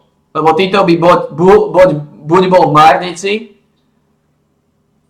alebo v záchytke. A zo záchytky by som išiel rovno pred súd a zo súda by som išiel rovno do basy. Lukino mohol pomôcť Adriane, Lukino povedal, Adriane nie. Adriana Dvončová sa mu nepoďakuje za to. Ani ja sa mu za to nepoďakujem, samozrejme. Ako ja som inteligentný človek, ja si ho vážim za to, že si ma váži natoľko, že nechce, aby som ešte odišiel. Hovorím, nič nie je len čierne a nič nie je biele. Z každého sa dá zobrať pozitívum, z každého sa dá zobrať negatívum. Napríklad pozitívum je taká, že Lukino bude chvíľu šetriť. Buď mi nebude volať, čo predpokladám, že mi nebude volať, lebo si nedôveruje. To znamená, Lukino mi chvíľu nebude volať nejaký ten piatok, až kým sa ako tak nedokážem vyrovnať s tým, že môj obľúbený hlub zomrel a mojou chybou a že tá smrť je na mojich rukách. Je to ťažké. Je to veľmi ťažké vyrovnať sa s tým. Čo je pochopiteľné.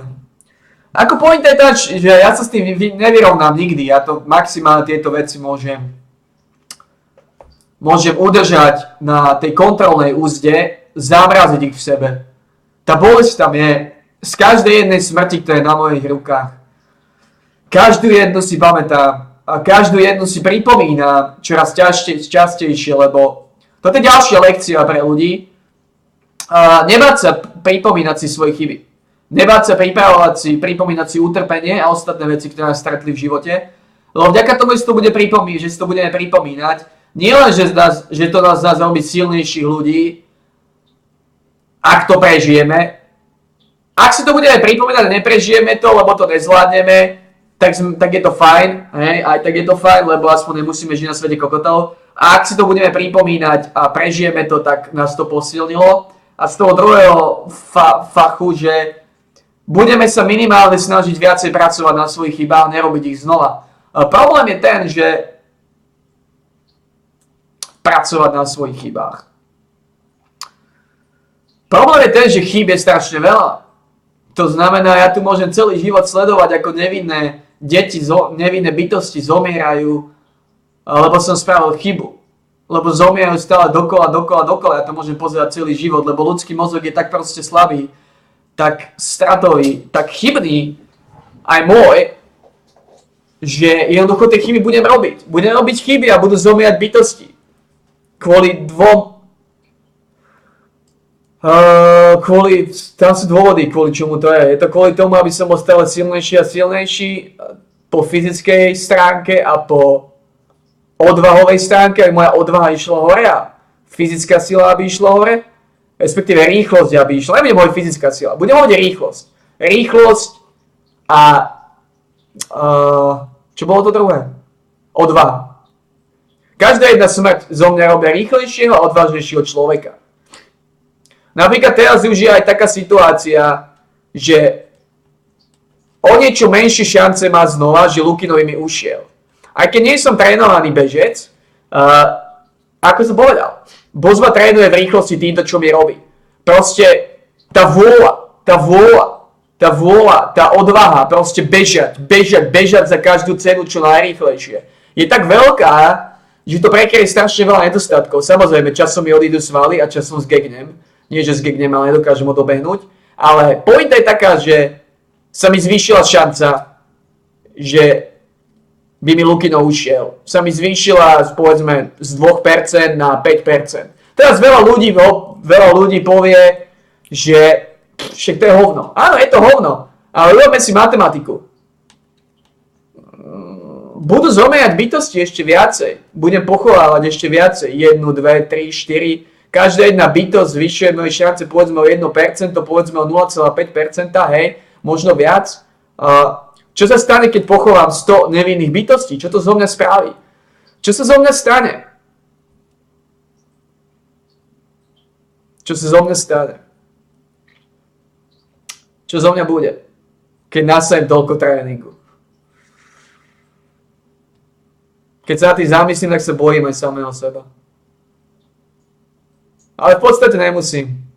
Jedna vec je istá. Ja som neskorumpovateľný človek. To znamená, to je niečo, toto je ďalšia lekcia pre ľudí, jedna z veľmi tých rozumných. Peniaze skorumpujú človeka. Ak tie peniaze dostane človek, ktorý nemá dostatočnú mentalitu na to, aby ich dokázal zvládnuť. Problém je ten, že ja mám mentalitu tak vyvinutú a dobro tak vyvinuté, že mňa nedokáže tréning priviesť na zlú cestu. Nedokáže ma to skorumpovať. Hej? Nedokáže to zo mňa spraviť zlého človeka, že proste, že som zažil toľko utrpenia, toľko biedy, že teraz by som išiel silou, mocou, iba tak bezcielne zabíjať ľudí na ulicu. Hej? To sa v živote nestane.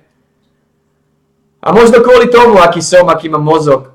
Možno kvôli tomu som geniálny vojak pre bossa. Lebo boss vie, že ja nikdy nezídem z cesty.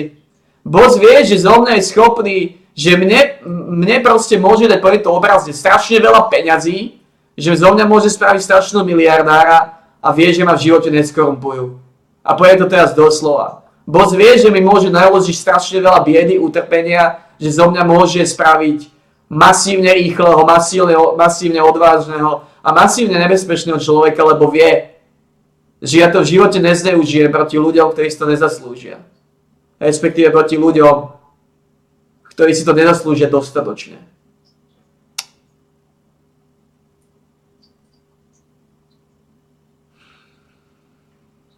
Kvôli tomu je všetko, čo je.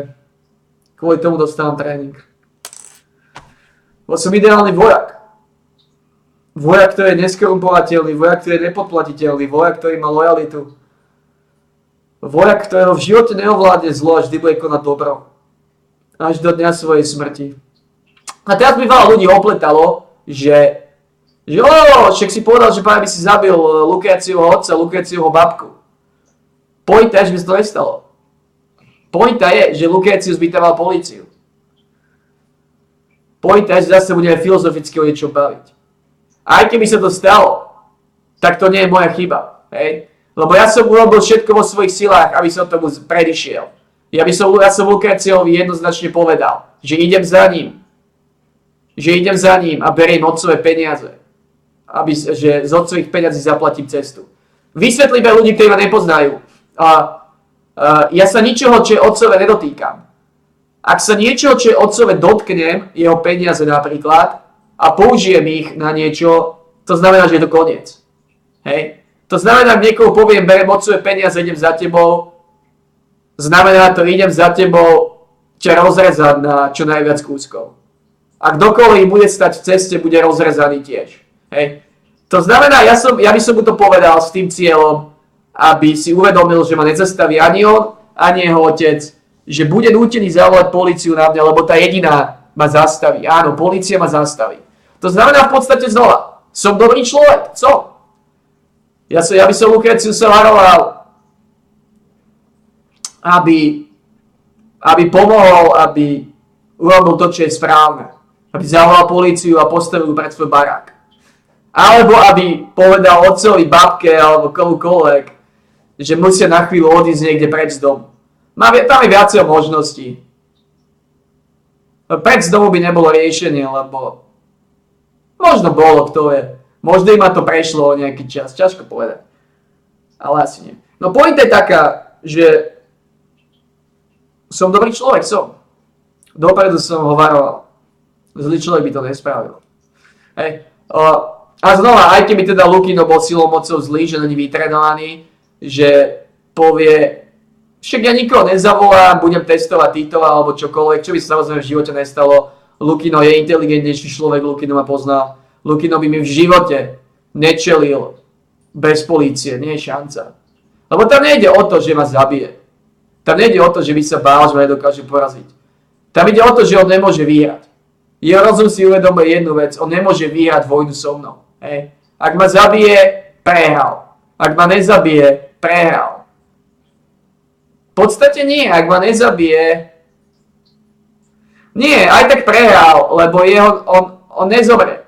Boss nenechá, aby som ho zabil, hej. To znamená, on nemá ako vyhrať vojnu proti mne. Reálne.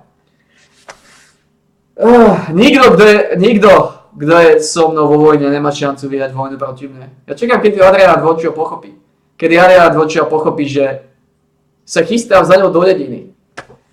A si to vybavím s každým. S každým jedným vojakom, ktorý si robil zo mňa piču, ktorý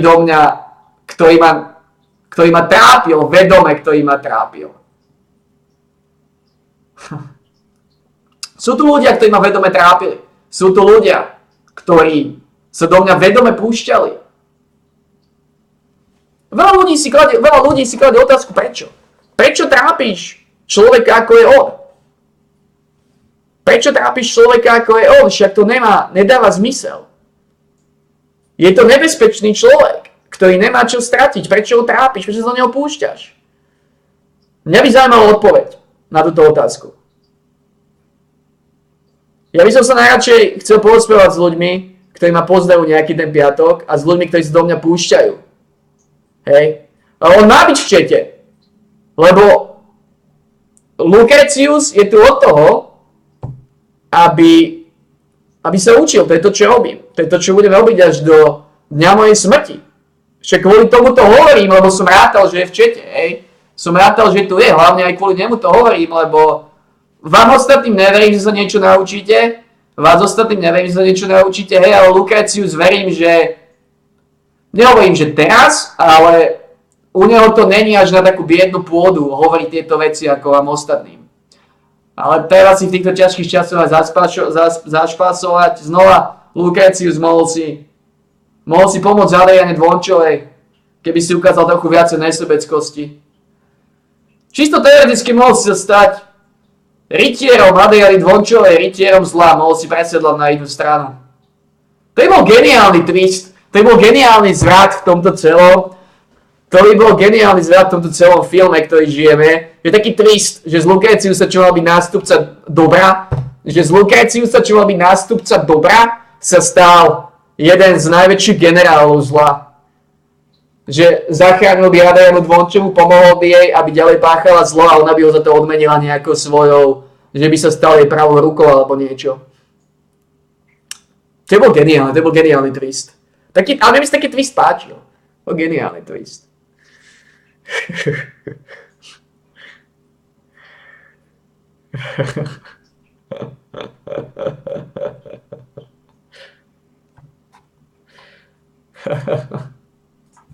Luboš, dneska zomrel jeden z mojich obľúbených holubov. A zomrel aj mojou chybou. Zomrel mojim zlyhaním. Ale toto je vtipné na tomto, že ja si naozaj uvedomujem, že aj keby som nezlyhal, že aj keby som to vedro dal ďalej, že by sa neudusil v tej škáre. Ja viem, že boss by ho zabil aj tak. Ja viem, že boss zabíja práve kvôli tomu, aby zo mňa robil stále nebezpečnejšieho vojaka. Silnejšieho vojaka dobra. A sere ma to. Ja som sa včera už bavil s bossom. Včera som sa s ním bavil. Včera som mu vysvetloval, že už to nemusí robiť. A dnes to urobil znova. Rozmýšľam, či som sa s ním bavil neúctivo alebo niečo. Alebo či cíti asi, že stále to nie je ono. Ale neviem. Rozmýšľam teraz z toho druhého súdka, či som tomu nejako mohol predísť. Či boss začal cítiť nejakú slabosť. Alebo či to je len čisto teoretická fáza, že proste len chcel ma ďalej trénovať. Lebo to bolo od začiatku celé naplánované z jeho strany. Lebo holuby sa ma vždy boja. Holuby vždy utekajú sa skryť. Hej? Potrebujem sa ukloniť, lebo ja to nemôžem povedať, keď začnem plakať. Potrebujem to nejako vsiaknúť. No, pointa.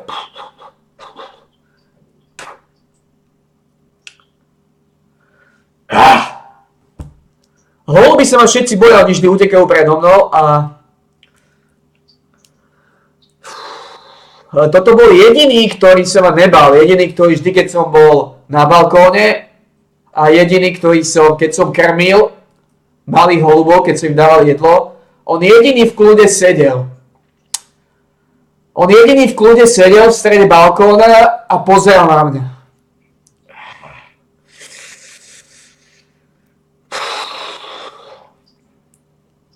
Od začiatku toho bol plán. Lebo vďaka tomu, že on vždy sedel a pozeral sa na mňa.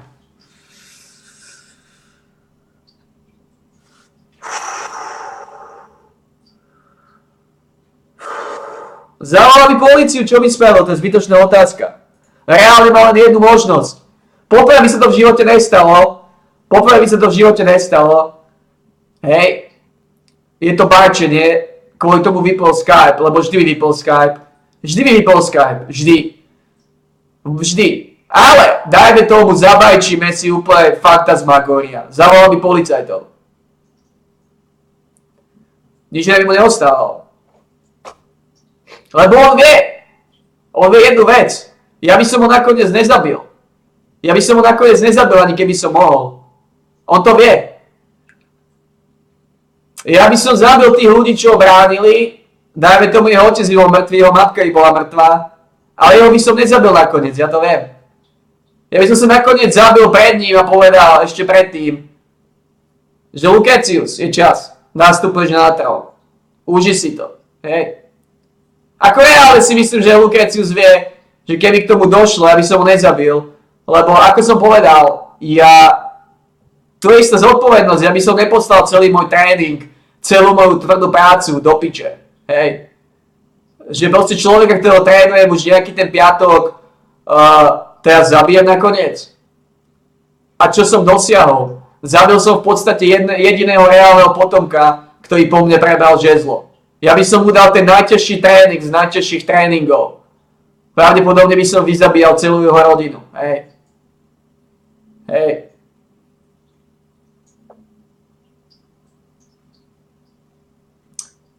Nikdy by som nezabil Lucreciusa.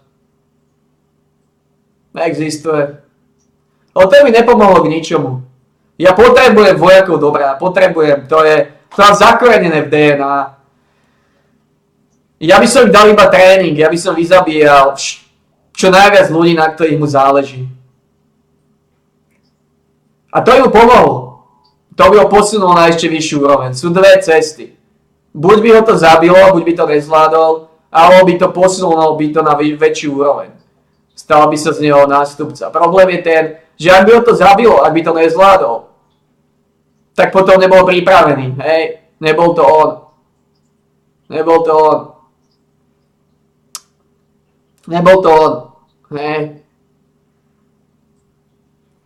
Ak by to vyšlo, tak by sa stal jeden z najlepších a najsilnejších mužov, najsilnejších vojakov od čias Titova. Znova.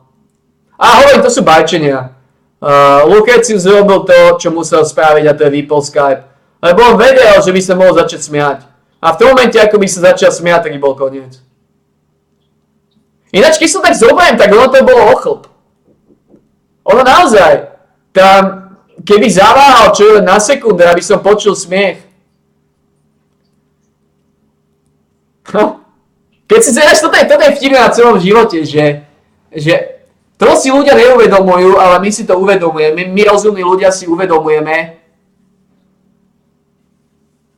My dva si uvedomujeme tie veci, že ako na veľmi tenkom ľade sa hýbeme. Celý náš život, ty kokos, celý náš život kráčame na veľmi tenkom ľade. Celý náš život, ty kokos. Že keď si to tak zoberiem, tak naozaj ja som bol dneska veľmi blízko konca. Veľmi blízko. Naozaj, keby Lucrecius zaváhal na sekundu, dve, tak ja skončím mŕtvý. Buď hneď na tom mieste, alebo v base ma zabijú o nejaký čas. Ako reálne neverím, že by som v base obstál. Aj keď stali sa divnejšie veci. Hej. Ale pointa je taká, že ako blízko som dneska do piče bol toho, aby bol koniec. Teraz keď sa na tým zamyslím, má to trochu škreje. Dneska som bol tak blízko, ty kokos. Ešte nemôj čas.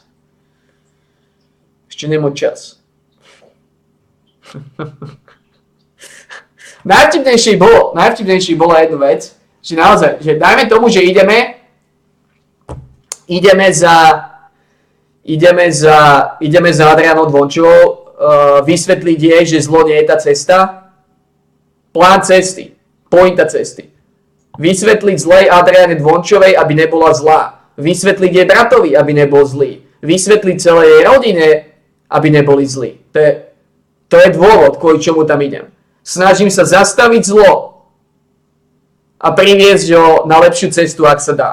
Ak sa nedá, tak sa ho budem snažiť iba zastaviť, aby ďalej neplodili zlo. Lebo v podstate ja nemusím zmeniť ľudí na dobrých. Mne stačí, keď ostanú zlí, ale keď si svoje zlé fantázie budú držať v hlave. Hej? Že som zlý, mám fantázie, chcem zabíjať, chcem ubližovať, hej? Chcem trápiť, ale neurobím to, lebo si to nemôžem dovoliť, lebo je tu Titov. Ak sa Titov dozvie, že ja, Adriana Dvončová, som ešte niekomu ublížila, tak ja som skončila. Hej? A toto je to, čo potrebujem dostať do hlavy zlých ľudí naozaj. Že ak nechceš byť lepší, tak si uvedom jednu vec. Ak sa ja dozviem, že si páchal ďalej zlo, tak si skončil. Ja som vojakom dobrá, ja nebudem tolerovať zlo. Nebudem tolerovať zlo, s ktorým niečo môžem spraviť. Hej. Toto je v podstate ten plán cesty je vysvetliť zlým ľuďom, aby buď neboli zlí, a keď uvidím, že to nejde, tak im skúsiť vysvetliť, nech sa snažia to svoje zlo, to, že ubližujú ostatným, aby to prestali robiť. OK, máte svoje fantázie, pustite si, ja neviem, nejaké singleplayerové hry, povedzme, počítačové hry, hej, a tam si zabíjate dobrých ľudí, povedzme, to ešte som schopný vsiaknúť. Ale hovorím, nejako to zlo udržať v tej únosnej miere, a tá miera je naozaj taká, že nebudú ďalej ubližovať živým bytostiam a žiadnym živým bytostiam, lebo toto sú zlí ľudia. Ja nedôverujem zlým ľuďom, že dokážu zabiť zlého človeka. Zlo v živote nepôjde proti zlu. To znamená naozaj, ja trvám na tom, aby neubližovali nikomu a aby keď Adriana Dvončeva bude mať s niekým problém a bude mu chcieť ublížiť, tak nech radšej sa ozve mne, žiadna karma nie je, ja som karma. Ľuboš, ale dobre, karma je, ja som karma v podstate. Dá sa povedať. Dobre si povedal. Ale namiesto toho slova karma si daj titul. Hej. Ale karma, tak ako ty myslíš, Ľuboš, neexistuje. Na 90%. Hej. Svet funguje trochu inak. Ale v tom inom zmysle, áno, karma existuje. Kvôli tomu som tu ja. Ja som tá karma. Hej. Takže Lucreciusa by som nezabil nakoniec. Neexistuje. Nedokázal by som to spraviť. Ale dal by som mu tréning. Dal by som mu posledný tréning. Finálnu lekciu. Predsa len mal ochranu bossa. A toto je to, Lukino, čo by si mal uvedomiť. Jednu vec, že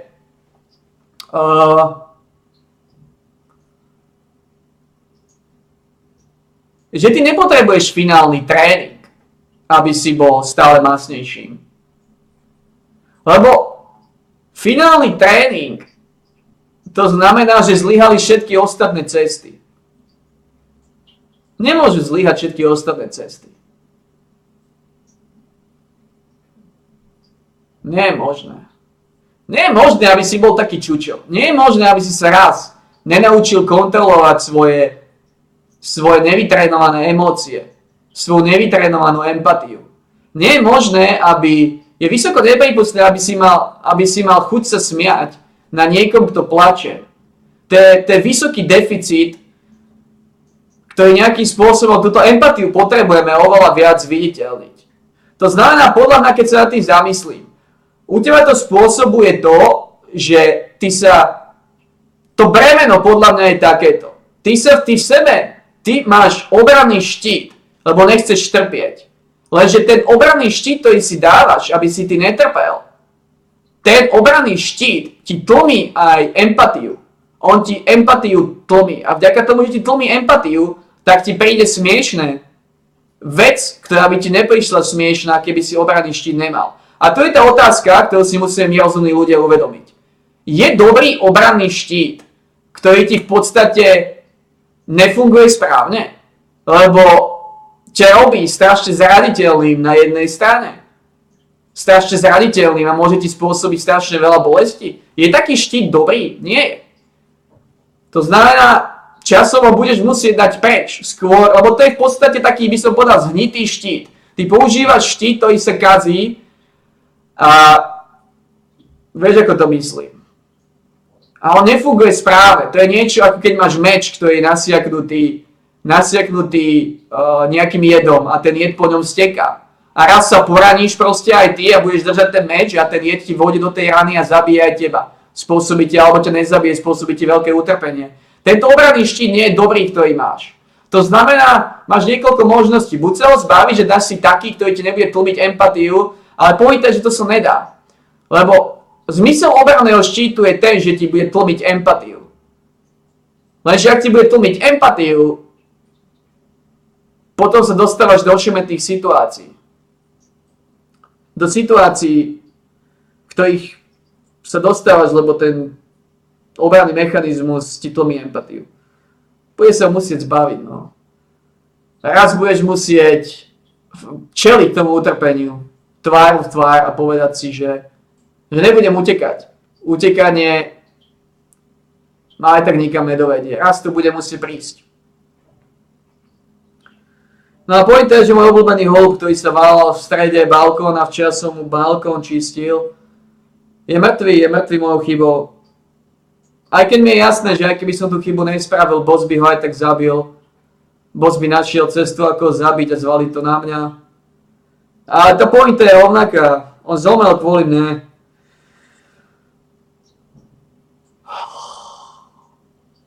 To je ďalšie, počkaj, nezomrel náhodou niekto? Však som nedávno niečo také riešil, 2 dní dozadu, alebo nejak dozadu, že čo sa mi stalo? Niečo sa mi už stalo, aj to utrpenie s holubmi. Ma dali na vyššiu cestu, keď som videl, akí sú chudáta dotlčení a akí sú zničení. A teraz boss ešte viac pritvrdil. Je ináč zaujímavé sledovať tento trend, že ako boss strašne pritvrdzuje, keď sa blíži ten čas ísť za dvončelcami. Ako mi boss dáva strašne neuveriteľný tréning. Zatiaľ neviem, nakoľko, zatiaľ nevidím do toho obrazu, že nakoľko mi dáva ten tréning, o čo ide. Lebo to môže mať niekoľko významov. Buď ten tréning mi dáva na to, aby som prežil útok, buď mi dáva ten tréning na to, aby som bol dostatočne presvedčivý a presvedčil dvončelcov, že nech niečo robia s tým zlom, alebo to môže znamenať čokoľvek, banalita, aby som dokázal, možno nás niekto napadne vo vlaku alebo vonku, aby sme dokázali prežiť a dostať sa na to miesto. Tam môže byť strašne veľa vecí, kvôli čomu boss naozaj pritvrdzuje tréningovo. Ja sa neteším na jednu vec, ktorej sa obávam asi najviac. A tá vec je tá, že títo holuby, ktorí tu mám, títo dvaja, každému jasne som si ho obľúbil, že vychovávam ich v podstate od začiatku, dám sa povedať skoro, a nerad by som bol, aby sa o týždeň, o 2 týždne, o mesiac, o 2 mesiace, aby ešte predtým, ako pôjdem za dvončelcami, aby niektorý z nich zomrel. Alebo nedaj Bože, obidvaja, aby zomreli.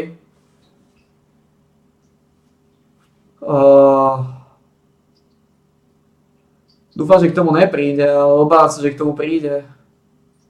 Obávam sa, že, lebo ja som len človek. Ja neviem, kedy som dostatočne vytrénovaný, boss to vie. A tipujem, že toto nebola posledná smrť, ktorá je na mojich rukách. Tipujem, že boss nebude nikdy spokojný s mojím výkonom. Podľa mňa on nikdy nebude spokojný. Podľa mňa tu nie je koniec.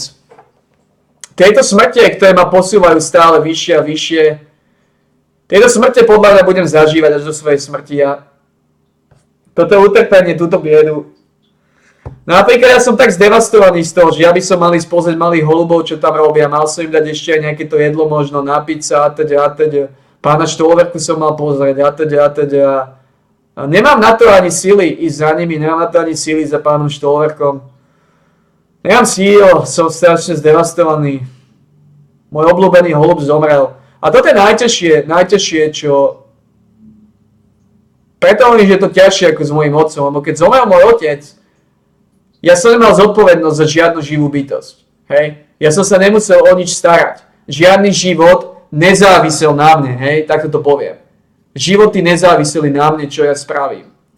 To znamená, ja som si mohol dovoliť odísť, mentálne úplne sklesnúť, plakať, trúchniť, chodiť ako mŕtvola, nejesť, nepiť, hej? Snažiť sa tú biedu spracovávať biedou, hej?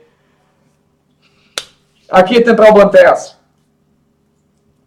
Že si to nemôžem dovoliť spraviť. Mám zodpovednosť za živé životy.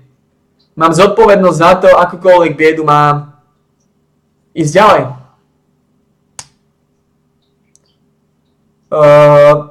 Posledné sily, ktoré vo mne sú, zozbierať a ďalej sa starať o holubov, ďalej sa starať o pána Štôverku. Ďalej pokračovať v tomto boji na tomto svete.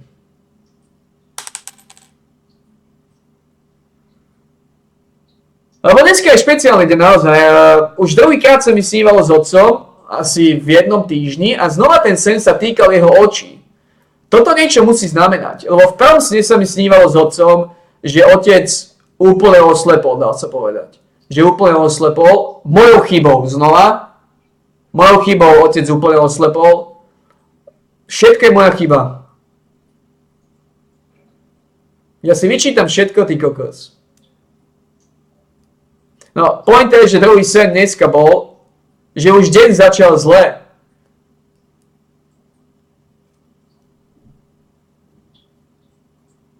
Ten sen. Teraz, keď sa na mňa zamyslím, ten sen bol proroctvo, vidina do budúcnosti. Len som si ju nevedel som si ho vysvetliť. Kto by si to vedel vysvetliť? Lebo dneska sa mi snívalo, že otec neoslepol úplne, ale bolo nejaké druhé operácii, niečo s očami a nejak to doktori posrali a nakoniec aj druhé oko mu úplne dosrali a videl na neho ale veľmi slabo, že iba nejaké obrysy, iba také obrysy postel ako keby. To znamená, nevedel som, čo to znamenalo. Ale už teraz viem. Lebo na jedno oko bol otec úplne slepý, na druhé videl iba obrysy. Ten holub, ktorý dneska zomrel, tak jedno oko mal úplne zavreté a jedno typujem, že mal polootvorené alebo niečo.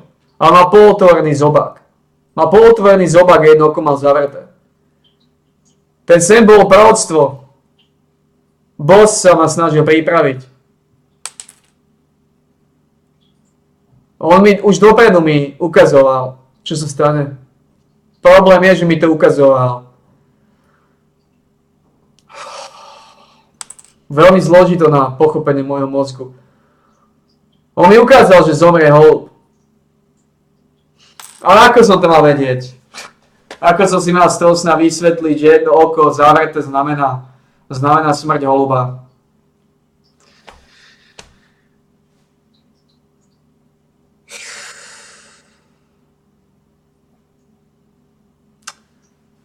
To nie je šanca.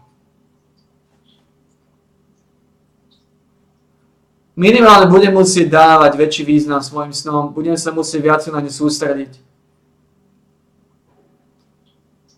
Lebo on mi to už dlhšie ukazoval, boss. Lebo nedávno sa mi snívalo, že otec úplne oslepol. A ako som povedal, ten holub mal zatvorené oko. Nevidel. Tým pádom, Takže boss mi dlhšie ukazoval, že sa blíži koniec. Budem musieť sa snažiť nejako lepšie dešifrovať tieto sny. Možno to je to, že sa boss snaží naučiť viacej sa sústrediť na svoje sny. Prikladať mojim snom väčšiu váhu. Lebo ja im neprikladám nejakú váhu. Ja som im prikladal doteraz len taký dôvod, že taký význam, že proste sú to sny, na to sú, aby ma trápili. Lenže to tak nie je. Lebo keď sa nad tým teraz zamyslím, mesiac predtým, ako otec zomrel, sa mi snívalo, že otec zomre. V podstate ja už dávno som mal vedieť, že moje sny majú váhu. Možno toto je to, kvôli čomu zomrel chudák holub. Aby som si uvedomil, že moje sny majú váhu. Ja som vedel, že niečo je zlé, lebo on sa vždy vyvaloval v strede. On sa vždy vyvaloval v strede balkóna a nebal sa ma. On bol taký spokojný, taký malý tučko. Ktorý na mňa tak spokojne pozeral a ja som ho nevidel hodinu, dve a vedel som, že zomrel. Už vtedy som vedel, že zomrel. Lebo je nulová šanca, aby ten malý tučko, ktorý sa vždy vyvaloval v strede, aby 2 hodiny sa v strede aj neukázal. Je nulová šanca. Takže ja som vedel, že zomrel. Len ja som dúfal som tak v nádeji, že ho nenájdem aspoň, že ho nenájdem na balkóne mŕtvého, že ho nenájdem. Lebo keď by som ho nenašiel, tak sa aspoň môžem klamať, tam by som sa dokázal oklamať, že nenašiel si ho, možno žije niekde. Aj keď neveril by som tomu, jasné, ale to je to, čo hovorím vždy, že vidieť a vedieť, tieto dve veci robia strašne veľa. Je veľmi veľký rozdiel v utrpení, keď niečo viem a keď niečo viem a aj to vidím na vlastné oči. Lebo ja viem, že aj moji holuby, veľa obľúbených holubov, ktorých som si obľúbil za ten čas a nikdy sa nakoniec nevrátili. Ja viem, že sú mŕtvi, Ja viem, že sú, ale nejako ma to, nespôsobuje mi to utrpenie, lebo mám nádej. Mám takú mini nádej, takú 0,01%, že tá nádej, že sa jej môžem chytiť, akokoľvek malá je, ale proste môžem sa jej chytiť, že Nevidel si ich tela. Možno len odišli niekde preč. Nemusia byť mŕtve. Možno odišli preč, možno si niekde stále bačujú. Hej. Neverím tomu, viem, že zomreli. Ale to je neuveriteľné, že ja to neviem v podstate dôkazovo, že nemám na to dôkaz a tým pádom ma to netrápi, lebo tá nádej ma drží nad vodou. Ale viem, že sú mŕtvi oni. Ale pochovávať svojho obľúbeného holuba, pochovávať otca, viem, že kedysi som toho nebol ani schopný, keď zomrela napríklad Badiko, keď zomrela Korytnačka tiež zomrela mojou chybou. Vítaj vo svete Titova, všetko zomrela mojou chybou okolo mňa. A ja som nedokázal som ísť aj na jej pohreb. Ja som bol vtedy tak slabý, tak nevytrénovaný, že som nedokázal ísť na jej pohreb. Otec ju išiel pochovávať sám, a ešte s kamarátkou. Nedokázal som ísť na ten pohreb. Vtedy som mal, koľko som mal vtedy rokov, ja aj neviem. 17, okolo 17 som mal. Nedokázal som ísť na ten pohreb. Nedokázal som to vstrebať. A teraz, keď si zoberieme s odstupom niekoľkých rokov, koľko silnejší som, že nie len, že idem na ten pohreb, ale som to ja, ktorý kope tú jamu, som to ja, ktorý v tej celej biede a v tej mizérii kope tú jamu a pochováva.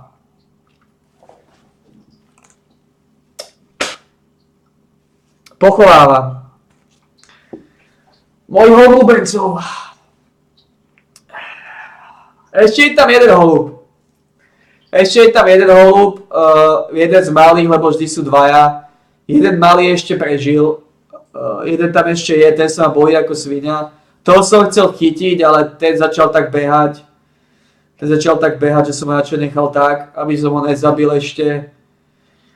Že niekde aj on sa zabije, takže toho som nechal tak. To vedro som potiahol ďalej, aby sa tam... Tak to je jasné, som vedro potiahol ďalej. Je tam ešte jeden holub z tých dvoch malých, no ten ostal sám. Chudák, aj toho mi je ľúto, lebo odišiel mu kumpán, ostal sám a...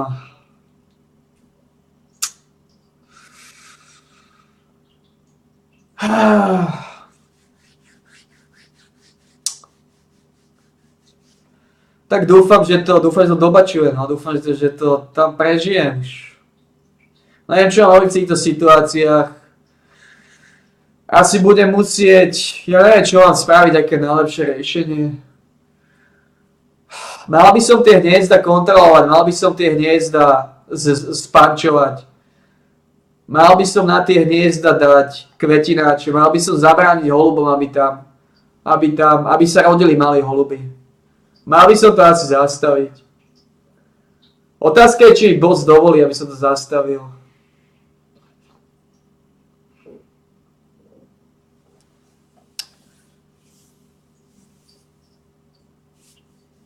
Jeden tam ostal chudák sám. Ja neviem, či to je samec alebo samica. Ale skôr by som povedal, že to je Neviem, čo to je. Neviem, rozmýšľam, že ten, čo mal odvahu a ten, čo sa vyvaloval v strede, či to samec mohol byť, či samec by mal tú odvahu. Sa prikladá skôr, že samci možno mali takú odvahu. Neviem, nedozvieme sa to.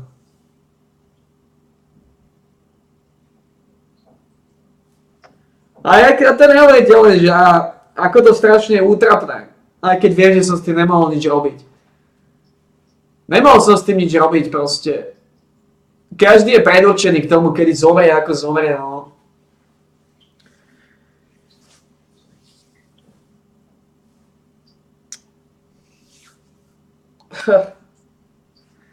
Dneska ešte pol dňa sa v kľude vyvaloval. Dneska pol dňa mu bolo v pohode. Ani on, ani ja sme nevedeli, že to bolo jeho posledné vyvalovanie. Ani on, ani ja.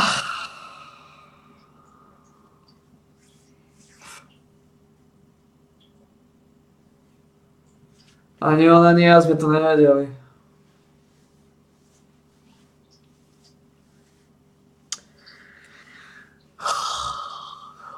Obľúbil som si ho masívne.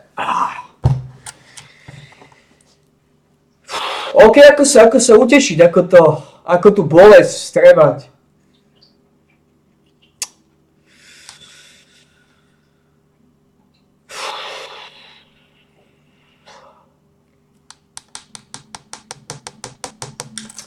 Lebo v podstate, keď sa na tým zamyslím, tak ja trpím kvôli sebe. Ja trpím kvôli mojim sebeckým pocitom. Lebo to je ťažko povedať, lebo ten holub, lebo ono na jednej strane bude lepšie, keď tu nežije, hej. A menej utrpenia zažije na tomto svete. Na druhej strane je tu táto vec, že on si to neuvedomuje až tak. Ten holub by si ten život celkom užíval, si myslím. To znamená, ako sa s tým vyrovnať? Ako sa s tým vyrovnať po psychickej stránke? Ako pokračovať ďalej? Ako sa donútiť ísť ďalej? Ako sa donútiť ísť ďalej čím skôr? Lebo ja som v situácii, kde potrebujem ísť ďalej čím skôr. Ja si nemôžem dovoliť 2 dní, 3 dní trúchniť. Už to, že tu teraz trúchním a nestarám sa o malých holubov, už to je veľký problém, tí malí holuby. Vďaka tomu, že nedám na nich pozor, sa mohol niekde zakvačiť. Ale ten niekto z mojich tuto. Teraz čo keď dojem do kuchyne a nejaký tam, lebo ja tam v tej kuchyni sú miesta. Miesta, ktoré ho môžu zabiť. Ja by som mal ísť pozrieť kuchyňu, či moje trúchnenie nad jedným holubom nespôsobilo smrť ďalšieho. Ja sa že bojím ísť do kuchyne.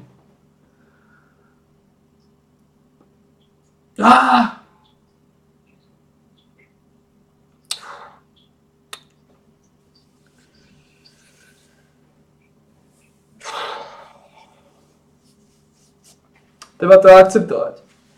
Treba akceptovať tieto veci, čo sa dejú. Ja to akceptujem, ale tak to boli. Vždy to bude bolieť, to sa nedá obísť. Pochovávať ľudí, pochovávať bytosti, na ktorých nám záleží. Lebo ja to nechcem volať, že ľudia, lebo ľudia to je degenerácia. Ľudia sú jedna z najhorších rás, aké som kedy videl. Ja nepoznám nič horšie ako je človek. Ani hmyz, ani nič nie je horšie ako človek. To znamená, ja dokonca ani nechcem hovoriť, že ľudia, bytosti. Proste to bola moja obľúbená bytosť.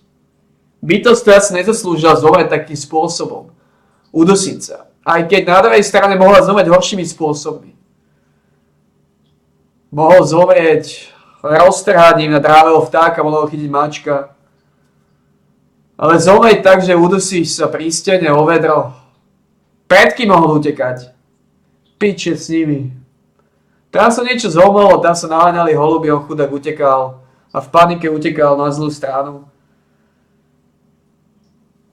A neviem, prečo utekal tam naľavo.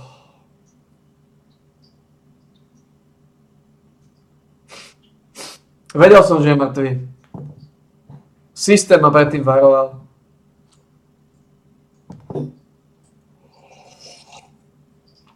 Preto som išiel na balkón. Lebo som vedel, že je mŕtvy. A chcel som to mať čím skôr za sebou. A niekde v kútiku duše som dúfal a spoliehal sa na 0,1%, že ten holub, ktorý rád stredí v strede, ten holub, ktorý rád sedí v strede balkóna, že nejakým zázrakom si povedal, že teraz sa mi nechce sedieť v strede, že budem sedieť na boku. Ale nemýlil som sa. Bol mŕtvy, presne ako som predpovedal. Kvôli tomu som išiel na balkón. Aby som ho pochoval.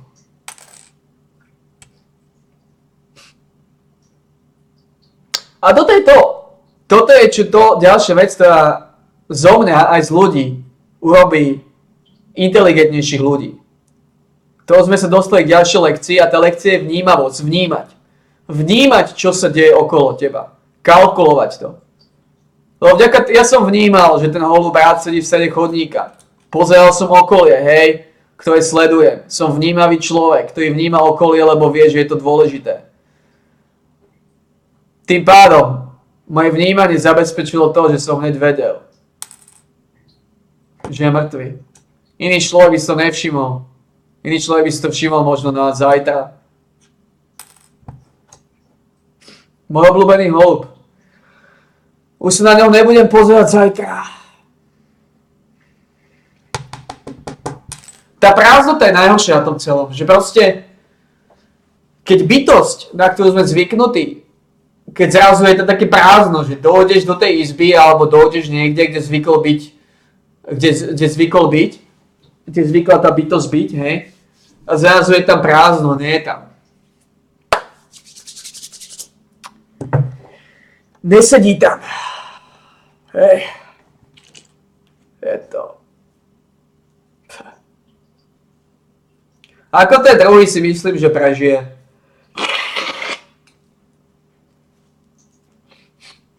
O toho druhého sa nebojím z jedného dôvodu. Lebo boss vie jednu vec. Ten druhý, keby zomrel, tak to nemá žiadny efekt.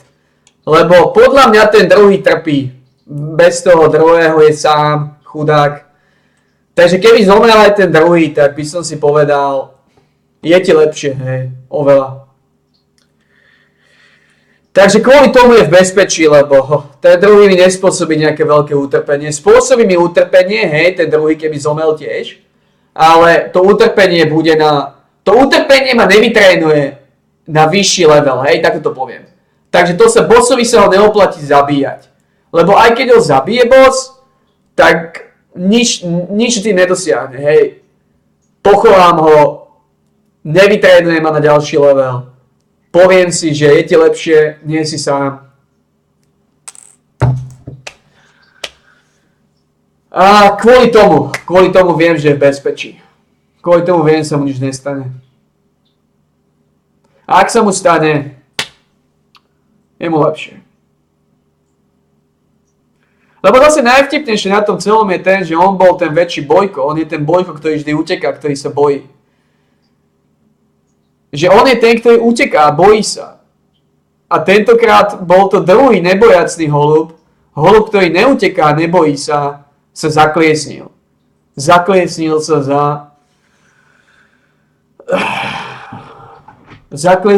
za vedrom a zabilo ho. To vedro, ktoré som ja mal potiahnuť ďalej.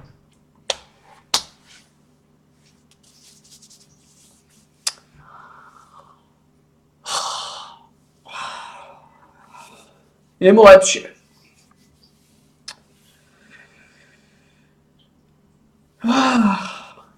Sebeckosť. Nemal by som byť taký sebecký ani taký.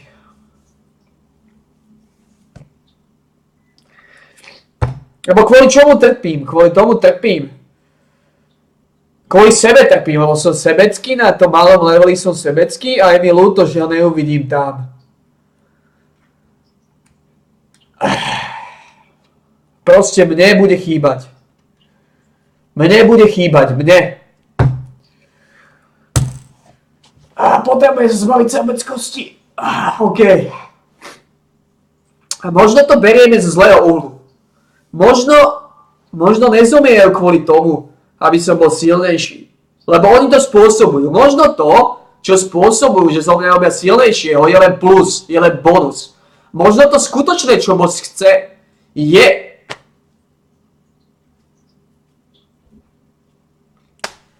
aby ten môj malý level sebeckosti, ktorý mám, aby som ho ešte skresal dole. Aby keď takáto situácia nastane, aby som netrpel kvôli sebe. Lebo je mu lepšie. Akokoľvek je situácia, je 90% šanca, že mu je lepšie. Mne je horšie. To je fakt. Lenže jemu takto. Minimálne mu by mu nemalo byť horšie, hej. Že to, čo zažíval, to je sa válal v strede balkóna, hej. Myslím, že zomrieť, válať sa v strede balkóna, ako nehovorím, že mu je lepšie, ale ani horšie mu nie je. Nemyslím si, že mu je horšie. To znamená, ani lepšie, ani horšie mu nie je v podstate. Momentálne situácia je taká, že je mu asi rovnako, ako mu bolo, keď žil. A ďalšia vec je taká, že v budúcnosti by pravdepodobne aj tak zomrel ešte horšou smrťou. Hej, to znamená, zažil by veľa trápenia a plus by zomrel horšou smrťou. To znamená, z hľadiska budúcnosti mu smrť pomohla. No tak, okej, no. Beriem.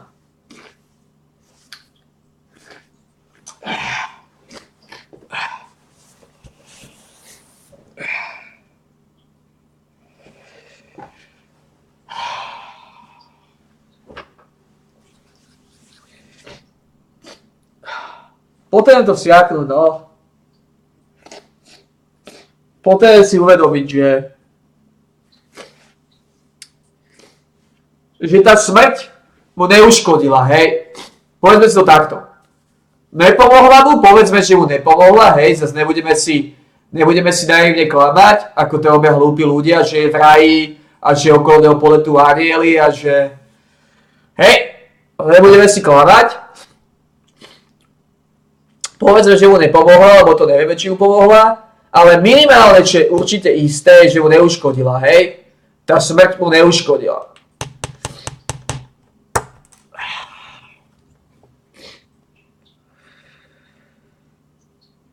Lebo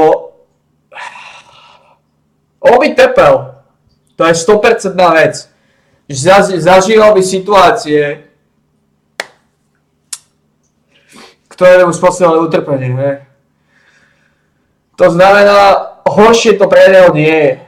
Lebo je vysoká šanca, že tie situácie nezažije už. He?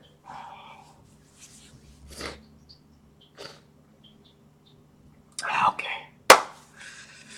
Sebeckosť. Level sebeckosti potrebujem ešte znížiť. Ešte nižšieho potrebujem dať. Lebo znova, keby som ja zomrel, keď som mal 10 rokov, hej. Veľa ľudí mi plakalo nado mnou, povedzme, že zomrel tak mladý, hej. Čo všetko čakalo v živote, hej. Čo všetko čakalo chudák, zomrel, keď mal 10 rokov, hej. Okolko prišiel.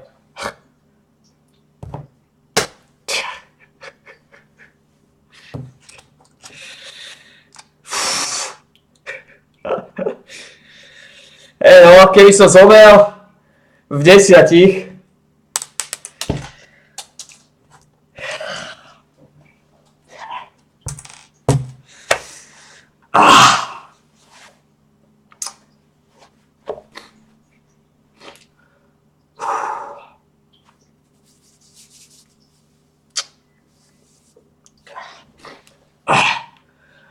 Určite by som oveľa prišiel.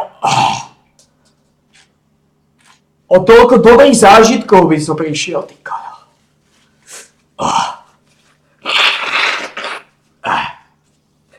Tento svet anielov by mi normálne chýbal asi, nie?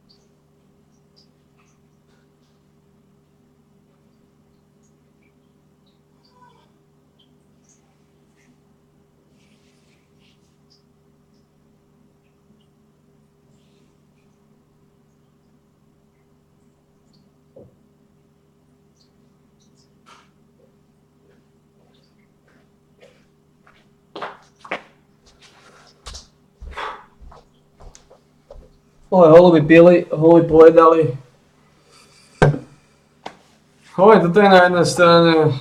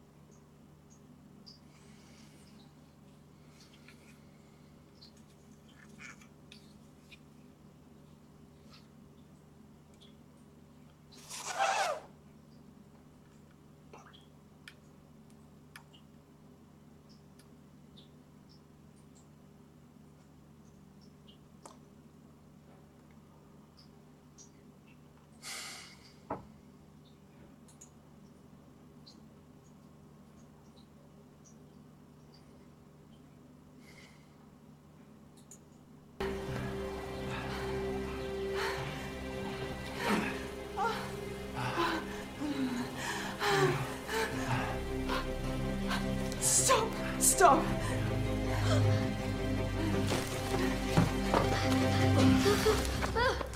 Are you completely mad? He saw us. It's all right, it's all right, it's all right. He saw us! I heard you the first time.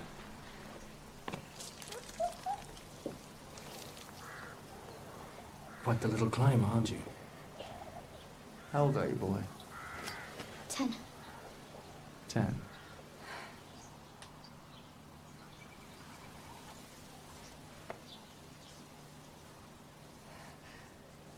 The things I do for love. Why is he still alive? It wouldn't have been clean. You spend too much time worrying about what other people think of you. I could care less what anyone thinks of me. You know, that's what you want people to think of you. It's the truth. When you hear them whispering Kingslayer behind your back, doesn't it bother you? Of course it bothers me. A lion doesn't concern himself with the opinions of a sheep. I suppose I should be grateful that your vanity got in the way of your recklessness. I'm giving you half of our forces, 30,000 men. We'll bring the cattle in Stark's girlhood home and remind her that Lannisters pay their debts.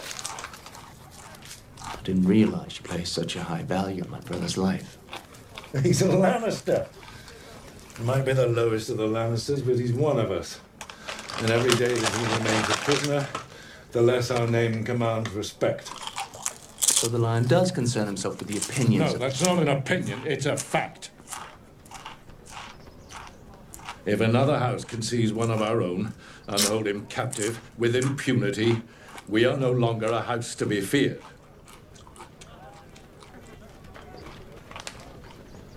Your mother's dead. Before long I'll be dead. And you, and your brother, and your sister, and all of her children. All of us dead, all of us rotting in the ground. It's the family name that lives on. It's all that lives on. Not your personal glory, not your honor, but family. Do you understand?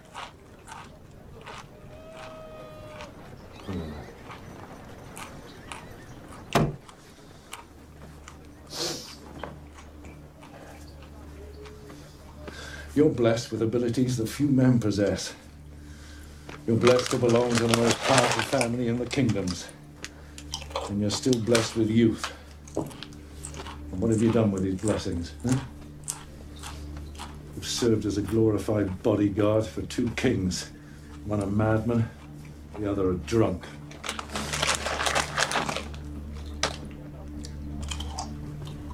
The future of our family will be determined in these next few months. We could establish a dynasty that will last 1,000 years. Or we could collapse into nothing, as the Targaryens did.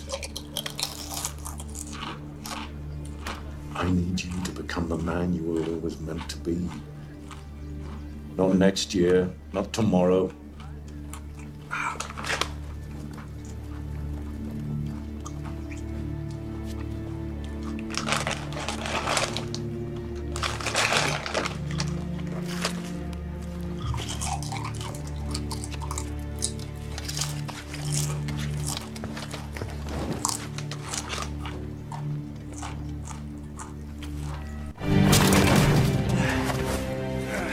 By the time they knew what was happening, it had already happened.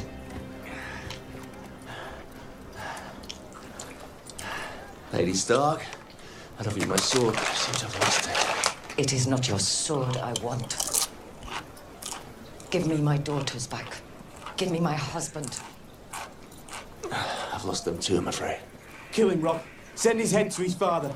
He cut down 10 of our men. You saw him. He's more used to us alive than dead. Take him away and put him in irons. We could end this war right now, boy.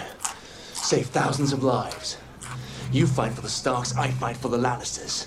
Swords or lances, teeth, nails, choose your weapons. And let's end this here and now. If we do it your way, Kingslayer, you'd win. We're not doing it your way. Come on, pretty man. I want to say goodbye, Lady Stark. I believe it's my last night in this world. Is that a woman? Do you hear them out there? They want your head. Well, old Lord Karstark doesn't seem to like me. Strangled his son with your chains. Oh. Was he the one on guard duty? If I was in my way, any knight would have done the same. You are no knight. You have forsaken every vow you ever took. So many vows. They make you swear and swear. Defend the king, obey the king, obey your father, protect the innocent, defend the weak. But what if your father despises the king? What if the king massacres the innocent? It's too much. No matter what you do, you're forsaking one vow or another. Where did you find this beast? She is a truer knight than you will ever be. Kingslayer. Kingslayer. What a king he was.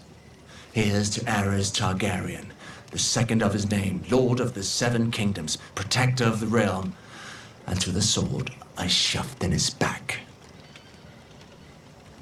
You are a man without honor. Do you know, I've never been with any woman but Cersei. So in my own way, I have more honor than poor old dead Ned. What's the name of that bastard he fathered? Brienne? No, that wasn't it. Snow. Bastard from the north. Now, when good old Ned came home with some horse baby, did you pretend to love it? No. You're not very good at pretending. You're an honest woman. You hate hated that boy, didn't you? How could you not hate him? The walking, talking reminder that the Honourable Lord Eddard Stark fucked another woman. Your sword.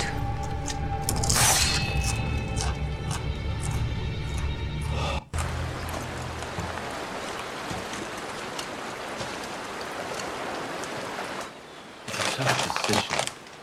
Take the bridge and risk being seen, or cross the Great Water. Silence, Kingslayer. Now, anyone could see us on the bridge, but cross by water and the current could take us, or I could escape down the river. Good luck. It's wonderful to watch you wrestle with these dilemmas.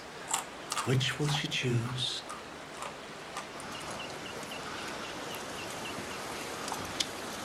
Gamble at heart. Wouldn't have guessed. Be quick about it.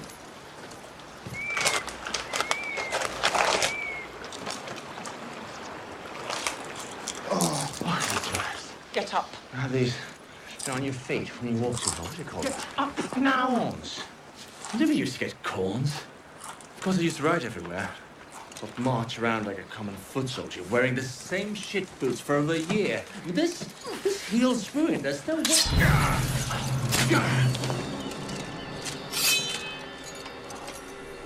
I don't understand why some knights felt the need to carry two swords.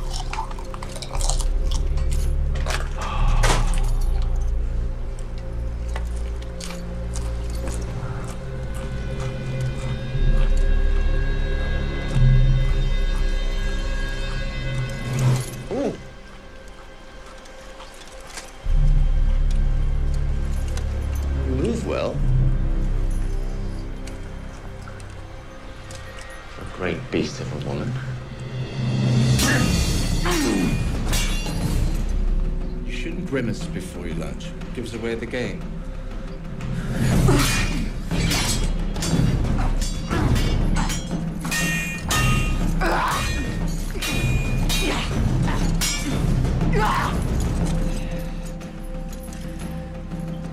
Bit of a quandary for you.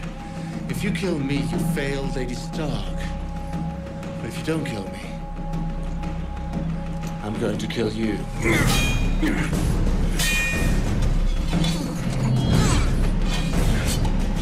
good.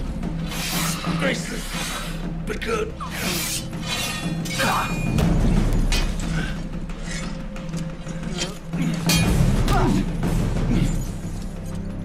See?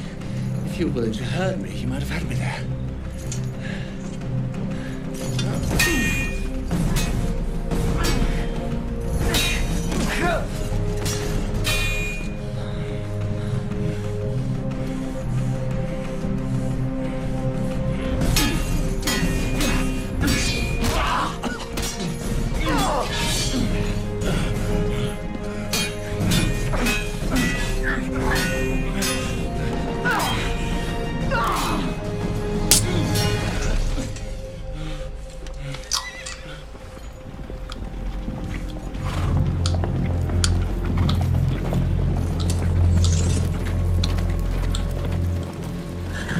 Looks like your woman's getting the better of you.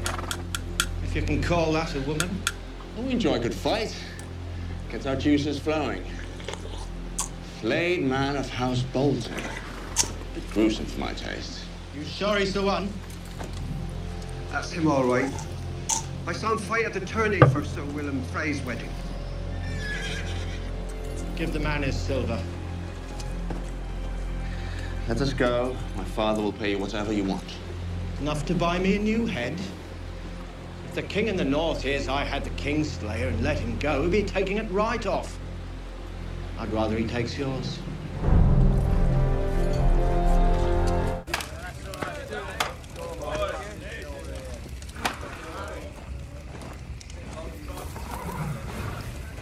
I'll take the big bitch first.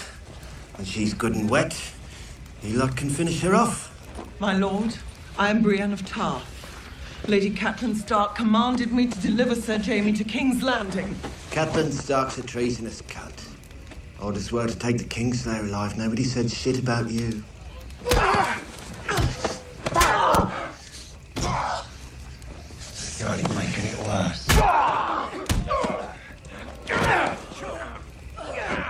Take her over there where it's dark. Like a little privacy.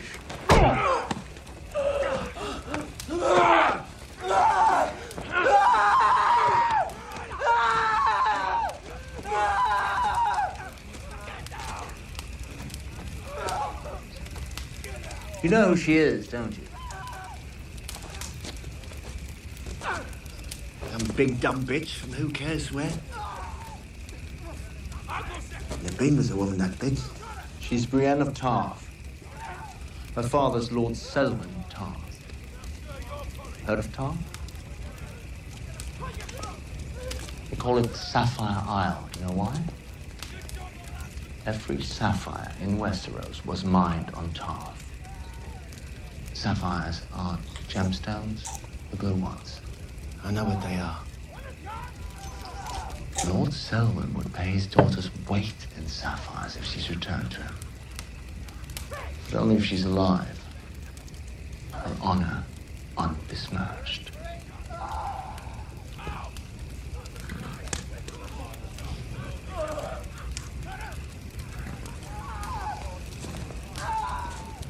Bring it back here! Yes, my lord. Yeah.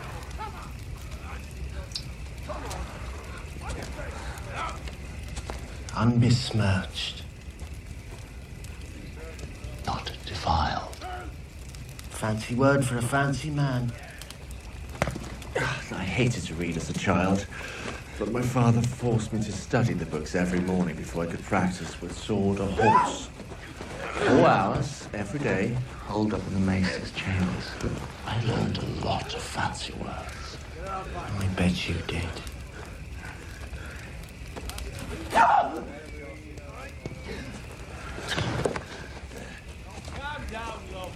Your father.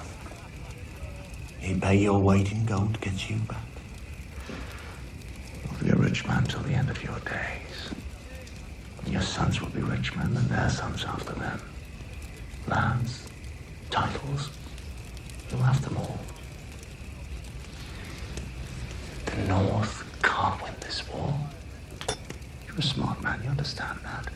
We have the numbers, we have the gold. Aye, you have both.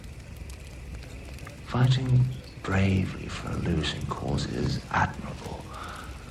Fighting for a winning cause is far more rewarding. Hard to argue with that. Now that we're speaking together man to man, I wonder if you need to keep me chained to this tree. I'm not asking to be freed from my constraints, but if I could sleep lying down, my back would thank you for it. I'm not as young and resilient as I was once. None of us are. Unchain Sir Jamie from the tree. Come on, Mister.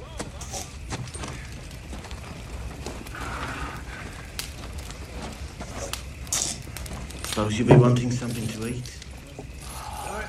Famished, actually. Think we've got a spare partridge on the fire? I do like partridge.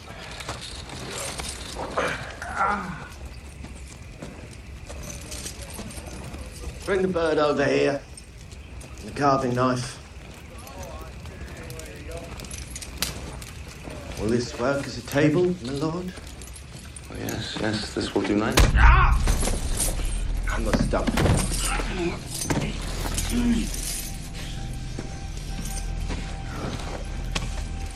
You think you're the smartest man there is? That everyone alive has to bow and scrape and lick your boots. My father. And if you get in any trouble, all you've got to do is say, my father. And that's it. All your troubles are gone. Have you got something to say? Careful. You don't want to say the wrong thing. You're nothing without your daddy. Your daddy ain't here. Never forget that. Yeah, this should help you remember.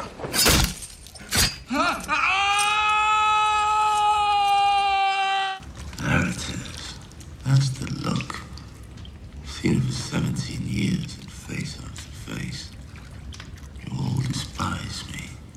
Kingslayer. Oathbreaker. Man without honor.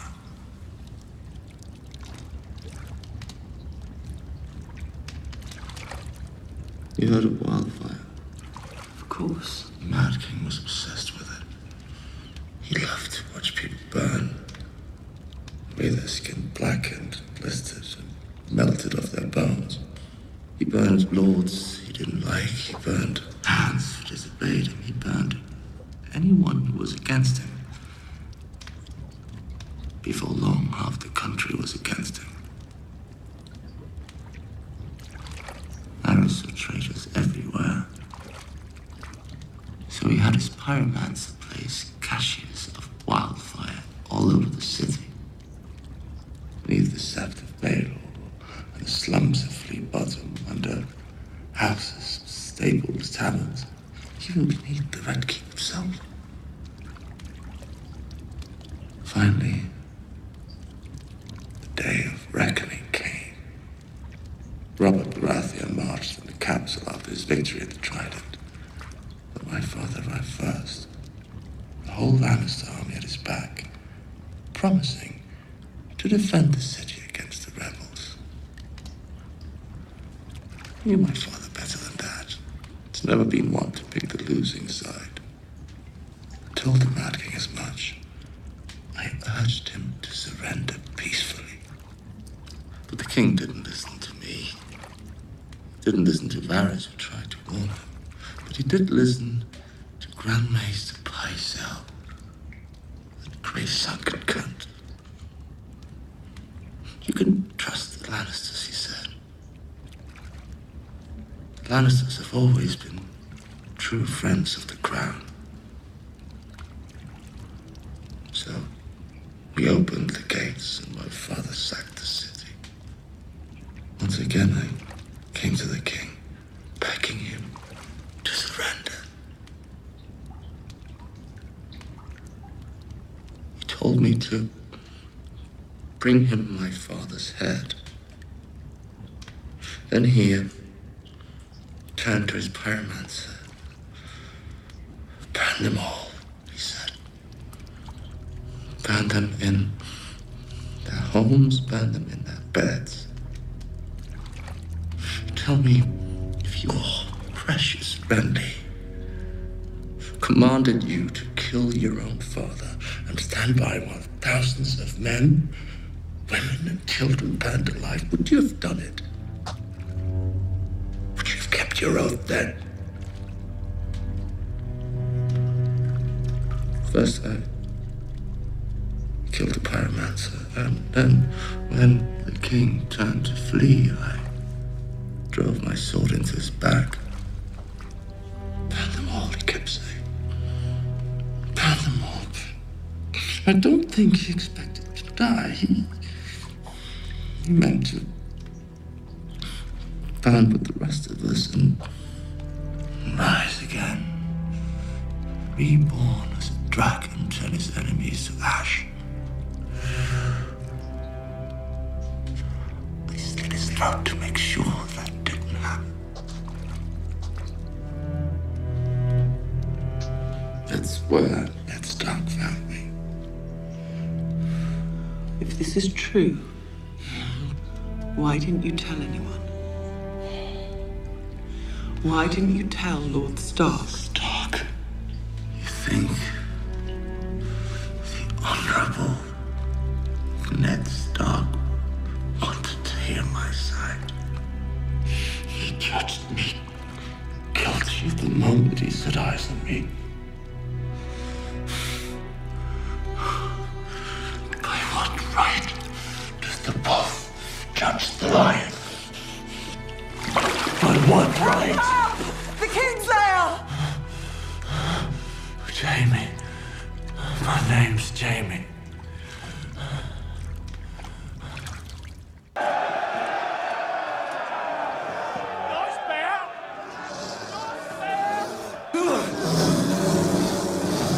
Well, this is one shameful fucking performance. Stop running and fight!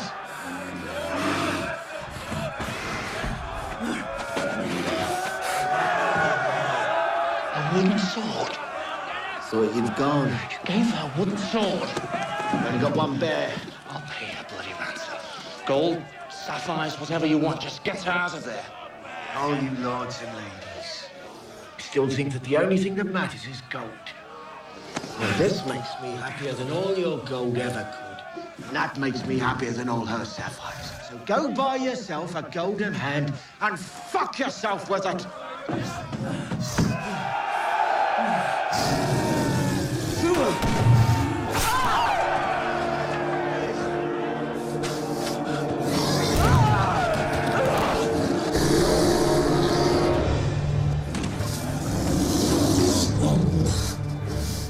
Get behind me. Will not.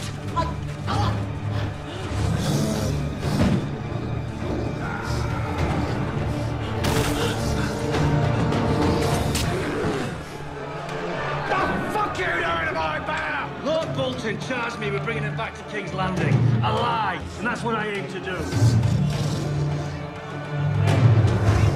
Pull her up!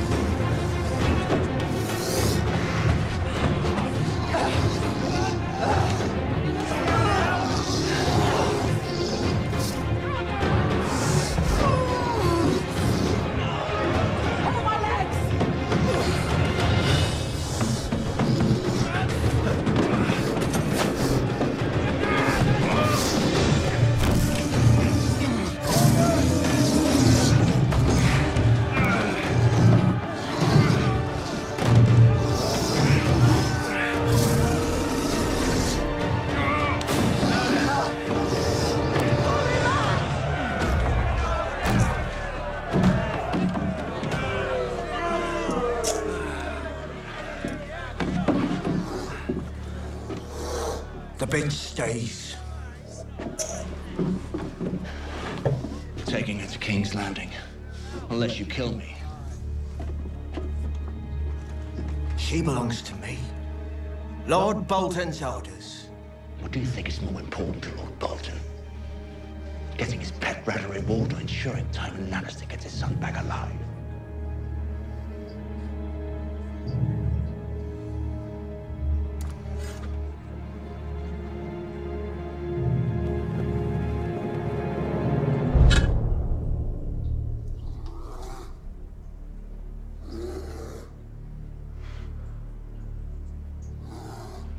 Well, we must be on our way.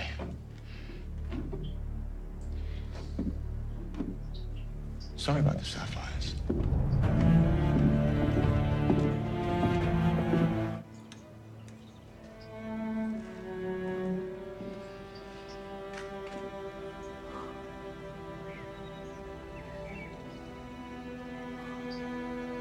Cersei.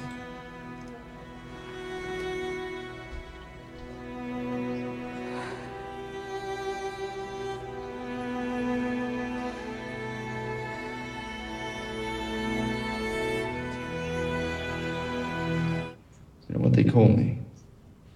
Kingslayer, Oathbreaker, man without honor. I wanted to break another sacred vow. You won't be breaking anything. There is a precedent to relieve a king's guard of his duties. The king will exercise that prerogative. No. No. No. I don't believe I asked you a question. There's my answer. If you think your bloody honor comes before My your bloody family- honor is beyond repair. But my answer is still no. I don't want Casterly Rock. I don't want a wife. I don't want children. What do you want? Supper would be nice. For 40 years I've tried to teach you. If you haven't learned by now, you never will. Go. If serving as a glorified bodyguard is the sum of your ambition, go serve. I suppose you want the sword back. Keep it. A one-handed man with no family needs all the help he can get.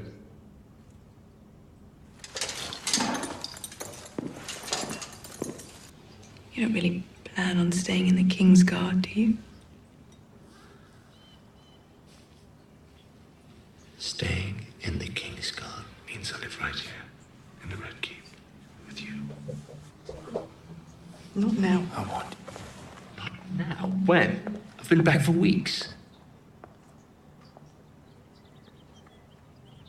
Something's changed. Everything's changed. You come back after all this time with no apologies in one hand and expect everything to be the same. What do you want me to apologize for? For leaving me. You think I wanted to be taken prisoner? Don't know what you wanted. You weren't here. You left me. Alone. Every day I was a prisoner. I plotted my escape. Every day. I murdered people so I could be here with you. You took too long.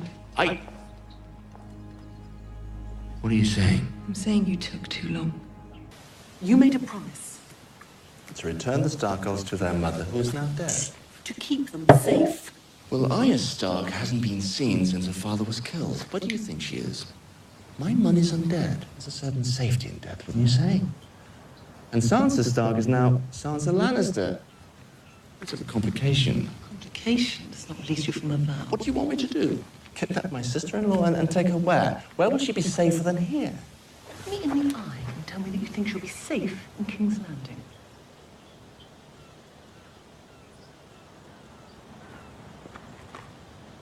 Are you sure we're not related? Ever since I returned, every Lannister I've seen has been a miserable pain in my arse. Maybe you're a Lannister too. You've got the hair for it, not the looks. It was Tyrion. He killed him. He told me he would. The day will come when you think you are safe and happy. And your joy will turn to ashes in your mouth. That's what he said to me.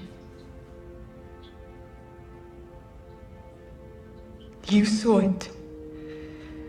You saw Joff point at him just before he... I don't know what I saw. Avenge him. Avenge our son.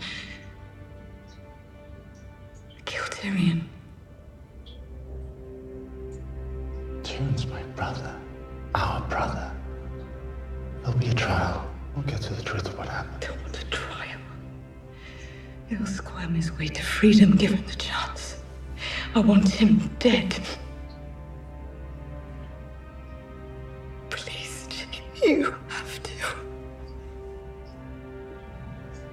He was our son. Our baby boy.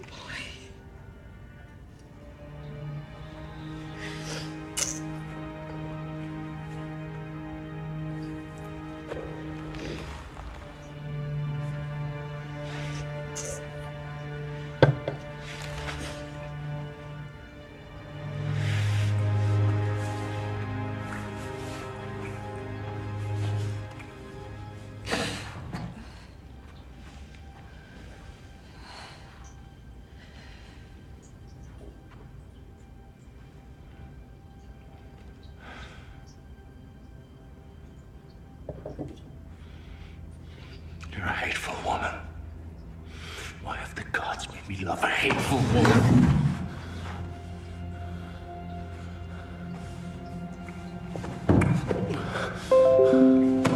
Jamie, not him, please. Please. Stop it. Stop it. No. Stop it.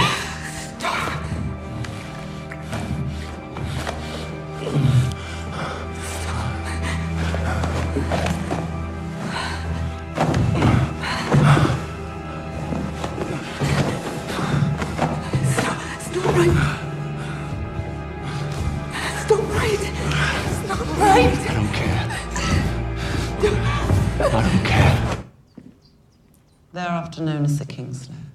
It's the duty of the Lord Commander to fill those pages. And there's still room left in mine.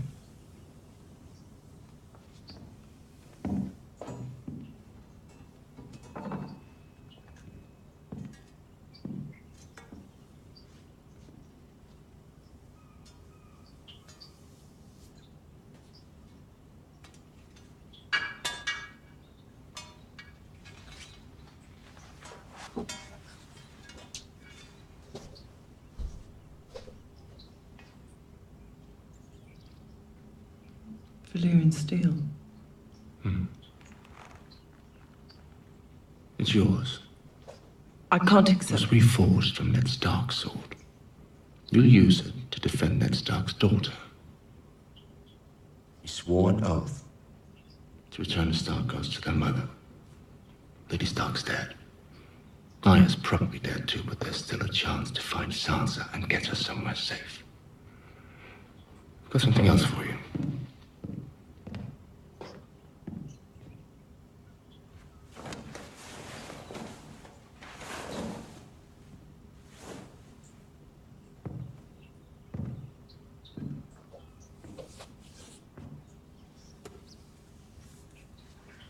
I hope I got your measurements right. I'll find her. For Lady Catelyn.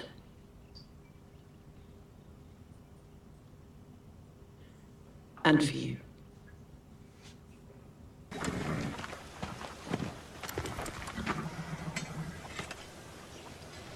They say the best souls have names. Any ideas?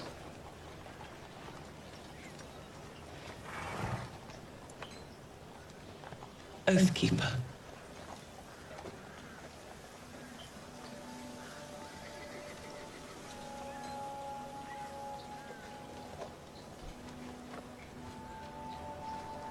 Goodbye, Brian.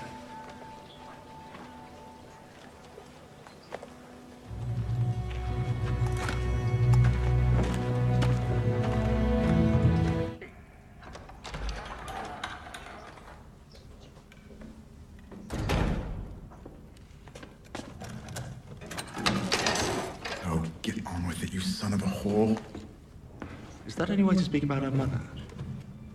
What are you doing? What do you think I'm doing? The galley's waiting in the bay bound for the Free Cities. Who's helping you? Varys. Varys? You have more friends than you thought.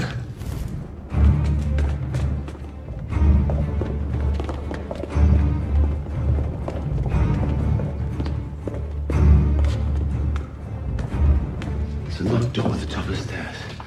Knock on it twice, and twice again. Varys will open. I suppose this is goodbye then.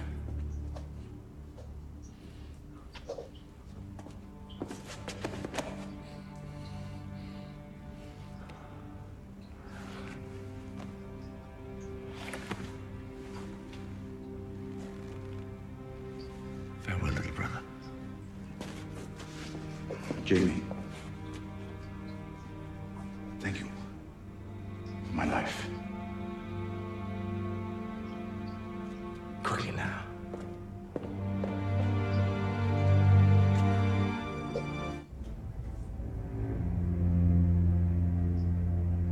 He never wanted you to be a king's guard, but here you are, protecting his dead body. What he built, it's ours. He built it for us. He meant it for us. They're going to try to take it away. All of it. They? All of them out there are enemies. They're waiting in line to make sure he's really dead, and as soon as they see the stones on his eyes, they'll set to work on tearing us apart. They have nothing to do with it. The man who murdered our father, he tore us apart. He's the enemy. I've been telling you for years. You've been defending him for years. This is exactly what they want. And now our father is dead. And that little monster is out there somewhere drawing breath. Did you set him free? Tyrion may be a monster, but at least he killed our father on purpose. You killed him by mistake. A stupidity. You're a man of action, aren't you? When it occurs to you to do something, you do it. Never mind the consequences. Take a look. Look at the consequences. Here they are.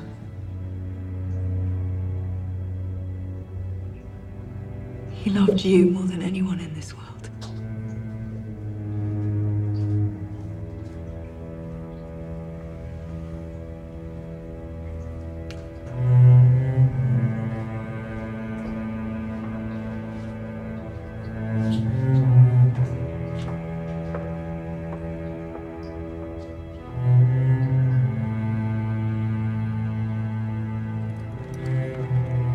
We're going to be doing a lot of fighting, I'm sure. Well, I am. But I don't imagine we'll get to stick around for the rest. Not after we've kidnapped their princess. We're not kidnapping that princess. We're rescuing my niece, bringing her back to her family. Your niece?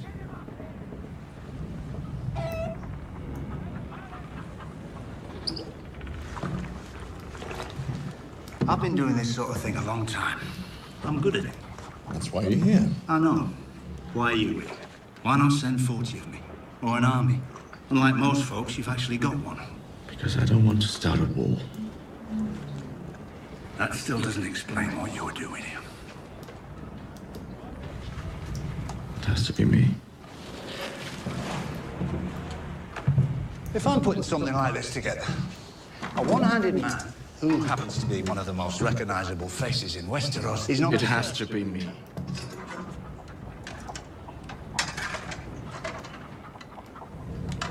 You set your brother free, didn't you? I bet your sister didn't like that. Varys set him free. Well, if you ever see the wee fucker, give him my regards. He murdered my father. If I ever see him, I'll split him in two. And then I'll give him your regards.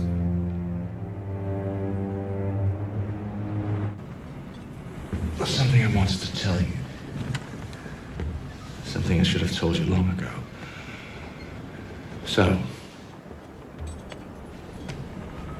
now that you've seen more of the world, you've learned how complicated things can be. People can be. The Lannisters and the Martells have hated each other for years, but you've fallen in love with Trystane. It was an accident, really. I mean, what were the chances? You happened to fall in love with the man you were assigned to marry? My point is, we don't choose whom we love. It just, well, it's beyond our control. I sound like an idiot. No, you don't. What I'm trying to say, what I'm trying and I failing know to say. what you're trying to say. No, I'm afraid you don't. I do. I know. About you and Mother. I think a part of me always knew. And I'm glad. I'm glad that you're my father.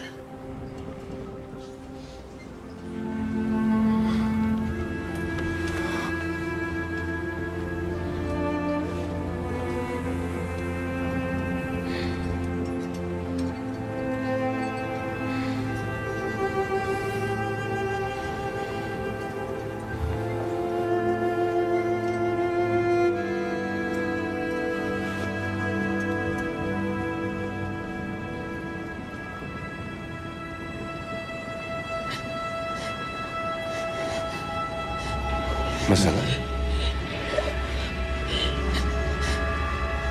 Marcella?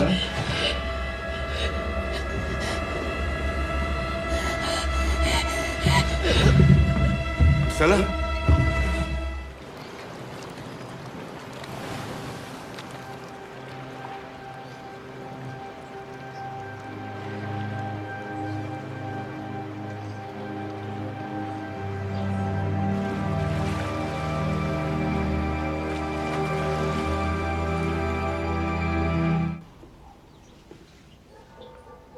Do you remember the first time you saw a dead body?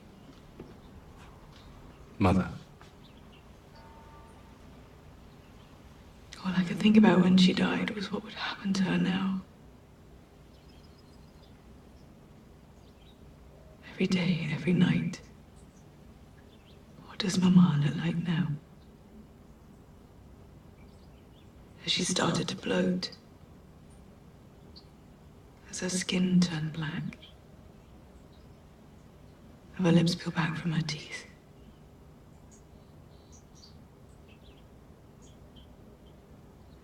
I think about locking Marcella in a crypt. think about her beautiful little face starting to collapse. Don't think about it. I have to. It's not right. She has to suffer alone. She's not suffering. She's gone. No one can hurt her anymore. She was good. From her first breath, she was so sweet. I don't know where she came from. She was nothing like me. No meanness, no jealousy, just good. I know. I thought if I could make something so good,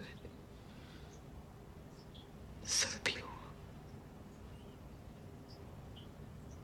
maybe I'm not a monster. Listen to me. She was my daughter. And I failed her. No, I knew this would happen. The witch told me years ago. She promised me 3 children. She promised me they'd die. And gold their shrouds. Everything she said came true. You couldn't have stopped it. It's prophecy. It's fate. You don't believe that? Of course I do. You told me yourself when Father died. You said we had to stay together. You said people would try to tear us apart, take what's ours. That was a prophecy too. I didn't listen to you, and everything you said came true. Fuck prophecy. Fuck fate. Fuck everyone who isn't us. We're the only ones who matter, the only ones in this world. And everything they've taken from us, we're going to take back and more. We're going to take everything there is. Lord Edmure, I apologize for the way the Freys treated you. A man of your birth deserves better. Have my word, you'll be properly fed and clothed from now. I have your word. Oh, good. Good, that's the fine thing. My uncle will never surrender the castle, so whatever game you're playing. The Blackfish is an old man. A good death is all he can hope for. But you have a child now, I've heard. A son you sired on your wedding night. You're a potent man. A son I've never met. Born of a wife that I haven't seen since our first night together. You should be with them both. I can arrange that, you realize. Comfortable rooms for your castly rock. A tutor for your boy. Knights to train him to fight and to ride. And when he comes of age, he'll have a keep of his Do own. you imagine yourself a decent person? Is that it? After you've massacred my family. Kept me in a cell for years. Stolen our lands. I'll remind you that our houses are at war. I'm sorry if this conflict has inconvenienced you, but rebelling against the crown does have consequences. This is the man who shoved his sword through his king's back. Did I give you the impression that this was a negotiation? It's not. You understand, on some level, you understand that you're an evil man. I'll leave the judgments to the gods. Well, it's convenient for you. You're a fine-looking fellow, aren't you? Your square jaw, your golden armor. Tell me, I want to know, I truly do. How do you live with yourself? All of us have to believe that we're decent, don't we? You have to sleep at night. How do you tell yourself that you're decent after everything that you've done?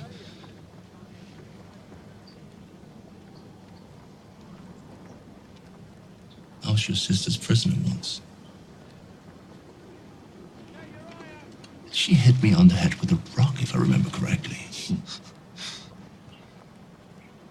Yeah. She should have killed you. Perhaps, but she didn't. Catelyn Stark hated me just like you hate me. I didn't hate her. I admired her. Far more than her husband or her son. Do you think I care whom you admire and whom No, I you don't, but I'm telling you anyway, because you're my prisoner, you don't have a choice. The love she had for her children, I was a little awed by it. Reminded me of my sister. Oh. No, I see. You're a madman. I'm not here to trade insults. Your sister was a strong... Don't talk about Cat. I'll talk about whomever I want. She loved her children. I suppose all mothers do, but Catelyn and Cersei, there's a fierceness you don't often see. They'd do anything to protect their babies. Start a war, burn cities to ash, free their worst enemies. The things we do for love.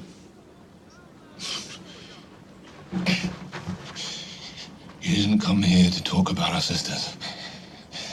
That's exactly why I came here. I love Cersei. You can laugh at that if you want. You can sneer, it doesn't matter. She needs me. And to get back to her, I have to take Riverrun. I'll send for your baby boy. And I'll launch him into Riverrun with a catapult. Because you don't matter to me, Lord Edmure. Your son doesn't matter to me. The people in the castle don't matter to me. Only Cersei. And if I have to slaughter every Tully who ever lived to get back to her, that's what I'll do.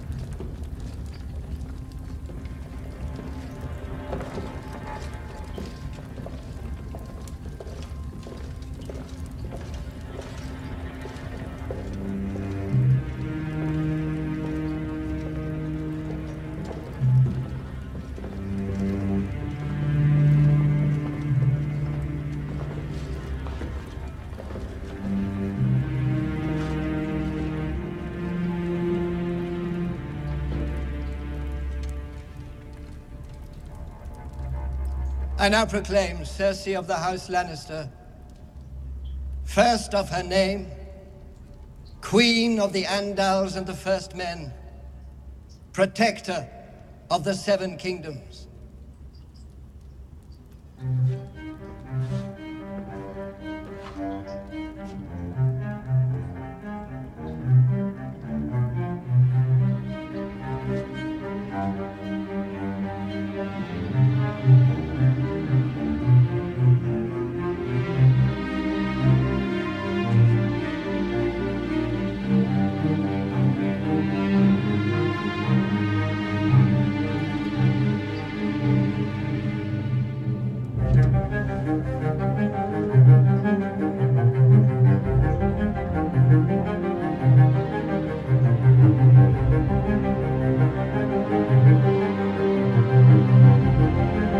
Long may she reign.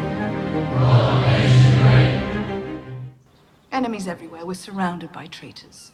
You're in command of the Lannister army now. How do we proceed? Winter's here.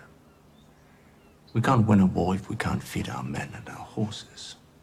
The Tyrells have the grain, the Tyrells have the livestock. Will the Tyrell bannermen stand alongside a Dothraki horde, an unsullied slave soldiers? If they think Daenerys will win. No one wants to fight on the losing side. Right now, we look like the losing side. I'm the Queen of the Seven Kingdoms. 3 kingdoms at best. I'm not sure you understand how much danger we're in. I understand we're in a war for survival. I understand whoever loses dies. I understand whoever wins could launch a dynasty that lasts 1,000 years. A dynasty for whom? Our children are dead. We're the last of us. A dynasty for us, then. We never talked about Tommen. There's nothing to say. Our baby boy killed himself. He betrayed me. He betrayed us both.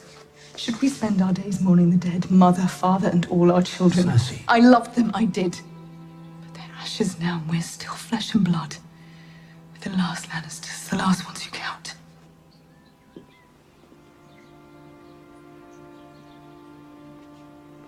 Even Lannisters can't survive without allies. Where are our allies now? You saw what happened to Walder Frey and his family. I heard. How could we ever trust a man like that? We couldn't. He was a useless old coward, but the Frey supported us. Now they're all dead. Whoever killed them is no friend of ours. We need allies. Stronger, better allies. We can't win this war alone.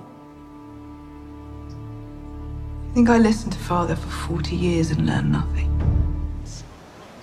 You said yourself we needed stronger, better allies. There you are. How are they better allies? How are they different from the Freys? They both broke their promises and murdered their former friends as soon as it suited them. So does everyone, when it suits them. Unlike the Freys, they have ships, and they're good at killing. They're not good at anything. I know the Idle. They're bitter, angry little people. All they know how to do is steal things they can't build or grow themselves. Your own Greyjoy didn't come here for that. What did he come here for, then? A queen.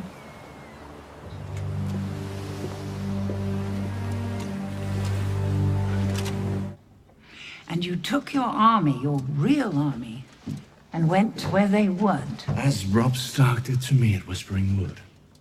There are always lessons in failures. Yes. You must be very wise by now. My father always said I was a slow learner. If he was so clever, why didn't he take High Garden the moment your gold mines ran dry? I suppose I'll be able to ask him myself soon enough. No more learning from my mistakes, eh? She's a monster, you do know that. To you, I'm sure. To others as well. But after we've won, and there's no one left to oppose us, when people are living peacefully in the world she built, do you really think they'll wring their hands over the way she built it? You love her. You really do love her. You poor fool. She'll be the end of you. Possibly. Not much to be gained from discussing it with you, though, is there? What better person to discuss it with? What better guarantee could you have that the things you say will never leave this room? But perhaps you're right. If she's driven you this far, it's gone beyond your control. Yes. It has. She's a disease. I regret my role in spreading it. You will too.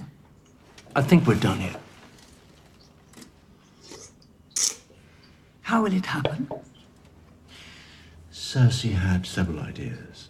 Whipping you through the streets and beheading you in front of the Red Keep. Flaying you alive and hanging you from the walls of King's Landing. I talked her out of those.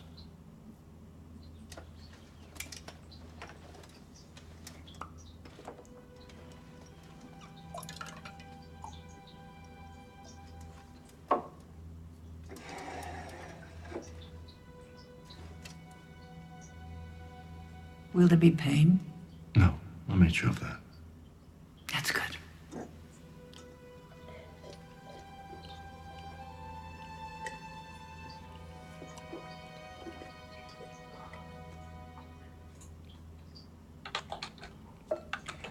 I'd hate to die like your son, clawing at my neck, foam and bile spilling from my mouth, eyes blood red, skin purple. Must have been horrible for you, as a king's guard, as a father. It was horrible enough for me. A shocking scene. Not at all what I intended. You see, I'd never seen the poison work before.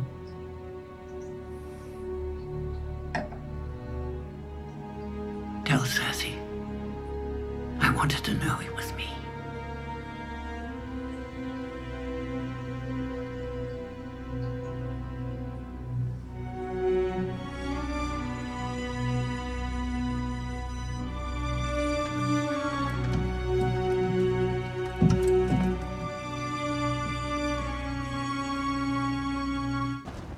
Today might be the day I kill you by accident.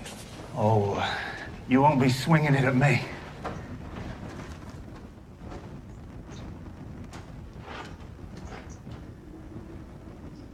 I'll leave you to it. I needed to see you. And I knew you'd never agree to meet. You made me look like a complete fool. I thought I'd surprise you by hitting Casterly Rock. But you were 3 steps ahead of me. Abandoned the family home, completely unsentimental. Father would have been proud. Don't talk about father. Listen to me. I once told Bronn that if I ever saw you again, I'd cut you in half. It'll take you a while with a sparring sword.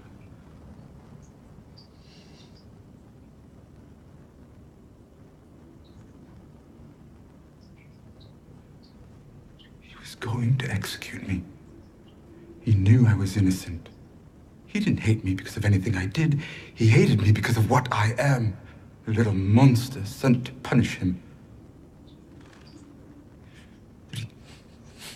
Did he think I wanted to be born this way? Did he think I chose? What do you want?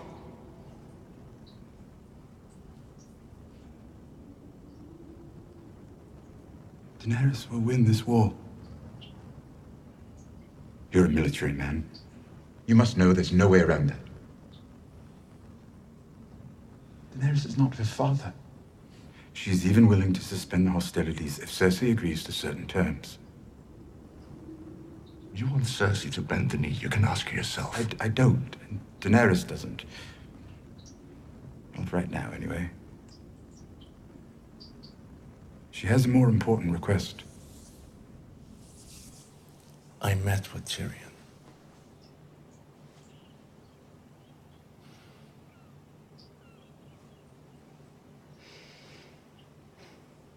What did our brother have to say? Daenerys wants to meet. To discuss her surrender. To discuss an armistice. She just won a great victory. Why would she want a truce now? Because an army of dead men is marching on the 7 kingdoms. Tyrion claims he'll have proof. Are you going to punish him? Tyrion. Bronn. He betrayed you. He set up a meeting without your knowledge or consent. Do you think anything of importance happens in this city without me knowing? You let it happen. Why? I've come to believe that an accommodation with the Dragon Queen could be in our immediate interest. She has the numbers. If we want to beat her, we have to be clever.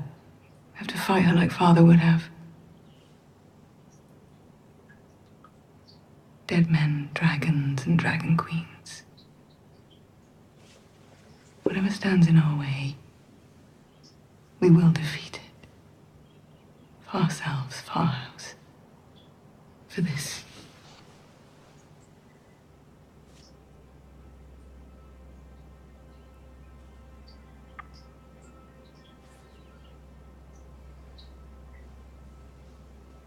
Who would you say is the father? You.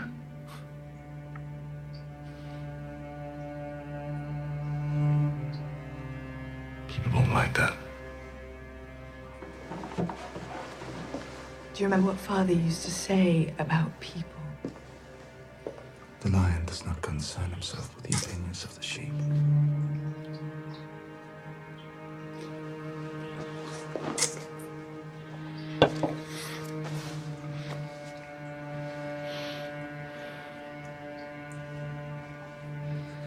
Never betray me again.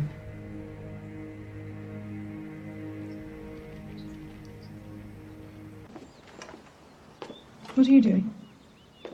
Preparing the expedition north. Expedition North. I always knew you were the stupidest Lannister.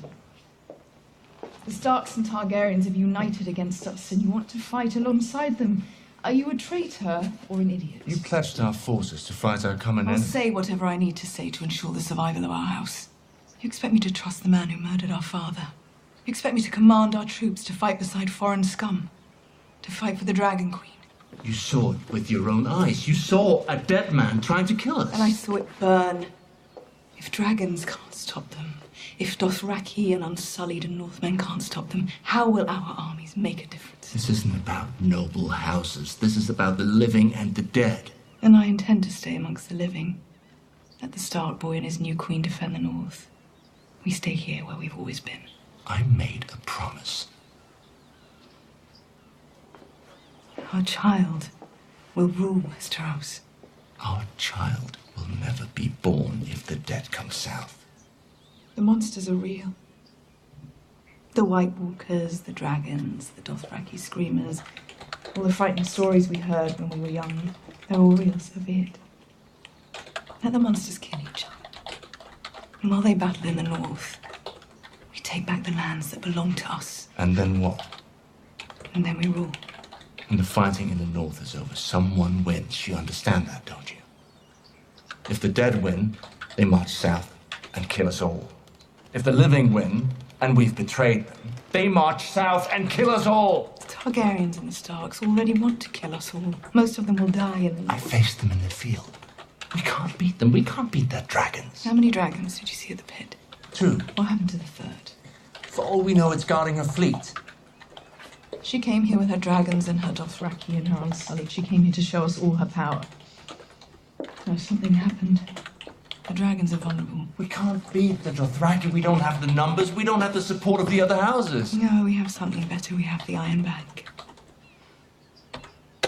You should have listened more when Father spoke about the importance of gold. Oh, I know it's boring for you. You just wanted to hunt and ride and fight.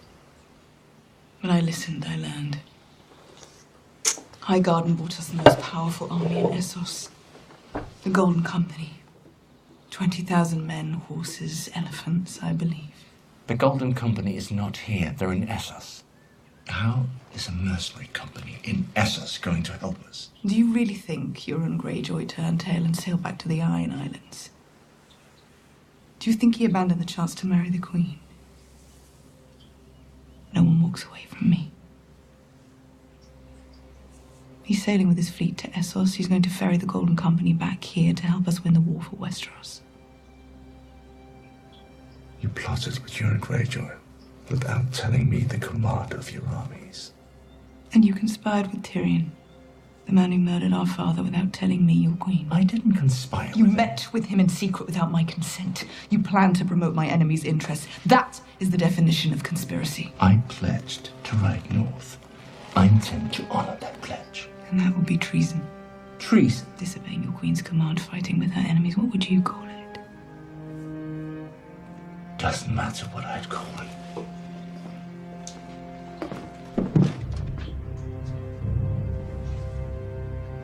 I told you no one walks away from me. Are you going to order him to kill me? I'm the only one you have left. Our children are gone. Our father is gone. It's just me and you now. There's one more yet to come. Give the order then.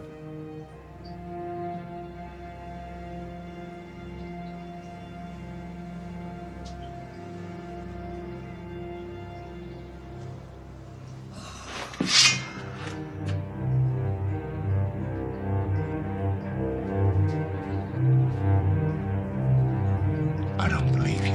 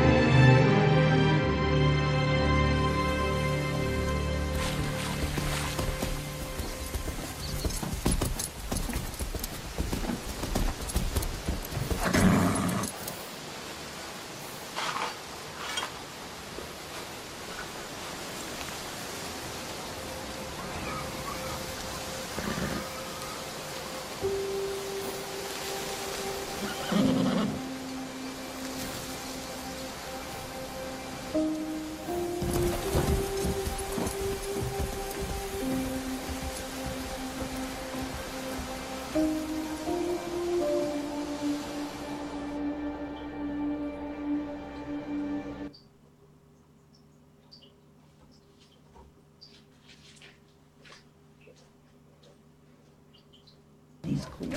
Quite beautiful. And stitching them too. Oh, no, this.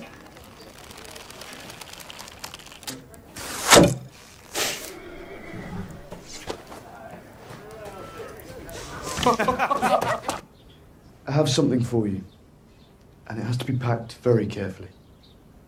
A present? Close the door.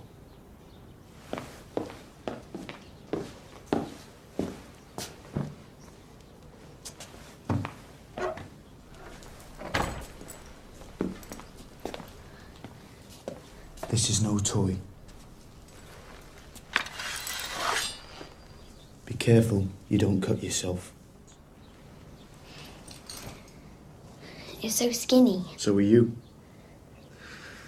I had the blacksmith make it for you special. It won't hack a man's head off, but it can poke him full of holes if you're quick enough. I can be quick. You'll have to work at it every day. How's it feel? Do you like the balance? I think so. First lesson. Sticking with the pointy end.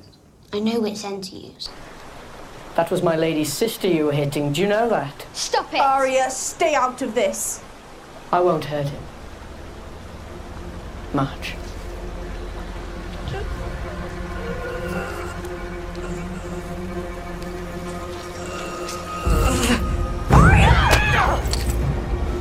Filthy little bitch! Stop it! Stop it! Both of you! You're spoiling it! You're spoiling everything! I'll gut you, you little cunt!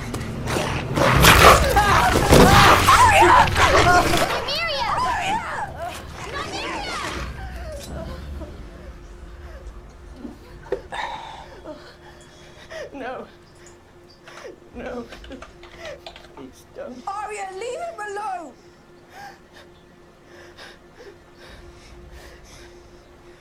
Your girl and that butcher's boy attacked my son. That animal of hers nearly tore his arm off. That's not true. She just bit him a little. He was hurting Micah. Joff told us what happened. You and that boy beat him with clubs while you set your wolf on him. That's not what happened. Yes, it is. They all attacked me and she threw my sword in the river. Liar. Shut up! Enough! He tells me one thing, she tells me another. 7 hells, what am I to make of this? Where's your other daughter, Ned? In bed asleep. She's not. Sansa, come here, darling.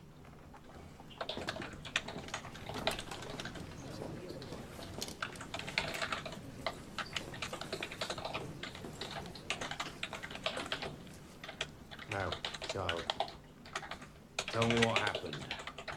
Tell it all and tell it true. It's a great crime to lie to a king.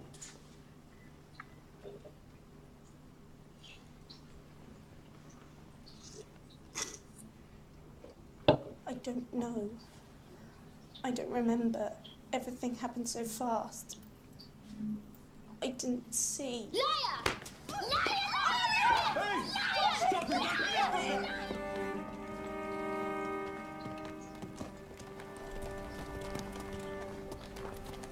The butcher's boy. You rode him down. He ran. Not very fast. I hate them. I hate all of them. The Hound, the Queen and the King, and Joffrey and Sansa. Sansa was dragged before the king and queen and asked to call the prince a liar. Tomorrow you will catch it. Now pick it up. That is not the way, boy. It is not a great sword that is needing 2 hands to swing it. It's too heavy. It is heavy as it needs to be to make you strong. Just so. 1 hand is all that is needed. Now we will begin the dance. Remember, child, this is not the dance of the Westeros we are learning. The knight's dance. Hacking and hammering. This is the Bravos dance. The water dance. It is swift and sudden.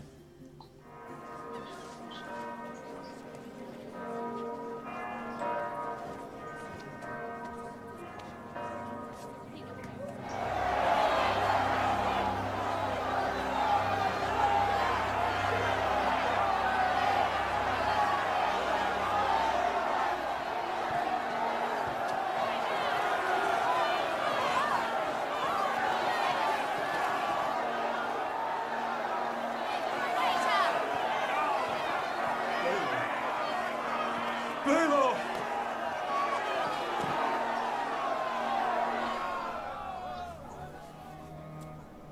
Let the High Septon and Baelor the Blessed bear witness to what I say.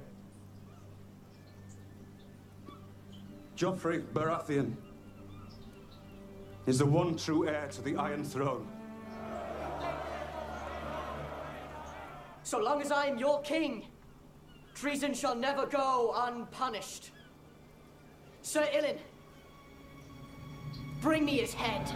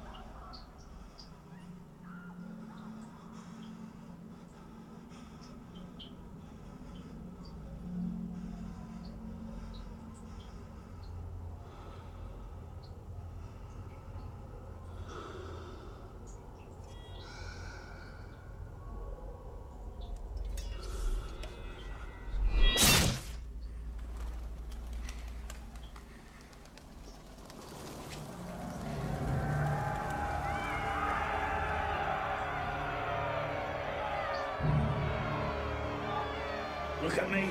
Look at me! Do you remember me now, boy? Eh? Remember me? There's a bright boy. You'll be coming with me, boy, and you'll be keeping your mouth shut.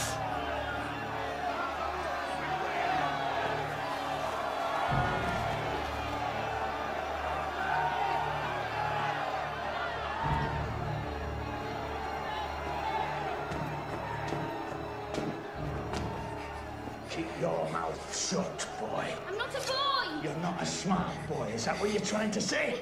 Do you want to live, boy? North, boy. We're going north. Boy. Lovely boy. What do you want? A man has a thirst. A man does not drink for a day and a night. A boy could make a friend. I have friends. This beer before I skin you. A man does not choose his companions. These two, they have no courtesy. A man must ask forgiveness. Lord Ari. This man has the honor to be Jug Rakar. I'm not a girl. Yes, you are. Do you think I'm as stupid as the rest of them? Stupider. The Night's Watch doesn't take girls. Everyone knows that. Yeah, that's true. You're still a girl. I am not. Yeah, well, pull your cock out and take a piss then. I don't need to take a piss.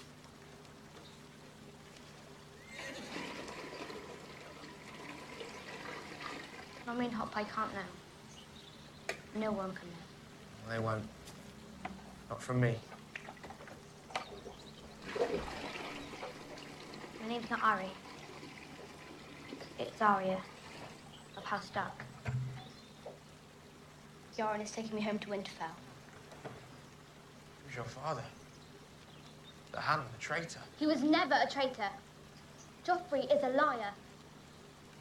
So you're a highborn then, you're a lady. No. I mean, yes. My mother was a lady, and my sister, But you were a lord's daughter, and you lived in a castle, and you... But all that about cocks, I should never have said.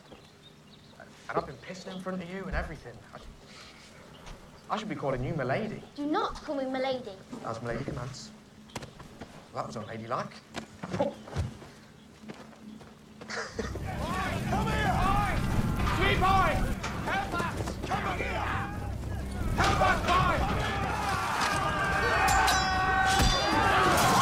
A man can fight! Free us!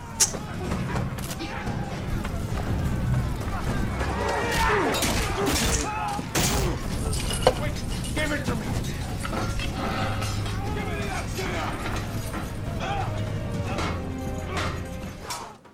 looking at? Kneel! Kneel, or I'll carve your lungs out, boy. You'll do no such thing. This one's a girl, you idiot. Dressed as a boy. Why? Safer to travel, my lord. Smart. More than I can say for this lot. Get these prisoners to work. Bring the girl. I need a new cupbearer. The girl says nothing.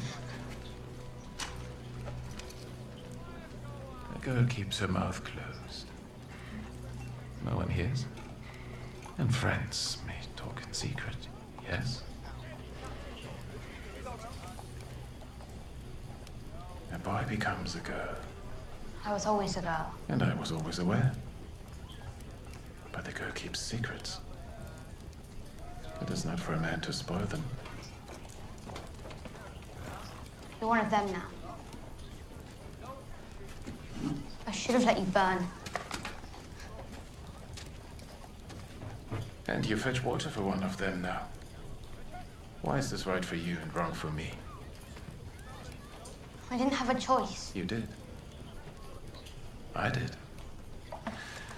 And here we are. A man pays his debts. A man owes 3. 3 what? The Red God takes what is his, lovely girl. And only death may pay for life. You saved me and the 2 I was with. You stole 3 deaths from the Red God. We have to give them back. Speak 3 names, and the man will do the rest. 3 lives I will give you. No more, no less. And we're done. I can name anyone. And you'll kill him. A man has said. A girl owes 1 more name. The Red God demands it. Give the man a name. How long after I give you the name does it take you to kill someone? A minute, an hour, a month. That is certain. The time is not. He's taking his army to attack my brother. I need him dead right now. This a man cannot do. You promised you'd help me. That was not promised, lovely girl. Only death. There must be others. Give a name, any name.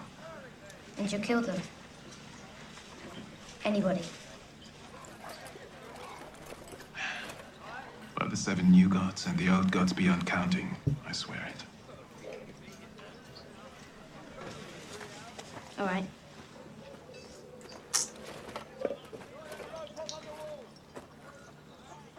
Jack and Hagar.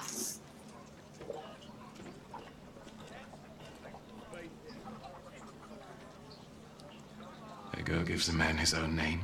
That's right. Gods are not mocked. This is no joking thing. I'm not joking. Man can go kill himself. Unname me, No. please. I'll unname you. Thank you. If you help me and my friends escape. This would require more than 1 life. This is not part of our bargain. Fine. Jack and Hagar. A girl lacks honor.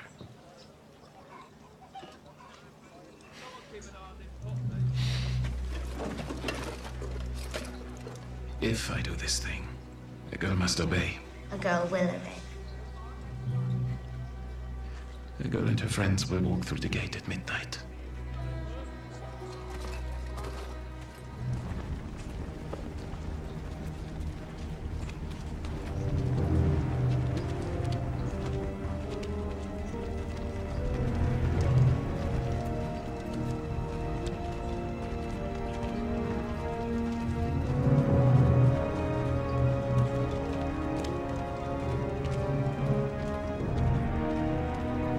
How did you kill those guards?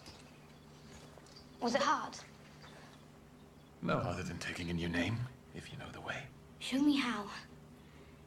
I want to be able to do it too. If you would learn, you must come with me. Where? Far and away across the narrow sea to Bravos. My dancing master was from Bravos. To be a dancing master is a special thing, but to be a faceless man, that is something else entirely. The girl has many names on her lips. Joffrey, Cersei, Tywin Lannister, Ilyn Payne, the Hound. Names to offer up to the Red God. She could offer them all, one by one. I want to. But I can't. I need to find my brother and mother. And my sister. I need to find her too. Then we must part.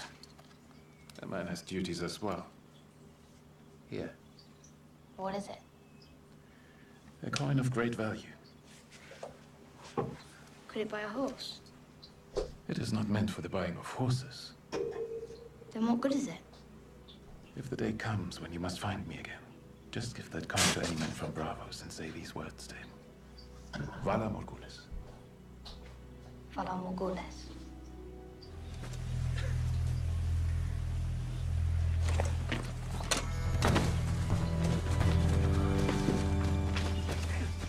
Three young ones on the run, carrying castle forged swords. You escaped from Harrenhal? Who are you? Thoros of Myr. And the fella here with the bow is Anguy. No, who do you fight for? The Brotherhood without banners. Now come along. One waits for him to drink until he passes out. Poor man. You have my sympathy. Aha! Not a man at all. A hound! So good to see you again, Clegane. Thoros. The fuck you doing here? Drinking and talking too much, same as them. A pretty prize, lads. Girl! What in seven hells are you doing with the Stark bitch?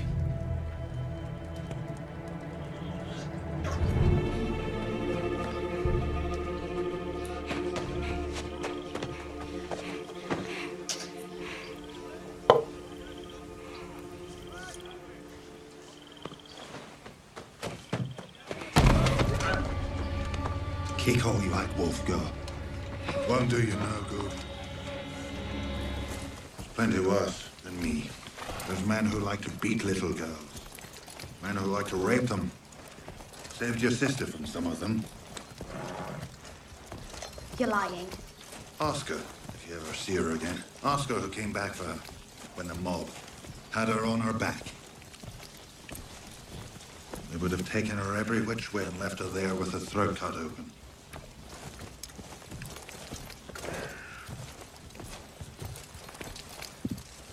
Is that the Blackwater?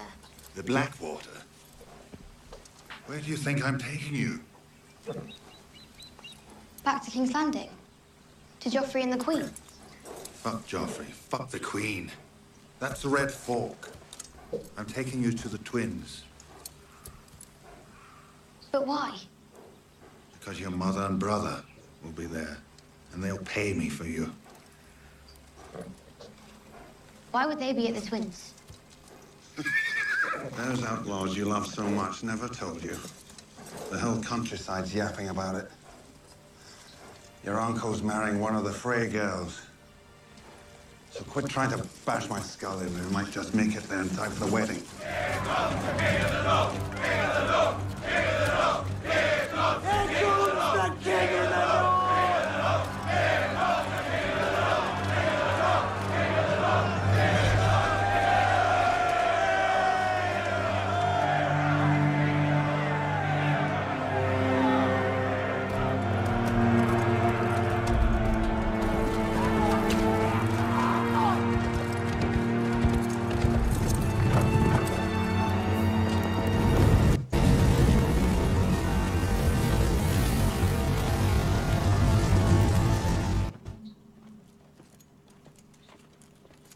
Seven blessings. I'm Brienne of Tarth. This is Podrick Payne. You want something? Send off Clegane. The Hound.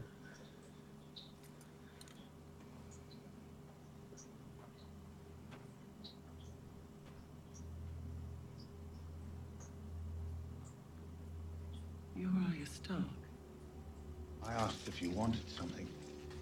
I swore to your mother I would bring you home to her. My mother's dead. I know. I wish I could have been there to protect her.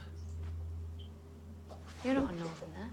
No, but I swore a sacred vow to protect her. Why didn't you? She commanded me to bring Jaime Lannister back to King's Landing. You're paid by the Lannisters. You're here for the bounty on me. I'm not paid by the Lannisters. No? Fancy sword you got there. Where'd you get it? I've been looking at Lannister gold all my life. Go on, Brienne of fucking Tarth. Tell me that's not Lannister gold. Jaime Lannister gave me this sword. The Bloody Gate's 10 miles. I swore to your mother by the old I gods don't and the care new. what you swore. Oh, yeah. You had the girl. She's not coming with you. She is. You're not a good listener. Valyrian steel. I always wanted some Valyrian steel. Come with me, Arya. I'll take you to safety. Safety? Where the fuck's that? Her auntie Neri's dead. Her mother's dead. Her father's dead. Her brother's dead. Winterfell's a pile of rubble. There is no safety, you dumb bitch. You don't know that by now. You're the wrong one to watch over her. And that's what you're doing? Watching over her? Aye, that's what I'm doing.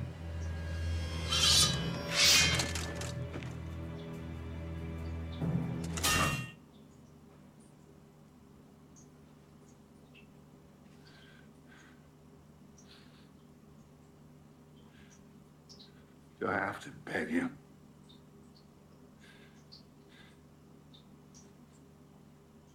Do it.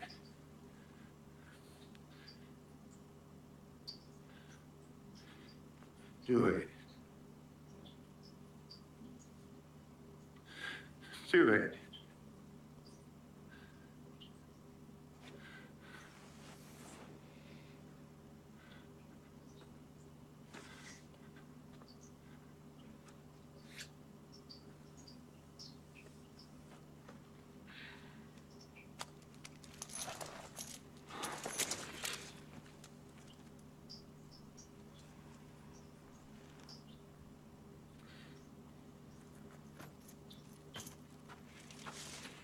Kill me.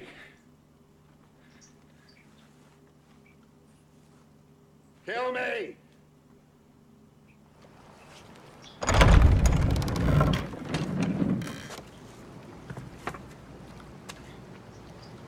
Hello.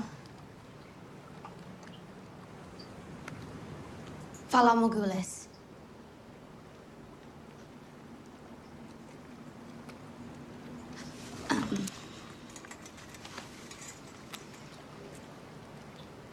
Jack and Hagar gave me this. No one here by that name. Please. I crossed the narrow sea. I have nowhere else to go. You have everywhere else to go. But wait! You. What have you got there? I said. Turn around and go. Turn around and go. That's a nice little sword. Worth 100 pigeons, a sword like that. Nothing's worth anything to dead men. Quickly, go, go!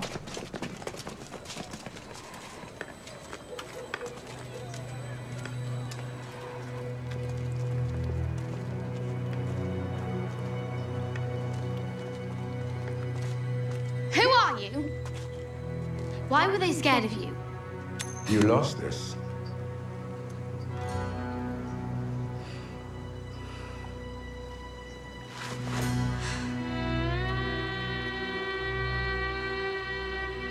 You said there was no Jack and Hagar here.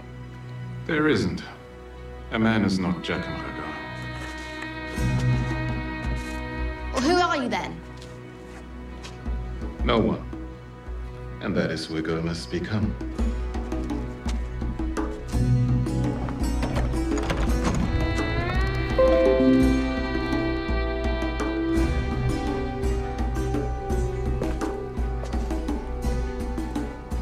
A girl wants to serve herself. Here we serve the many-faced god. To serve well, a girl must become no one. Which one's the many-faced god? I see the stranger. I see the drowned god. I see the wayward face. There is only one god. A girl knows his name.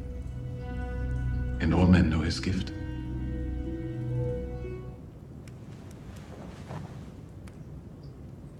Who are you?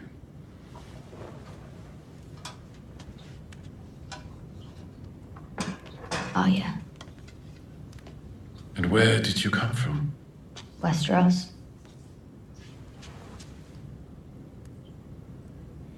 My family home is Winterfell. I'm the youngest daughter of a great lord, Eddard Stark. He died in battle.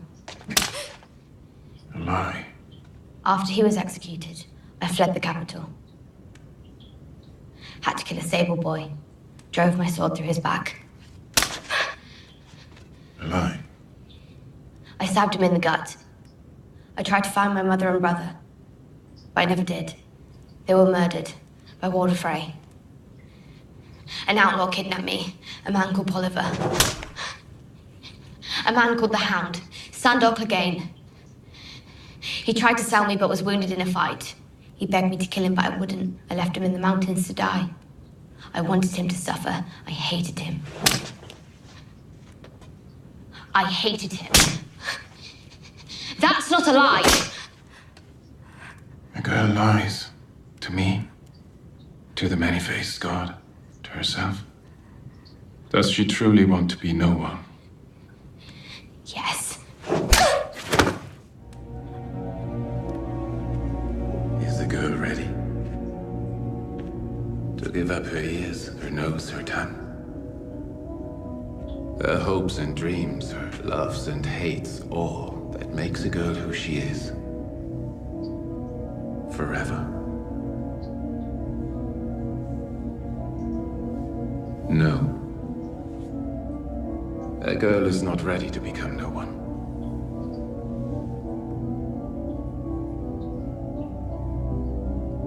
But she's ready to become someone else. A girl named Lana will return to the docks. She will watch the gambler. She will come to know as much about him as she knows about herself. And then what? A gift. For the thin man.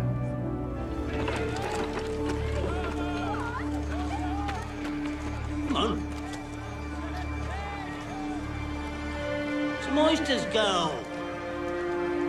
I'm talking to you. Where's the... Go! You dead? Go! Go!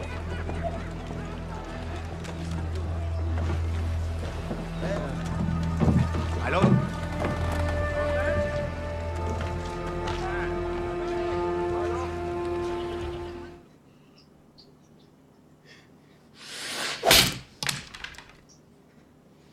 I can see I have my work cut out for me. You two, out.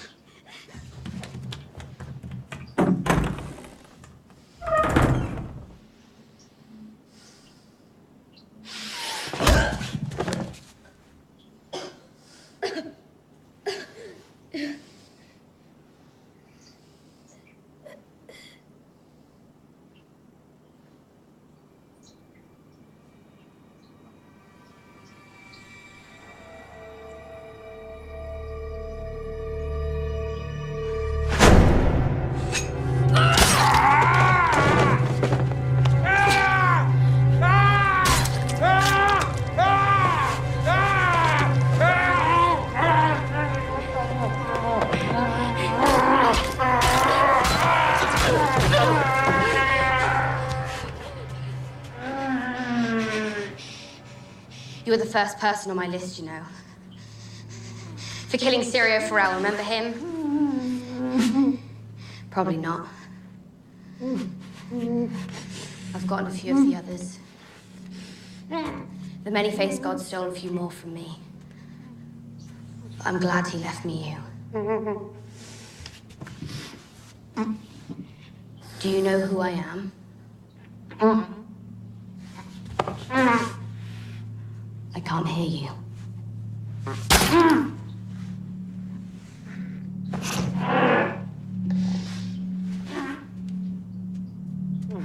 You know who I am. I'm Arya Stark.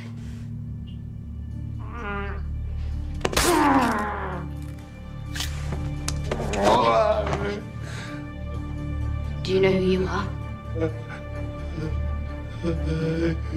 You're no one. You're nothing.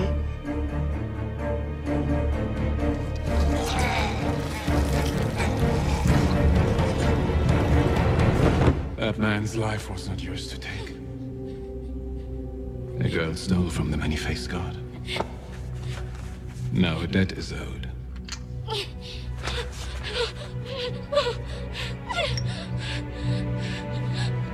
Only death can pay for life.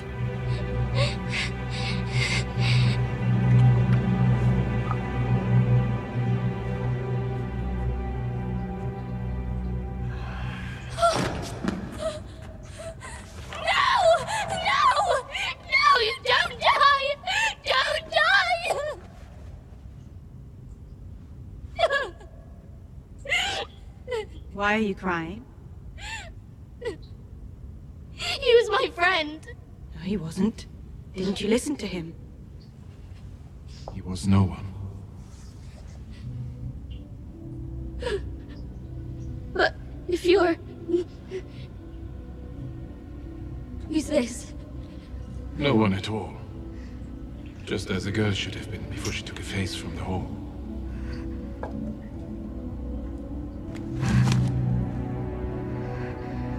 Faces are for no one. You are still someone. And to someone, the faces are as good as poison.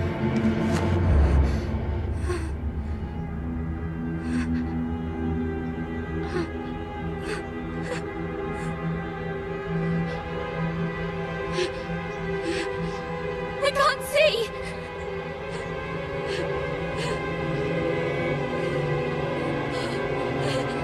What's happening? What's happening? What's your name?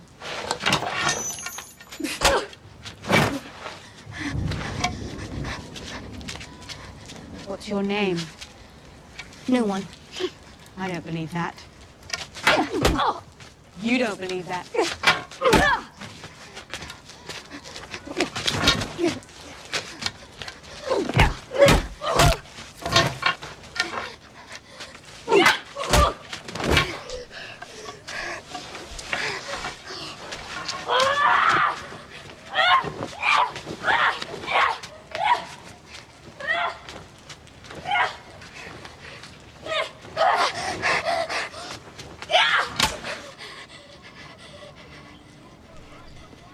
Who are you? No one. If a girl says her name, the man will let her sleep under a roof tonight. A girl has no name. If a girl says her name, a man will feed her tonight. A girl has no name. If a girl says her name, a man will give her eyes back. A girl has no name.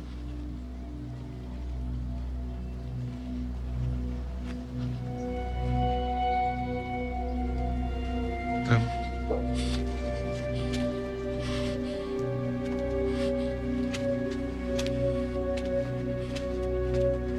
Tell me about the Hound. Also dead.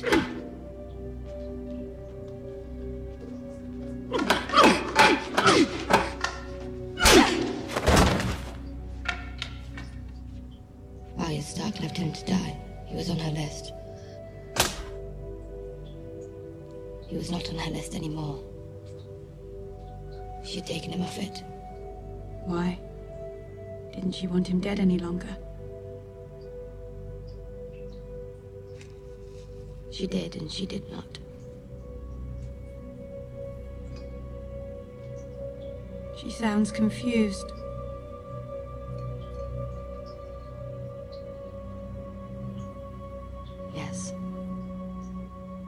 she was.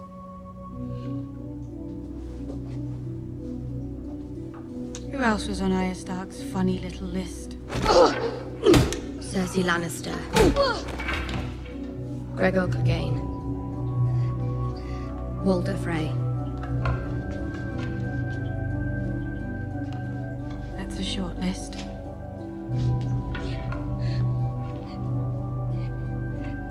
That can't be everyone you want to kill.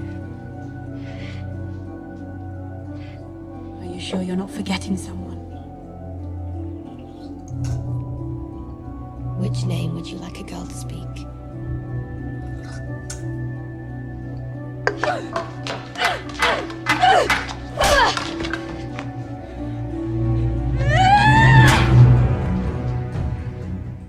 If a girl is truly no one, she has nothing to fear.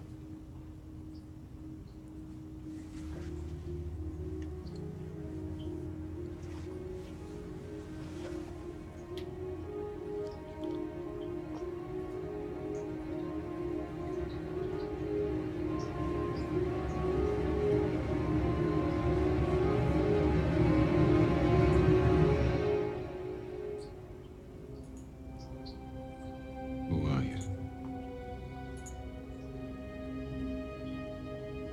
No one.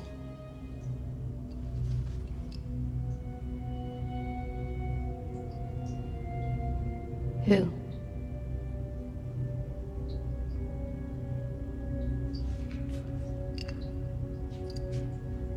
An actress who calls herself Lady Crane. She performs at the theater in Shiba Square. A girl has been given a second chance. There will not be a third. One way or another, a face will be added to the hall. Thank you. Ladies and gentlemen, I give you Bianca. Lorenzo. I give you Papuno. I give you Camello. Last but not least, sweet Lady Crane.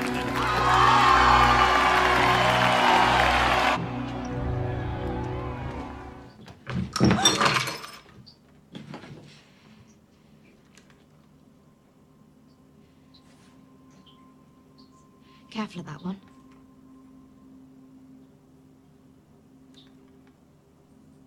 She wants you dead. You're Westerosi. What do you care? I want to book passage home.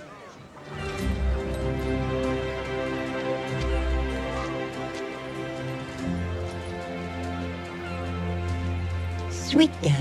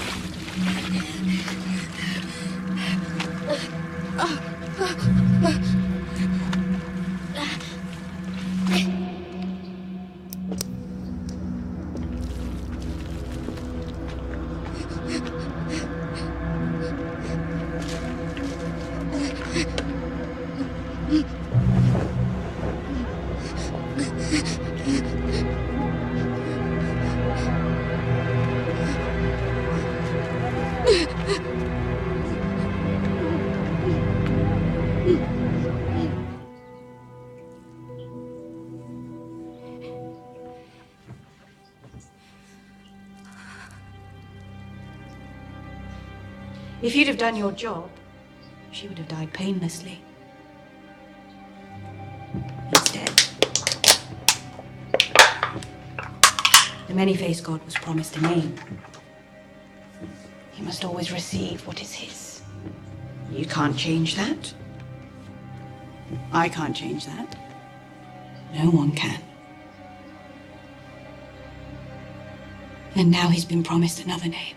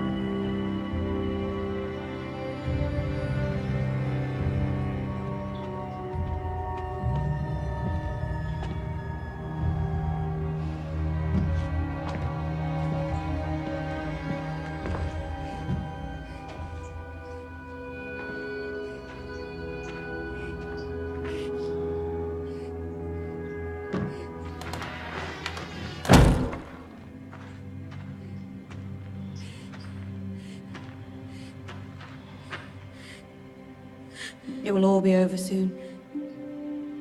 On your knees or on your feet.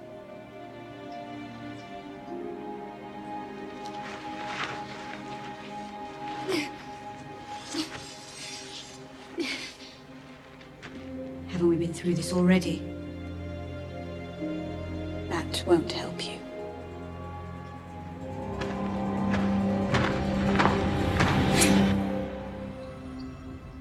You told her to kill me.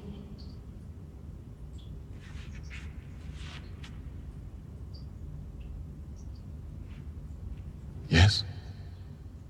But here you are. And there she is.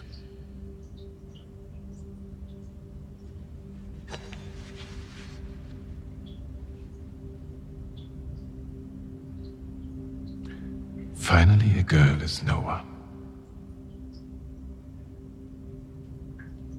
A girl is Arya Stark of Winterfell. And I'm going home.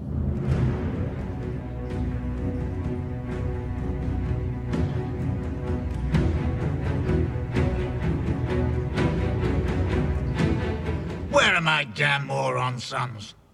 Blackwalder and Lothar promised to be here by midday. They're here, my lord. Well, what are they doing? Trimming their cunt hairs? Tell them to come here, now. But they're already here, my lord. Here, my lord.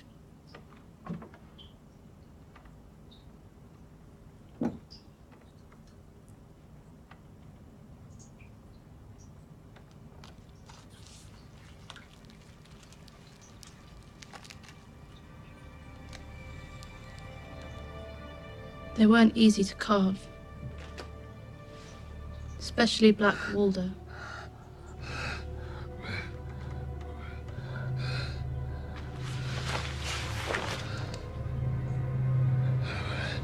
My name is Arya Stark. I want you to know that. The last thing you're ever going to see is a Stark smiling down at you as you die.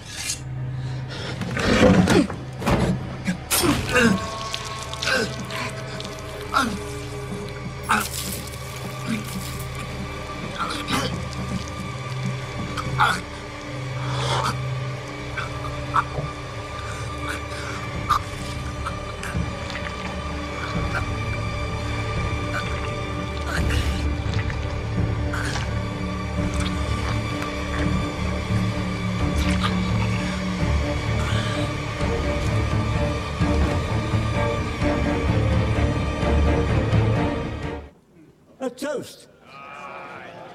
No more of that Dornish horse piss. This is the finest Arbor gold. Proper wine for proper heroes.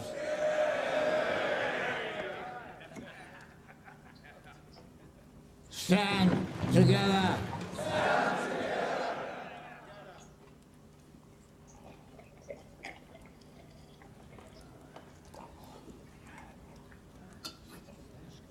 Not you. I'm not wasting good wine on a damn woman.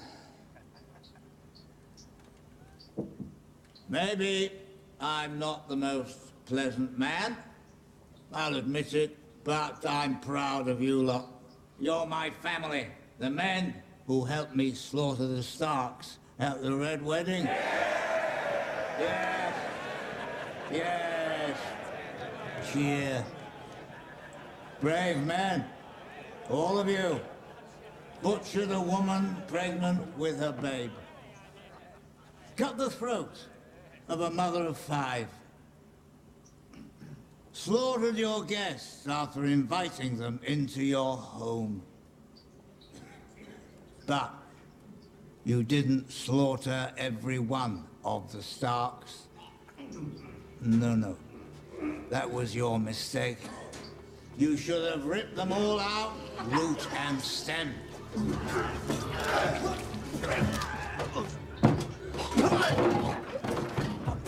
Leave one wolf alive, and the sheep are never safe.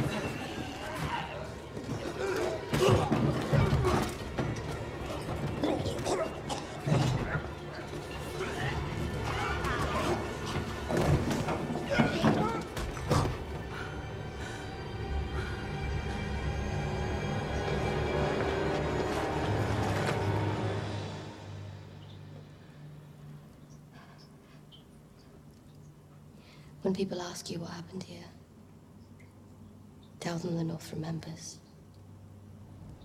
How did you get back to Winterfell? It's a long story. I imagine yours is too. Yes. Not a very pleasant one.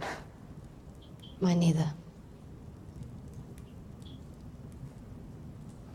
But our stories aren't over yet. No, they're not.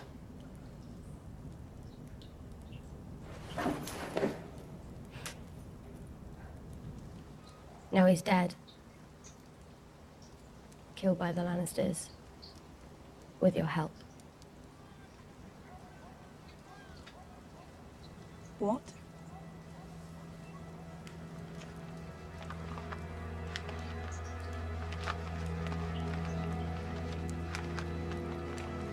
That's your pretty handwriting? Septim Mordain used to crack my knuckles because I couldn't write as well as you. Rob, I write to you today with heavy heart. Our good King Robert is dead. Killed from wounds he took in a boar hunt. You don't have to read it, I remember. Father has been charged with treason. He conspired with Robert's brothers against my beloved Joffrey and tried to steal his throne. The Lannisters are treating me well and providing me with every comfort. I beg you, come to King's Landing, swear fealty to King Joffrey, and prevent any strife between the great houses of Lannister and Stark. Your faithful sister Sansa. They forced me to do it. Did they? With a knife at your throat? Did they put you on a rack and stretch you until your bones started to pop? You don't know what it was like. I was a child. So was I. I would have let them kill me before I betrayed my family. They told me it was the only way to save Father. And you were stupid enough to believe them. I remember you standing on that platform with Joffrey and Cersei when they dragged Father to the block. I remember the pretty dress you were wearing. I remember the fancy way you did your hair. You were there? I was there. Standing in the crowd near Baelor's statue. And what did you do? Did you come running to the rescue? Did you fight off the Lannisters and save Father? I wanted to. But you didn't. Just like me. I didn't betray him. I didn't betray Rob. I didn't betray our entire family for my beloved Joffrey. You should be on your knees thanking me. We're standing in Winterfell again because of me. You didn't win it back. Jon didn't win it back. He lost the Battle of the Bastards. The Knights of the Vale won the battle, and they rode north for me, while you were off, where, traveling the world? I was training. Training. Well, while you were training, I suffered things you could never imagine. Oh, I don't know about that. I can imagine quite a lot. You never would have survived what I survived. I guess we'll never know.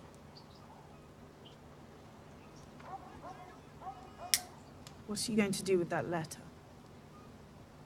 I don't know yet. Who did you show it to? Where did you find it? You're scared, aren't you? What are you scared of? You didn't commit any crimes. No one's going to hang you. Are you? You're scared I'll show it to John and he'll be angry. No, that's not John. He'll understand you were just a scared little girl, all alone with the wicked Lannisters. Do you know how happy Cersei would be right now if she saw us fighting? This is exactly what she wants. This is what she's always wanted, to tear You're us scared the apart. Northern Lords will read it.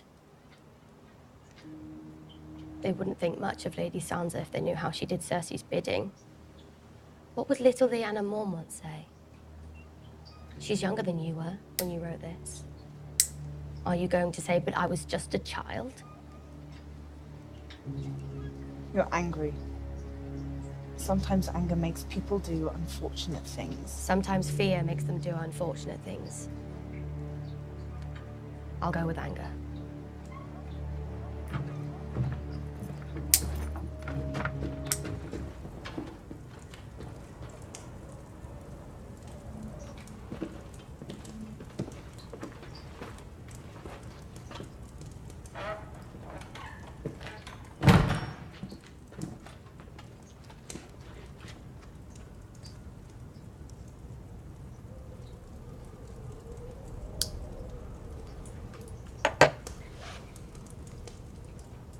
Are you sure you want to do this?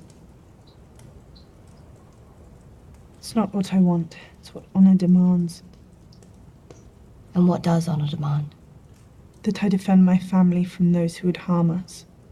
That I defend the North from those who would betray us. All right, then. Get on with it. You stand accused of murder. You stand accused of treason. How do you answer these charges? Lord Baelish.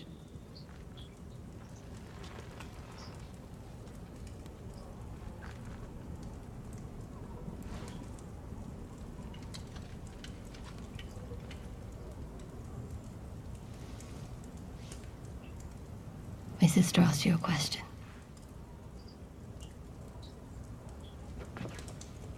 Lady Sansa, forgive me. I'm a bit confused.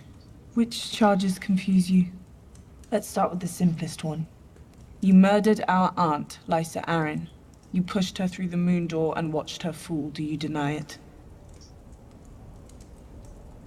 I did it to protect you. You did it to take power in the Vale. Earlier, you conspired to murder John Arryn. You gave Lysa tears of Lys to poison him. Do you deny it? Whatever your aunt might have told you, she was a troubled woman. She imagined enemies everywhere. You had Aunt Lysa send a letter to our parents telling them it was the Lannisters who murdered John Arryn, when really it was you. The conflict between the Starks and the Lannisters, it was you who started it. Do you deny it? I know of no such letter. You conspired with Cersei Lannister and Joffrey Baratheon to betray our father, Ned Stark. Thanks to your treachery, he was imprisoned and later executed on false charges of treason. Do you deny it? I deny it. None of you were there to see what happened. None of you knows the truth. You held a knife to his throat.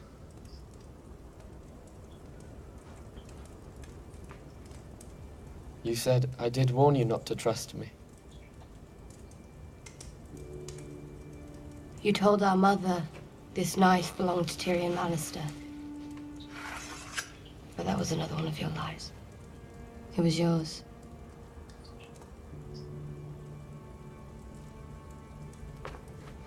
Lady Sansa, I have known you since you were a girl. I've protected you. Protected me? By selling me to the Boltons? If we could speak alone, I can explain everything. Sometimes when I'm trying to understand a person's motives, I play a little game. I assume the worst. What's the worst reason you have for turning me against my sister? That's what you do, isn't it? That's what you've always done. Turn family against family, turn sister against sister. That's what you did to our mother and Aunt Lysa, and that's what you tried to do to us. Sansa, please. I'm a slow learner. It's true. But I learn. Give me a chance to defend myself. I deserve that.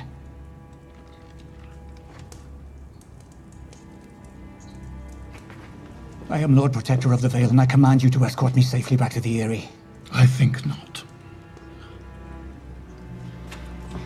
Sansa, I beg you. I loved your mother since the time I was a boy. And yet you betrayed her. I loved you. More than anyone. And yet you betrayed me. When you brought me back to Winterfell, you told me there's no justice in the world, not unless we make it. Thank you for all your many lessons, Lord Baelish. I will never forget them.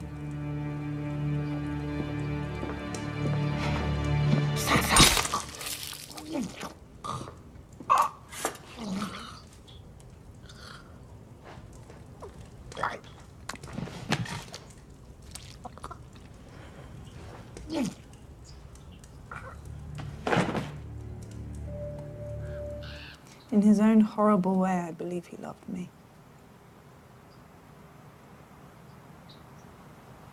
You did the right thing. You did it. I'm just the executioner. You pass the sentence. You're the Lady of Winterfell. Does that bother you? I was never going to be as good a lady as you. So I had to be something else. I never could have survived what you survived. You would have. You're the strongest person I know. I believe that's the nicest thing you've ever said to me. Well, don't get used to it. Still very strange and annoying.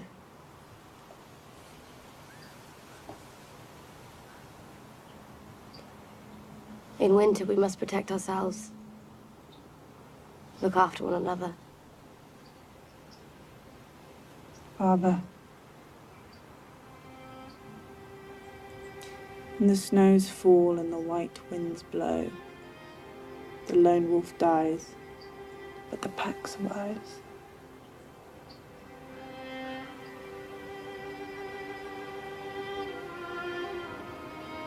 I miss him. Me too.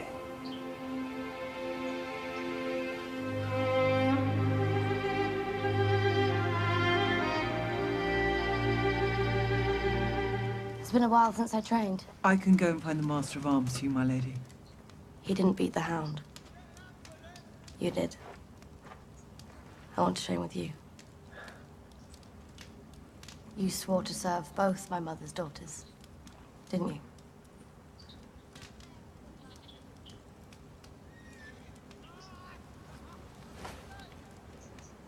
Move aside, Podrick.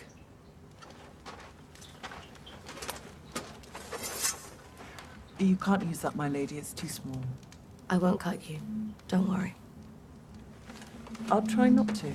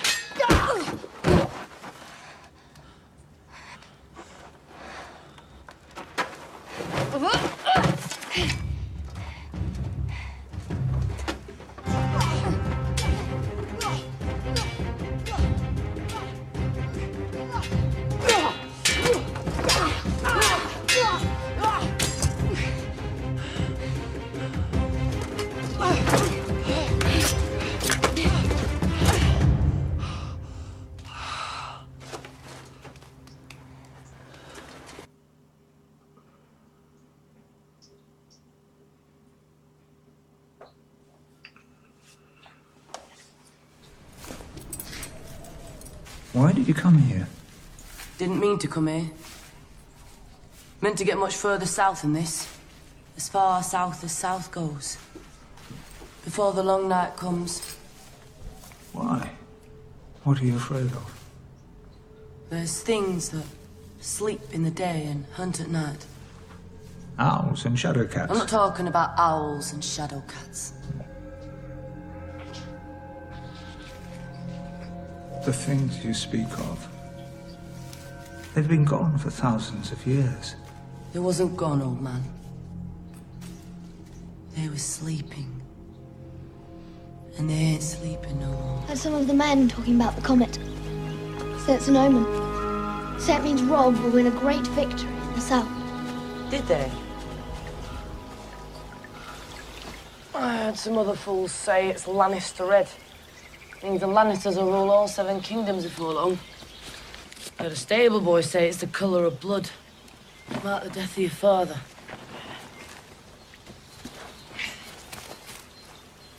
Stars don't fall from men. Red comet means one thing, boy. Dragons. Dragons are all dead. Been dead for centuries.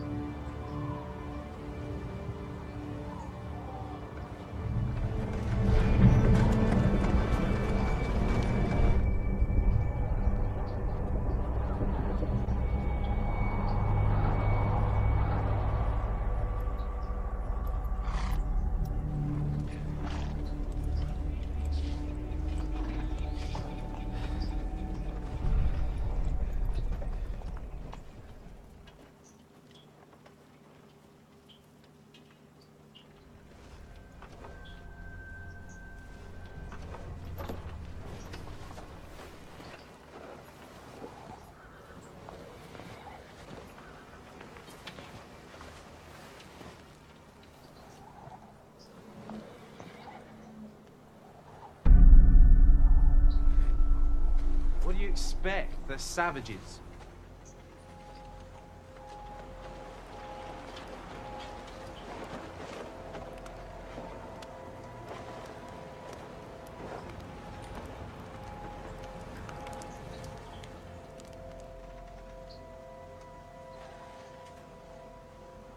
What is it?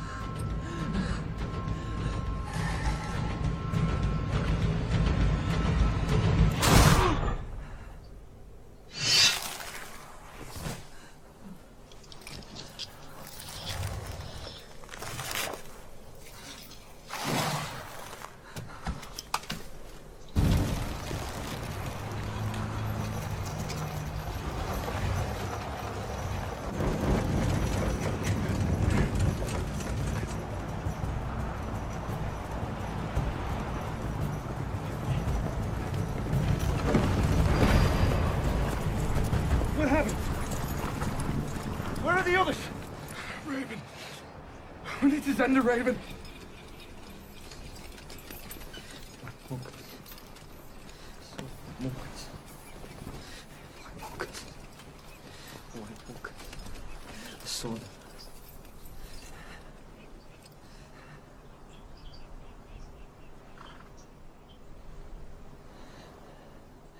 I know I broke my oath. And I know I'm a deserter. I should have gone back to the war and won them, but... Get the maester! Now! I saw what I saw. I saw the White Walkers. In the name of Robert of the House Baratheon, the first of his name. Don't look away. King of the Andals and the first... Father will know if you do. Lord of the Seven Kingdoms and protector of the realm. I, Eddard, of the House Stark, sentence you to die.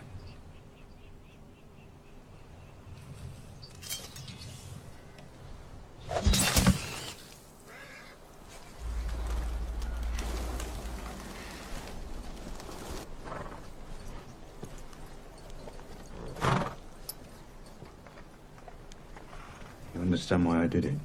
John said he was a deserter. But do you understand why I had to kill him? Oh, where's the old way? Is it Trees or the White Walkers? The White Walkers have been gone for thousands of years. So he was lying.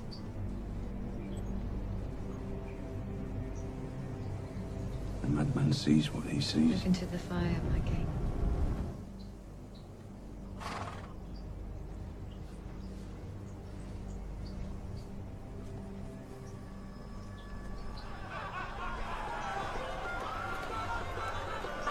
You're the feast.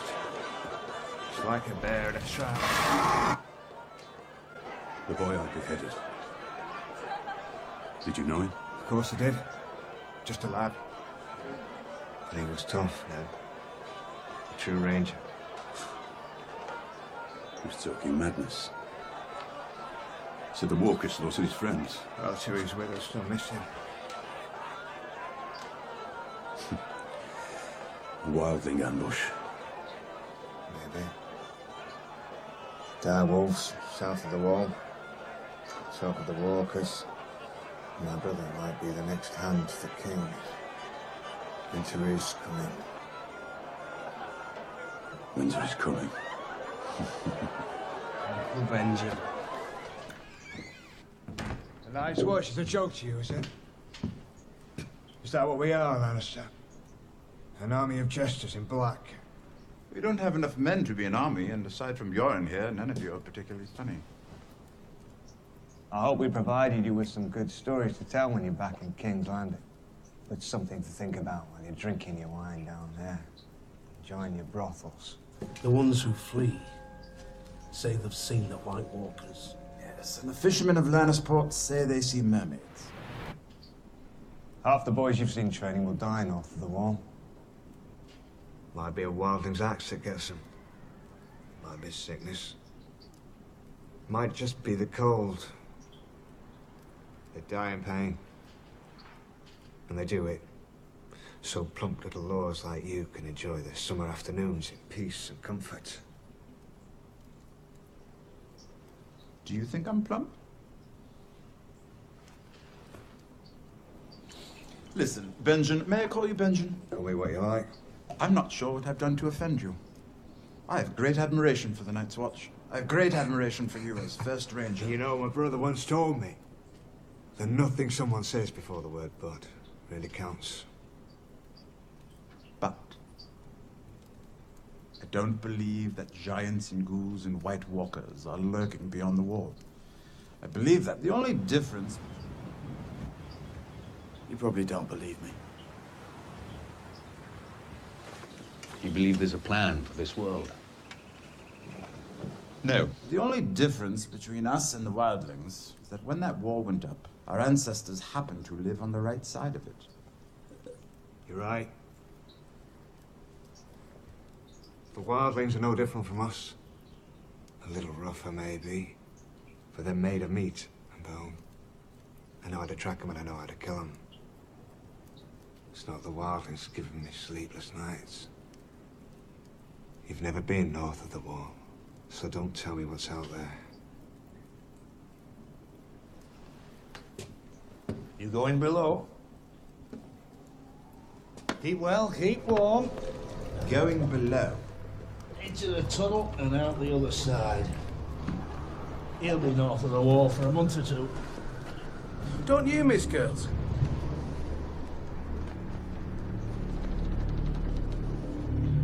Riders! The horn! We have to blow the horn! Why is he alone?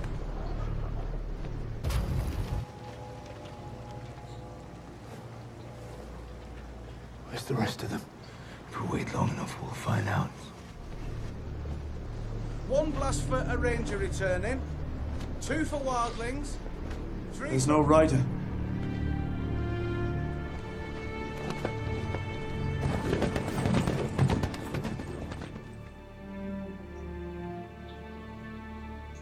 This is where I leave you. You're not coming with us? Come with me.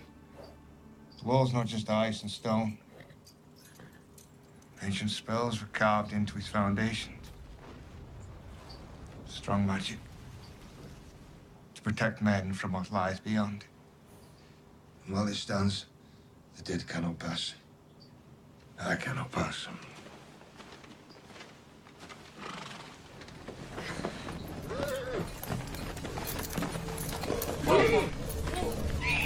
That's my Uncle Benjamin's horse.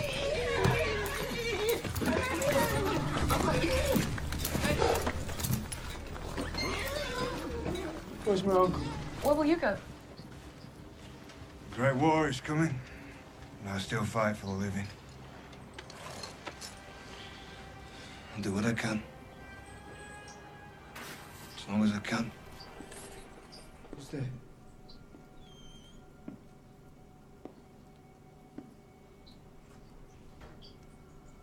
Lord Commander?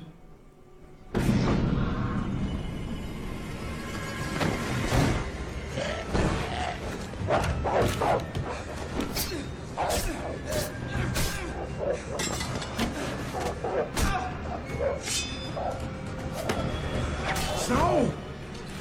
Come on!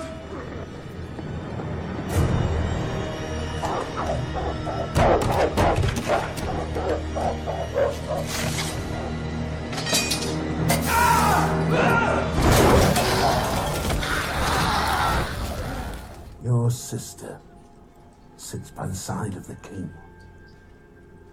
Tell her we need help. When winter does come, gods help us all if we're not ready.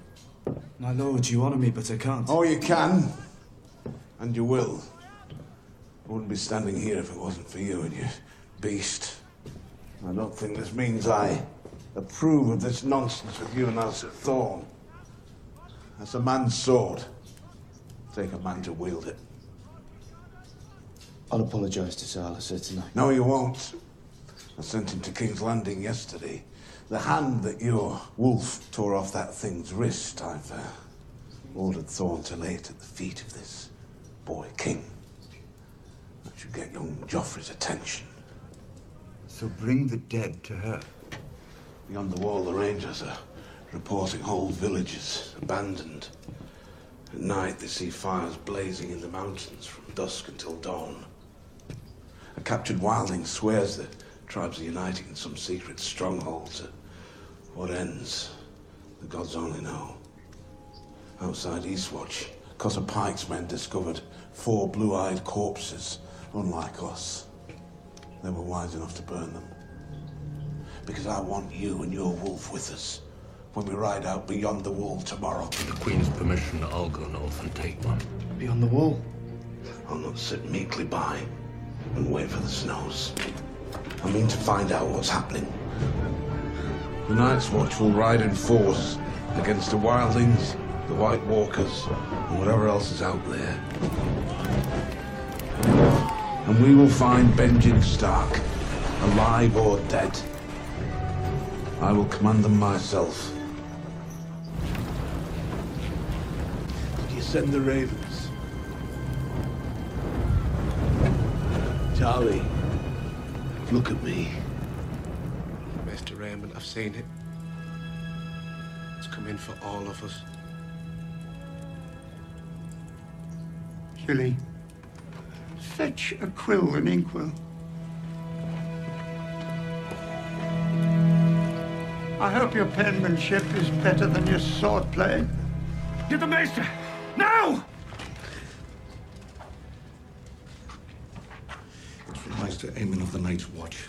Their Lord Commander is dead. Took a ranging party north and never made it back. One lad did, though. What he saw beyond the wall, it's coming. For all of us.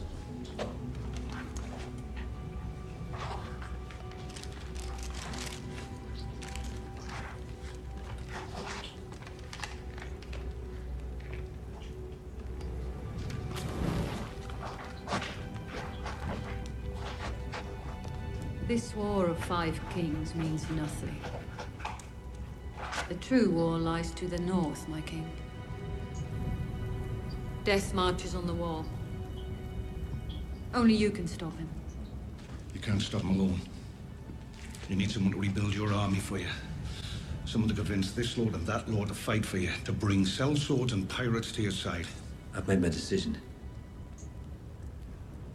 He's right. You need him. He has a part to play in the war to come. Wasn't sure I'd find you.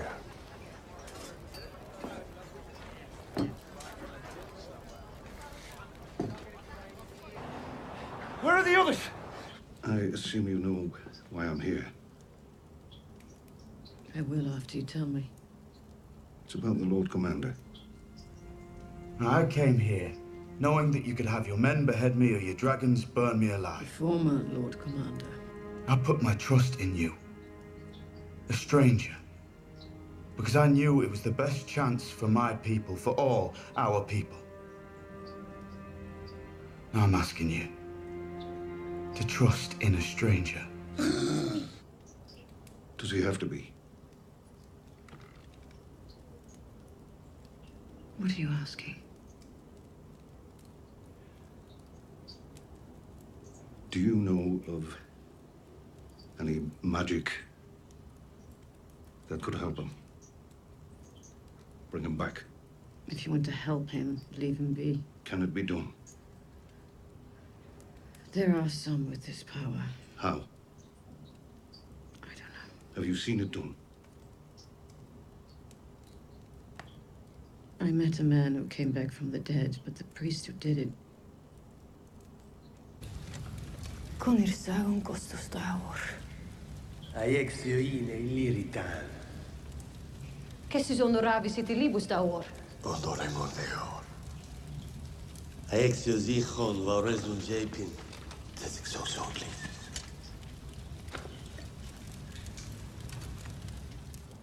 It shouldn't have been possible. But it was. It could be, now. Everything I believed. The great victory I saw in the flames. All of it was a lie.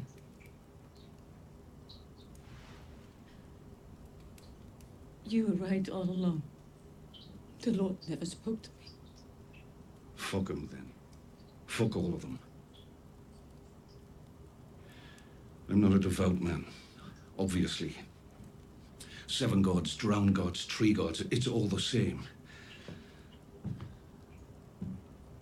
I'm not asking the Lord of Light for help. I'm asking the woman who showed me that miracles exist. I never had this gift. Have you ever tried?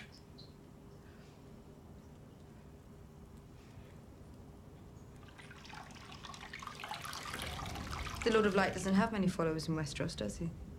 Not yet. But even those who don't worship the Lord can serve his cause. What does your Lord expect from me? Bosses bantis amazis, merikivio dolalaris, os machagon contas. And you believe this prophecy refers to me? Prophecies are dangerous things. I believe you have a role to play. As does another. The king in the north, Jon Snow. Jon Snow? Ned Stark's bastard. You know him? I traveled with him to the war when he joined the Night's Watch.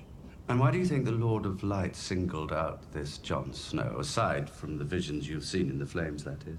As Lord Commander of the Night's Watch, he allowed the wildlings south of the wall to protect them from great danger. As king in the north, he has united those wildlings with the northern houses, so together they may face their common enemy. He sounds like quite a man. Summon Jon Snow. Let him stand before you and tell you the things that have happened to him. The things that he has seen with his own eyes.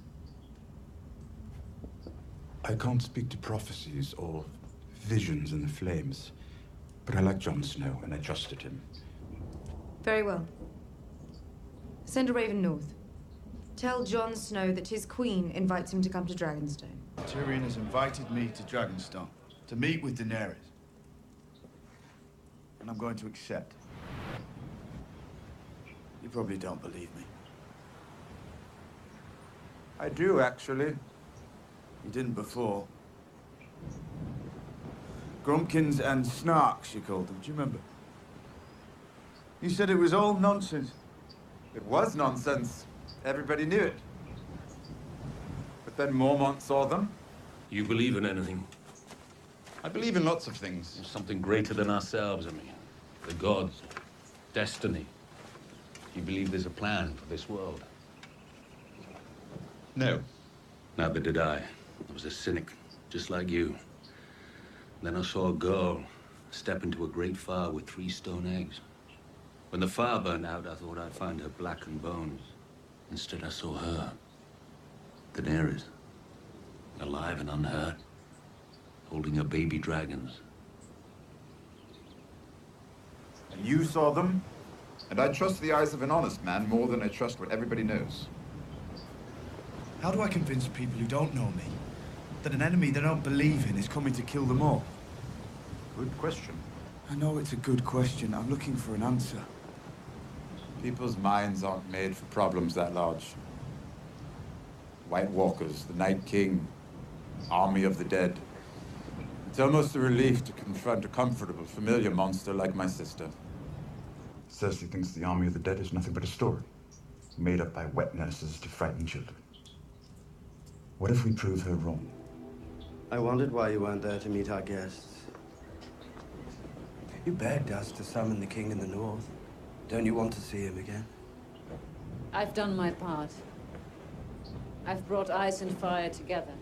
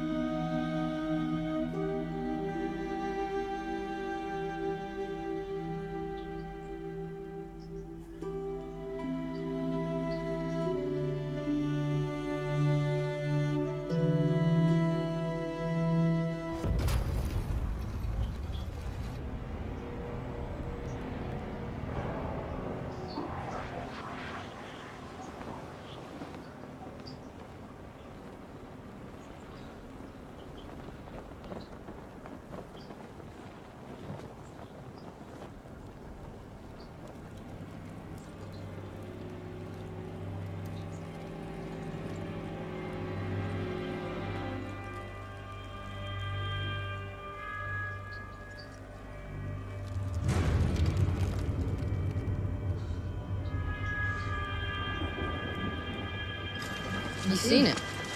We saw them together. I haven't forgotten. Does it have anything to do with walking? The Raven is something different, something deeper. The Raven brings sight. Seeing things that haven't happened yet. Don't listen to it. Crows are all liars.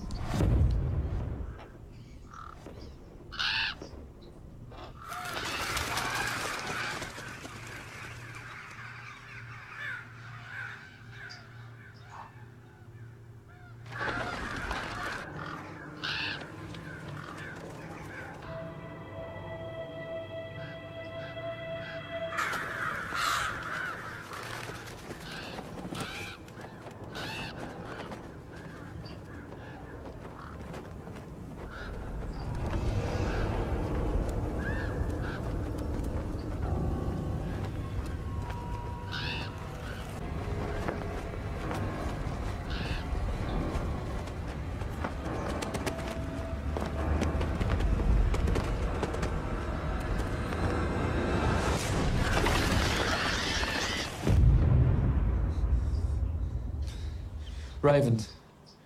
We need to send ravens. Bran saw the Night King and his army marching towards Eastwatch. If they make it past the wall... The wall has kept them out for thousands of years, presumably. But the tales of the Long Night can't be pure fabrication. Too many similarities from unconnected sources. Sources in the restricted area? The very same. And the simplest explanation for your grating obsession with the White Walkers is that you're telling the truth, and that you saw what you say you saw. So, you believe me? I do. In the Citadel, we lead different lives, for different reasons. We are this world's memory, Samuel Tarley. Without us, men would be little better than dogs. Don't remember any meal but the last, can't see forward to any but the next. And every time you leave the house and shut the door, they howl like you're gone forever. When Robert's rebellion was raging, people thought the end was near. The end of the Targaryen dynasty. How will we survive? When Aegon Targaryen turned his eye westward and flew his dragons to Blackwater Rush, the end is near. How will we survive? And thousands of years before that, during the Long Night, we can forgive them for thinking it truly was the end, but it wasn't. None of it was. The wall has stood through it all. And every winter that ever came has ended.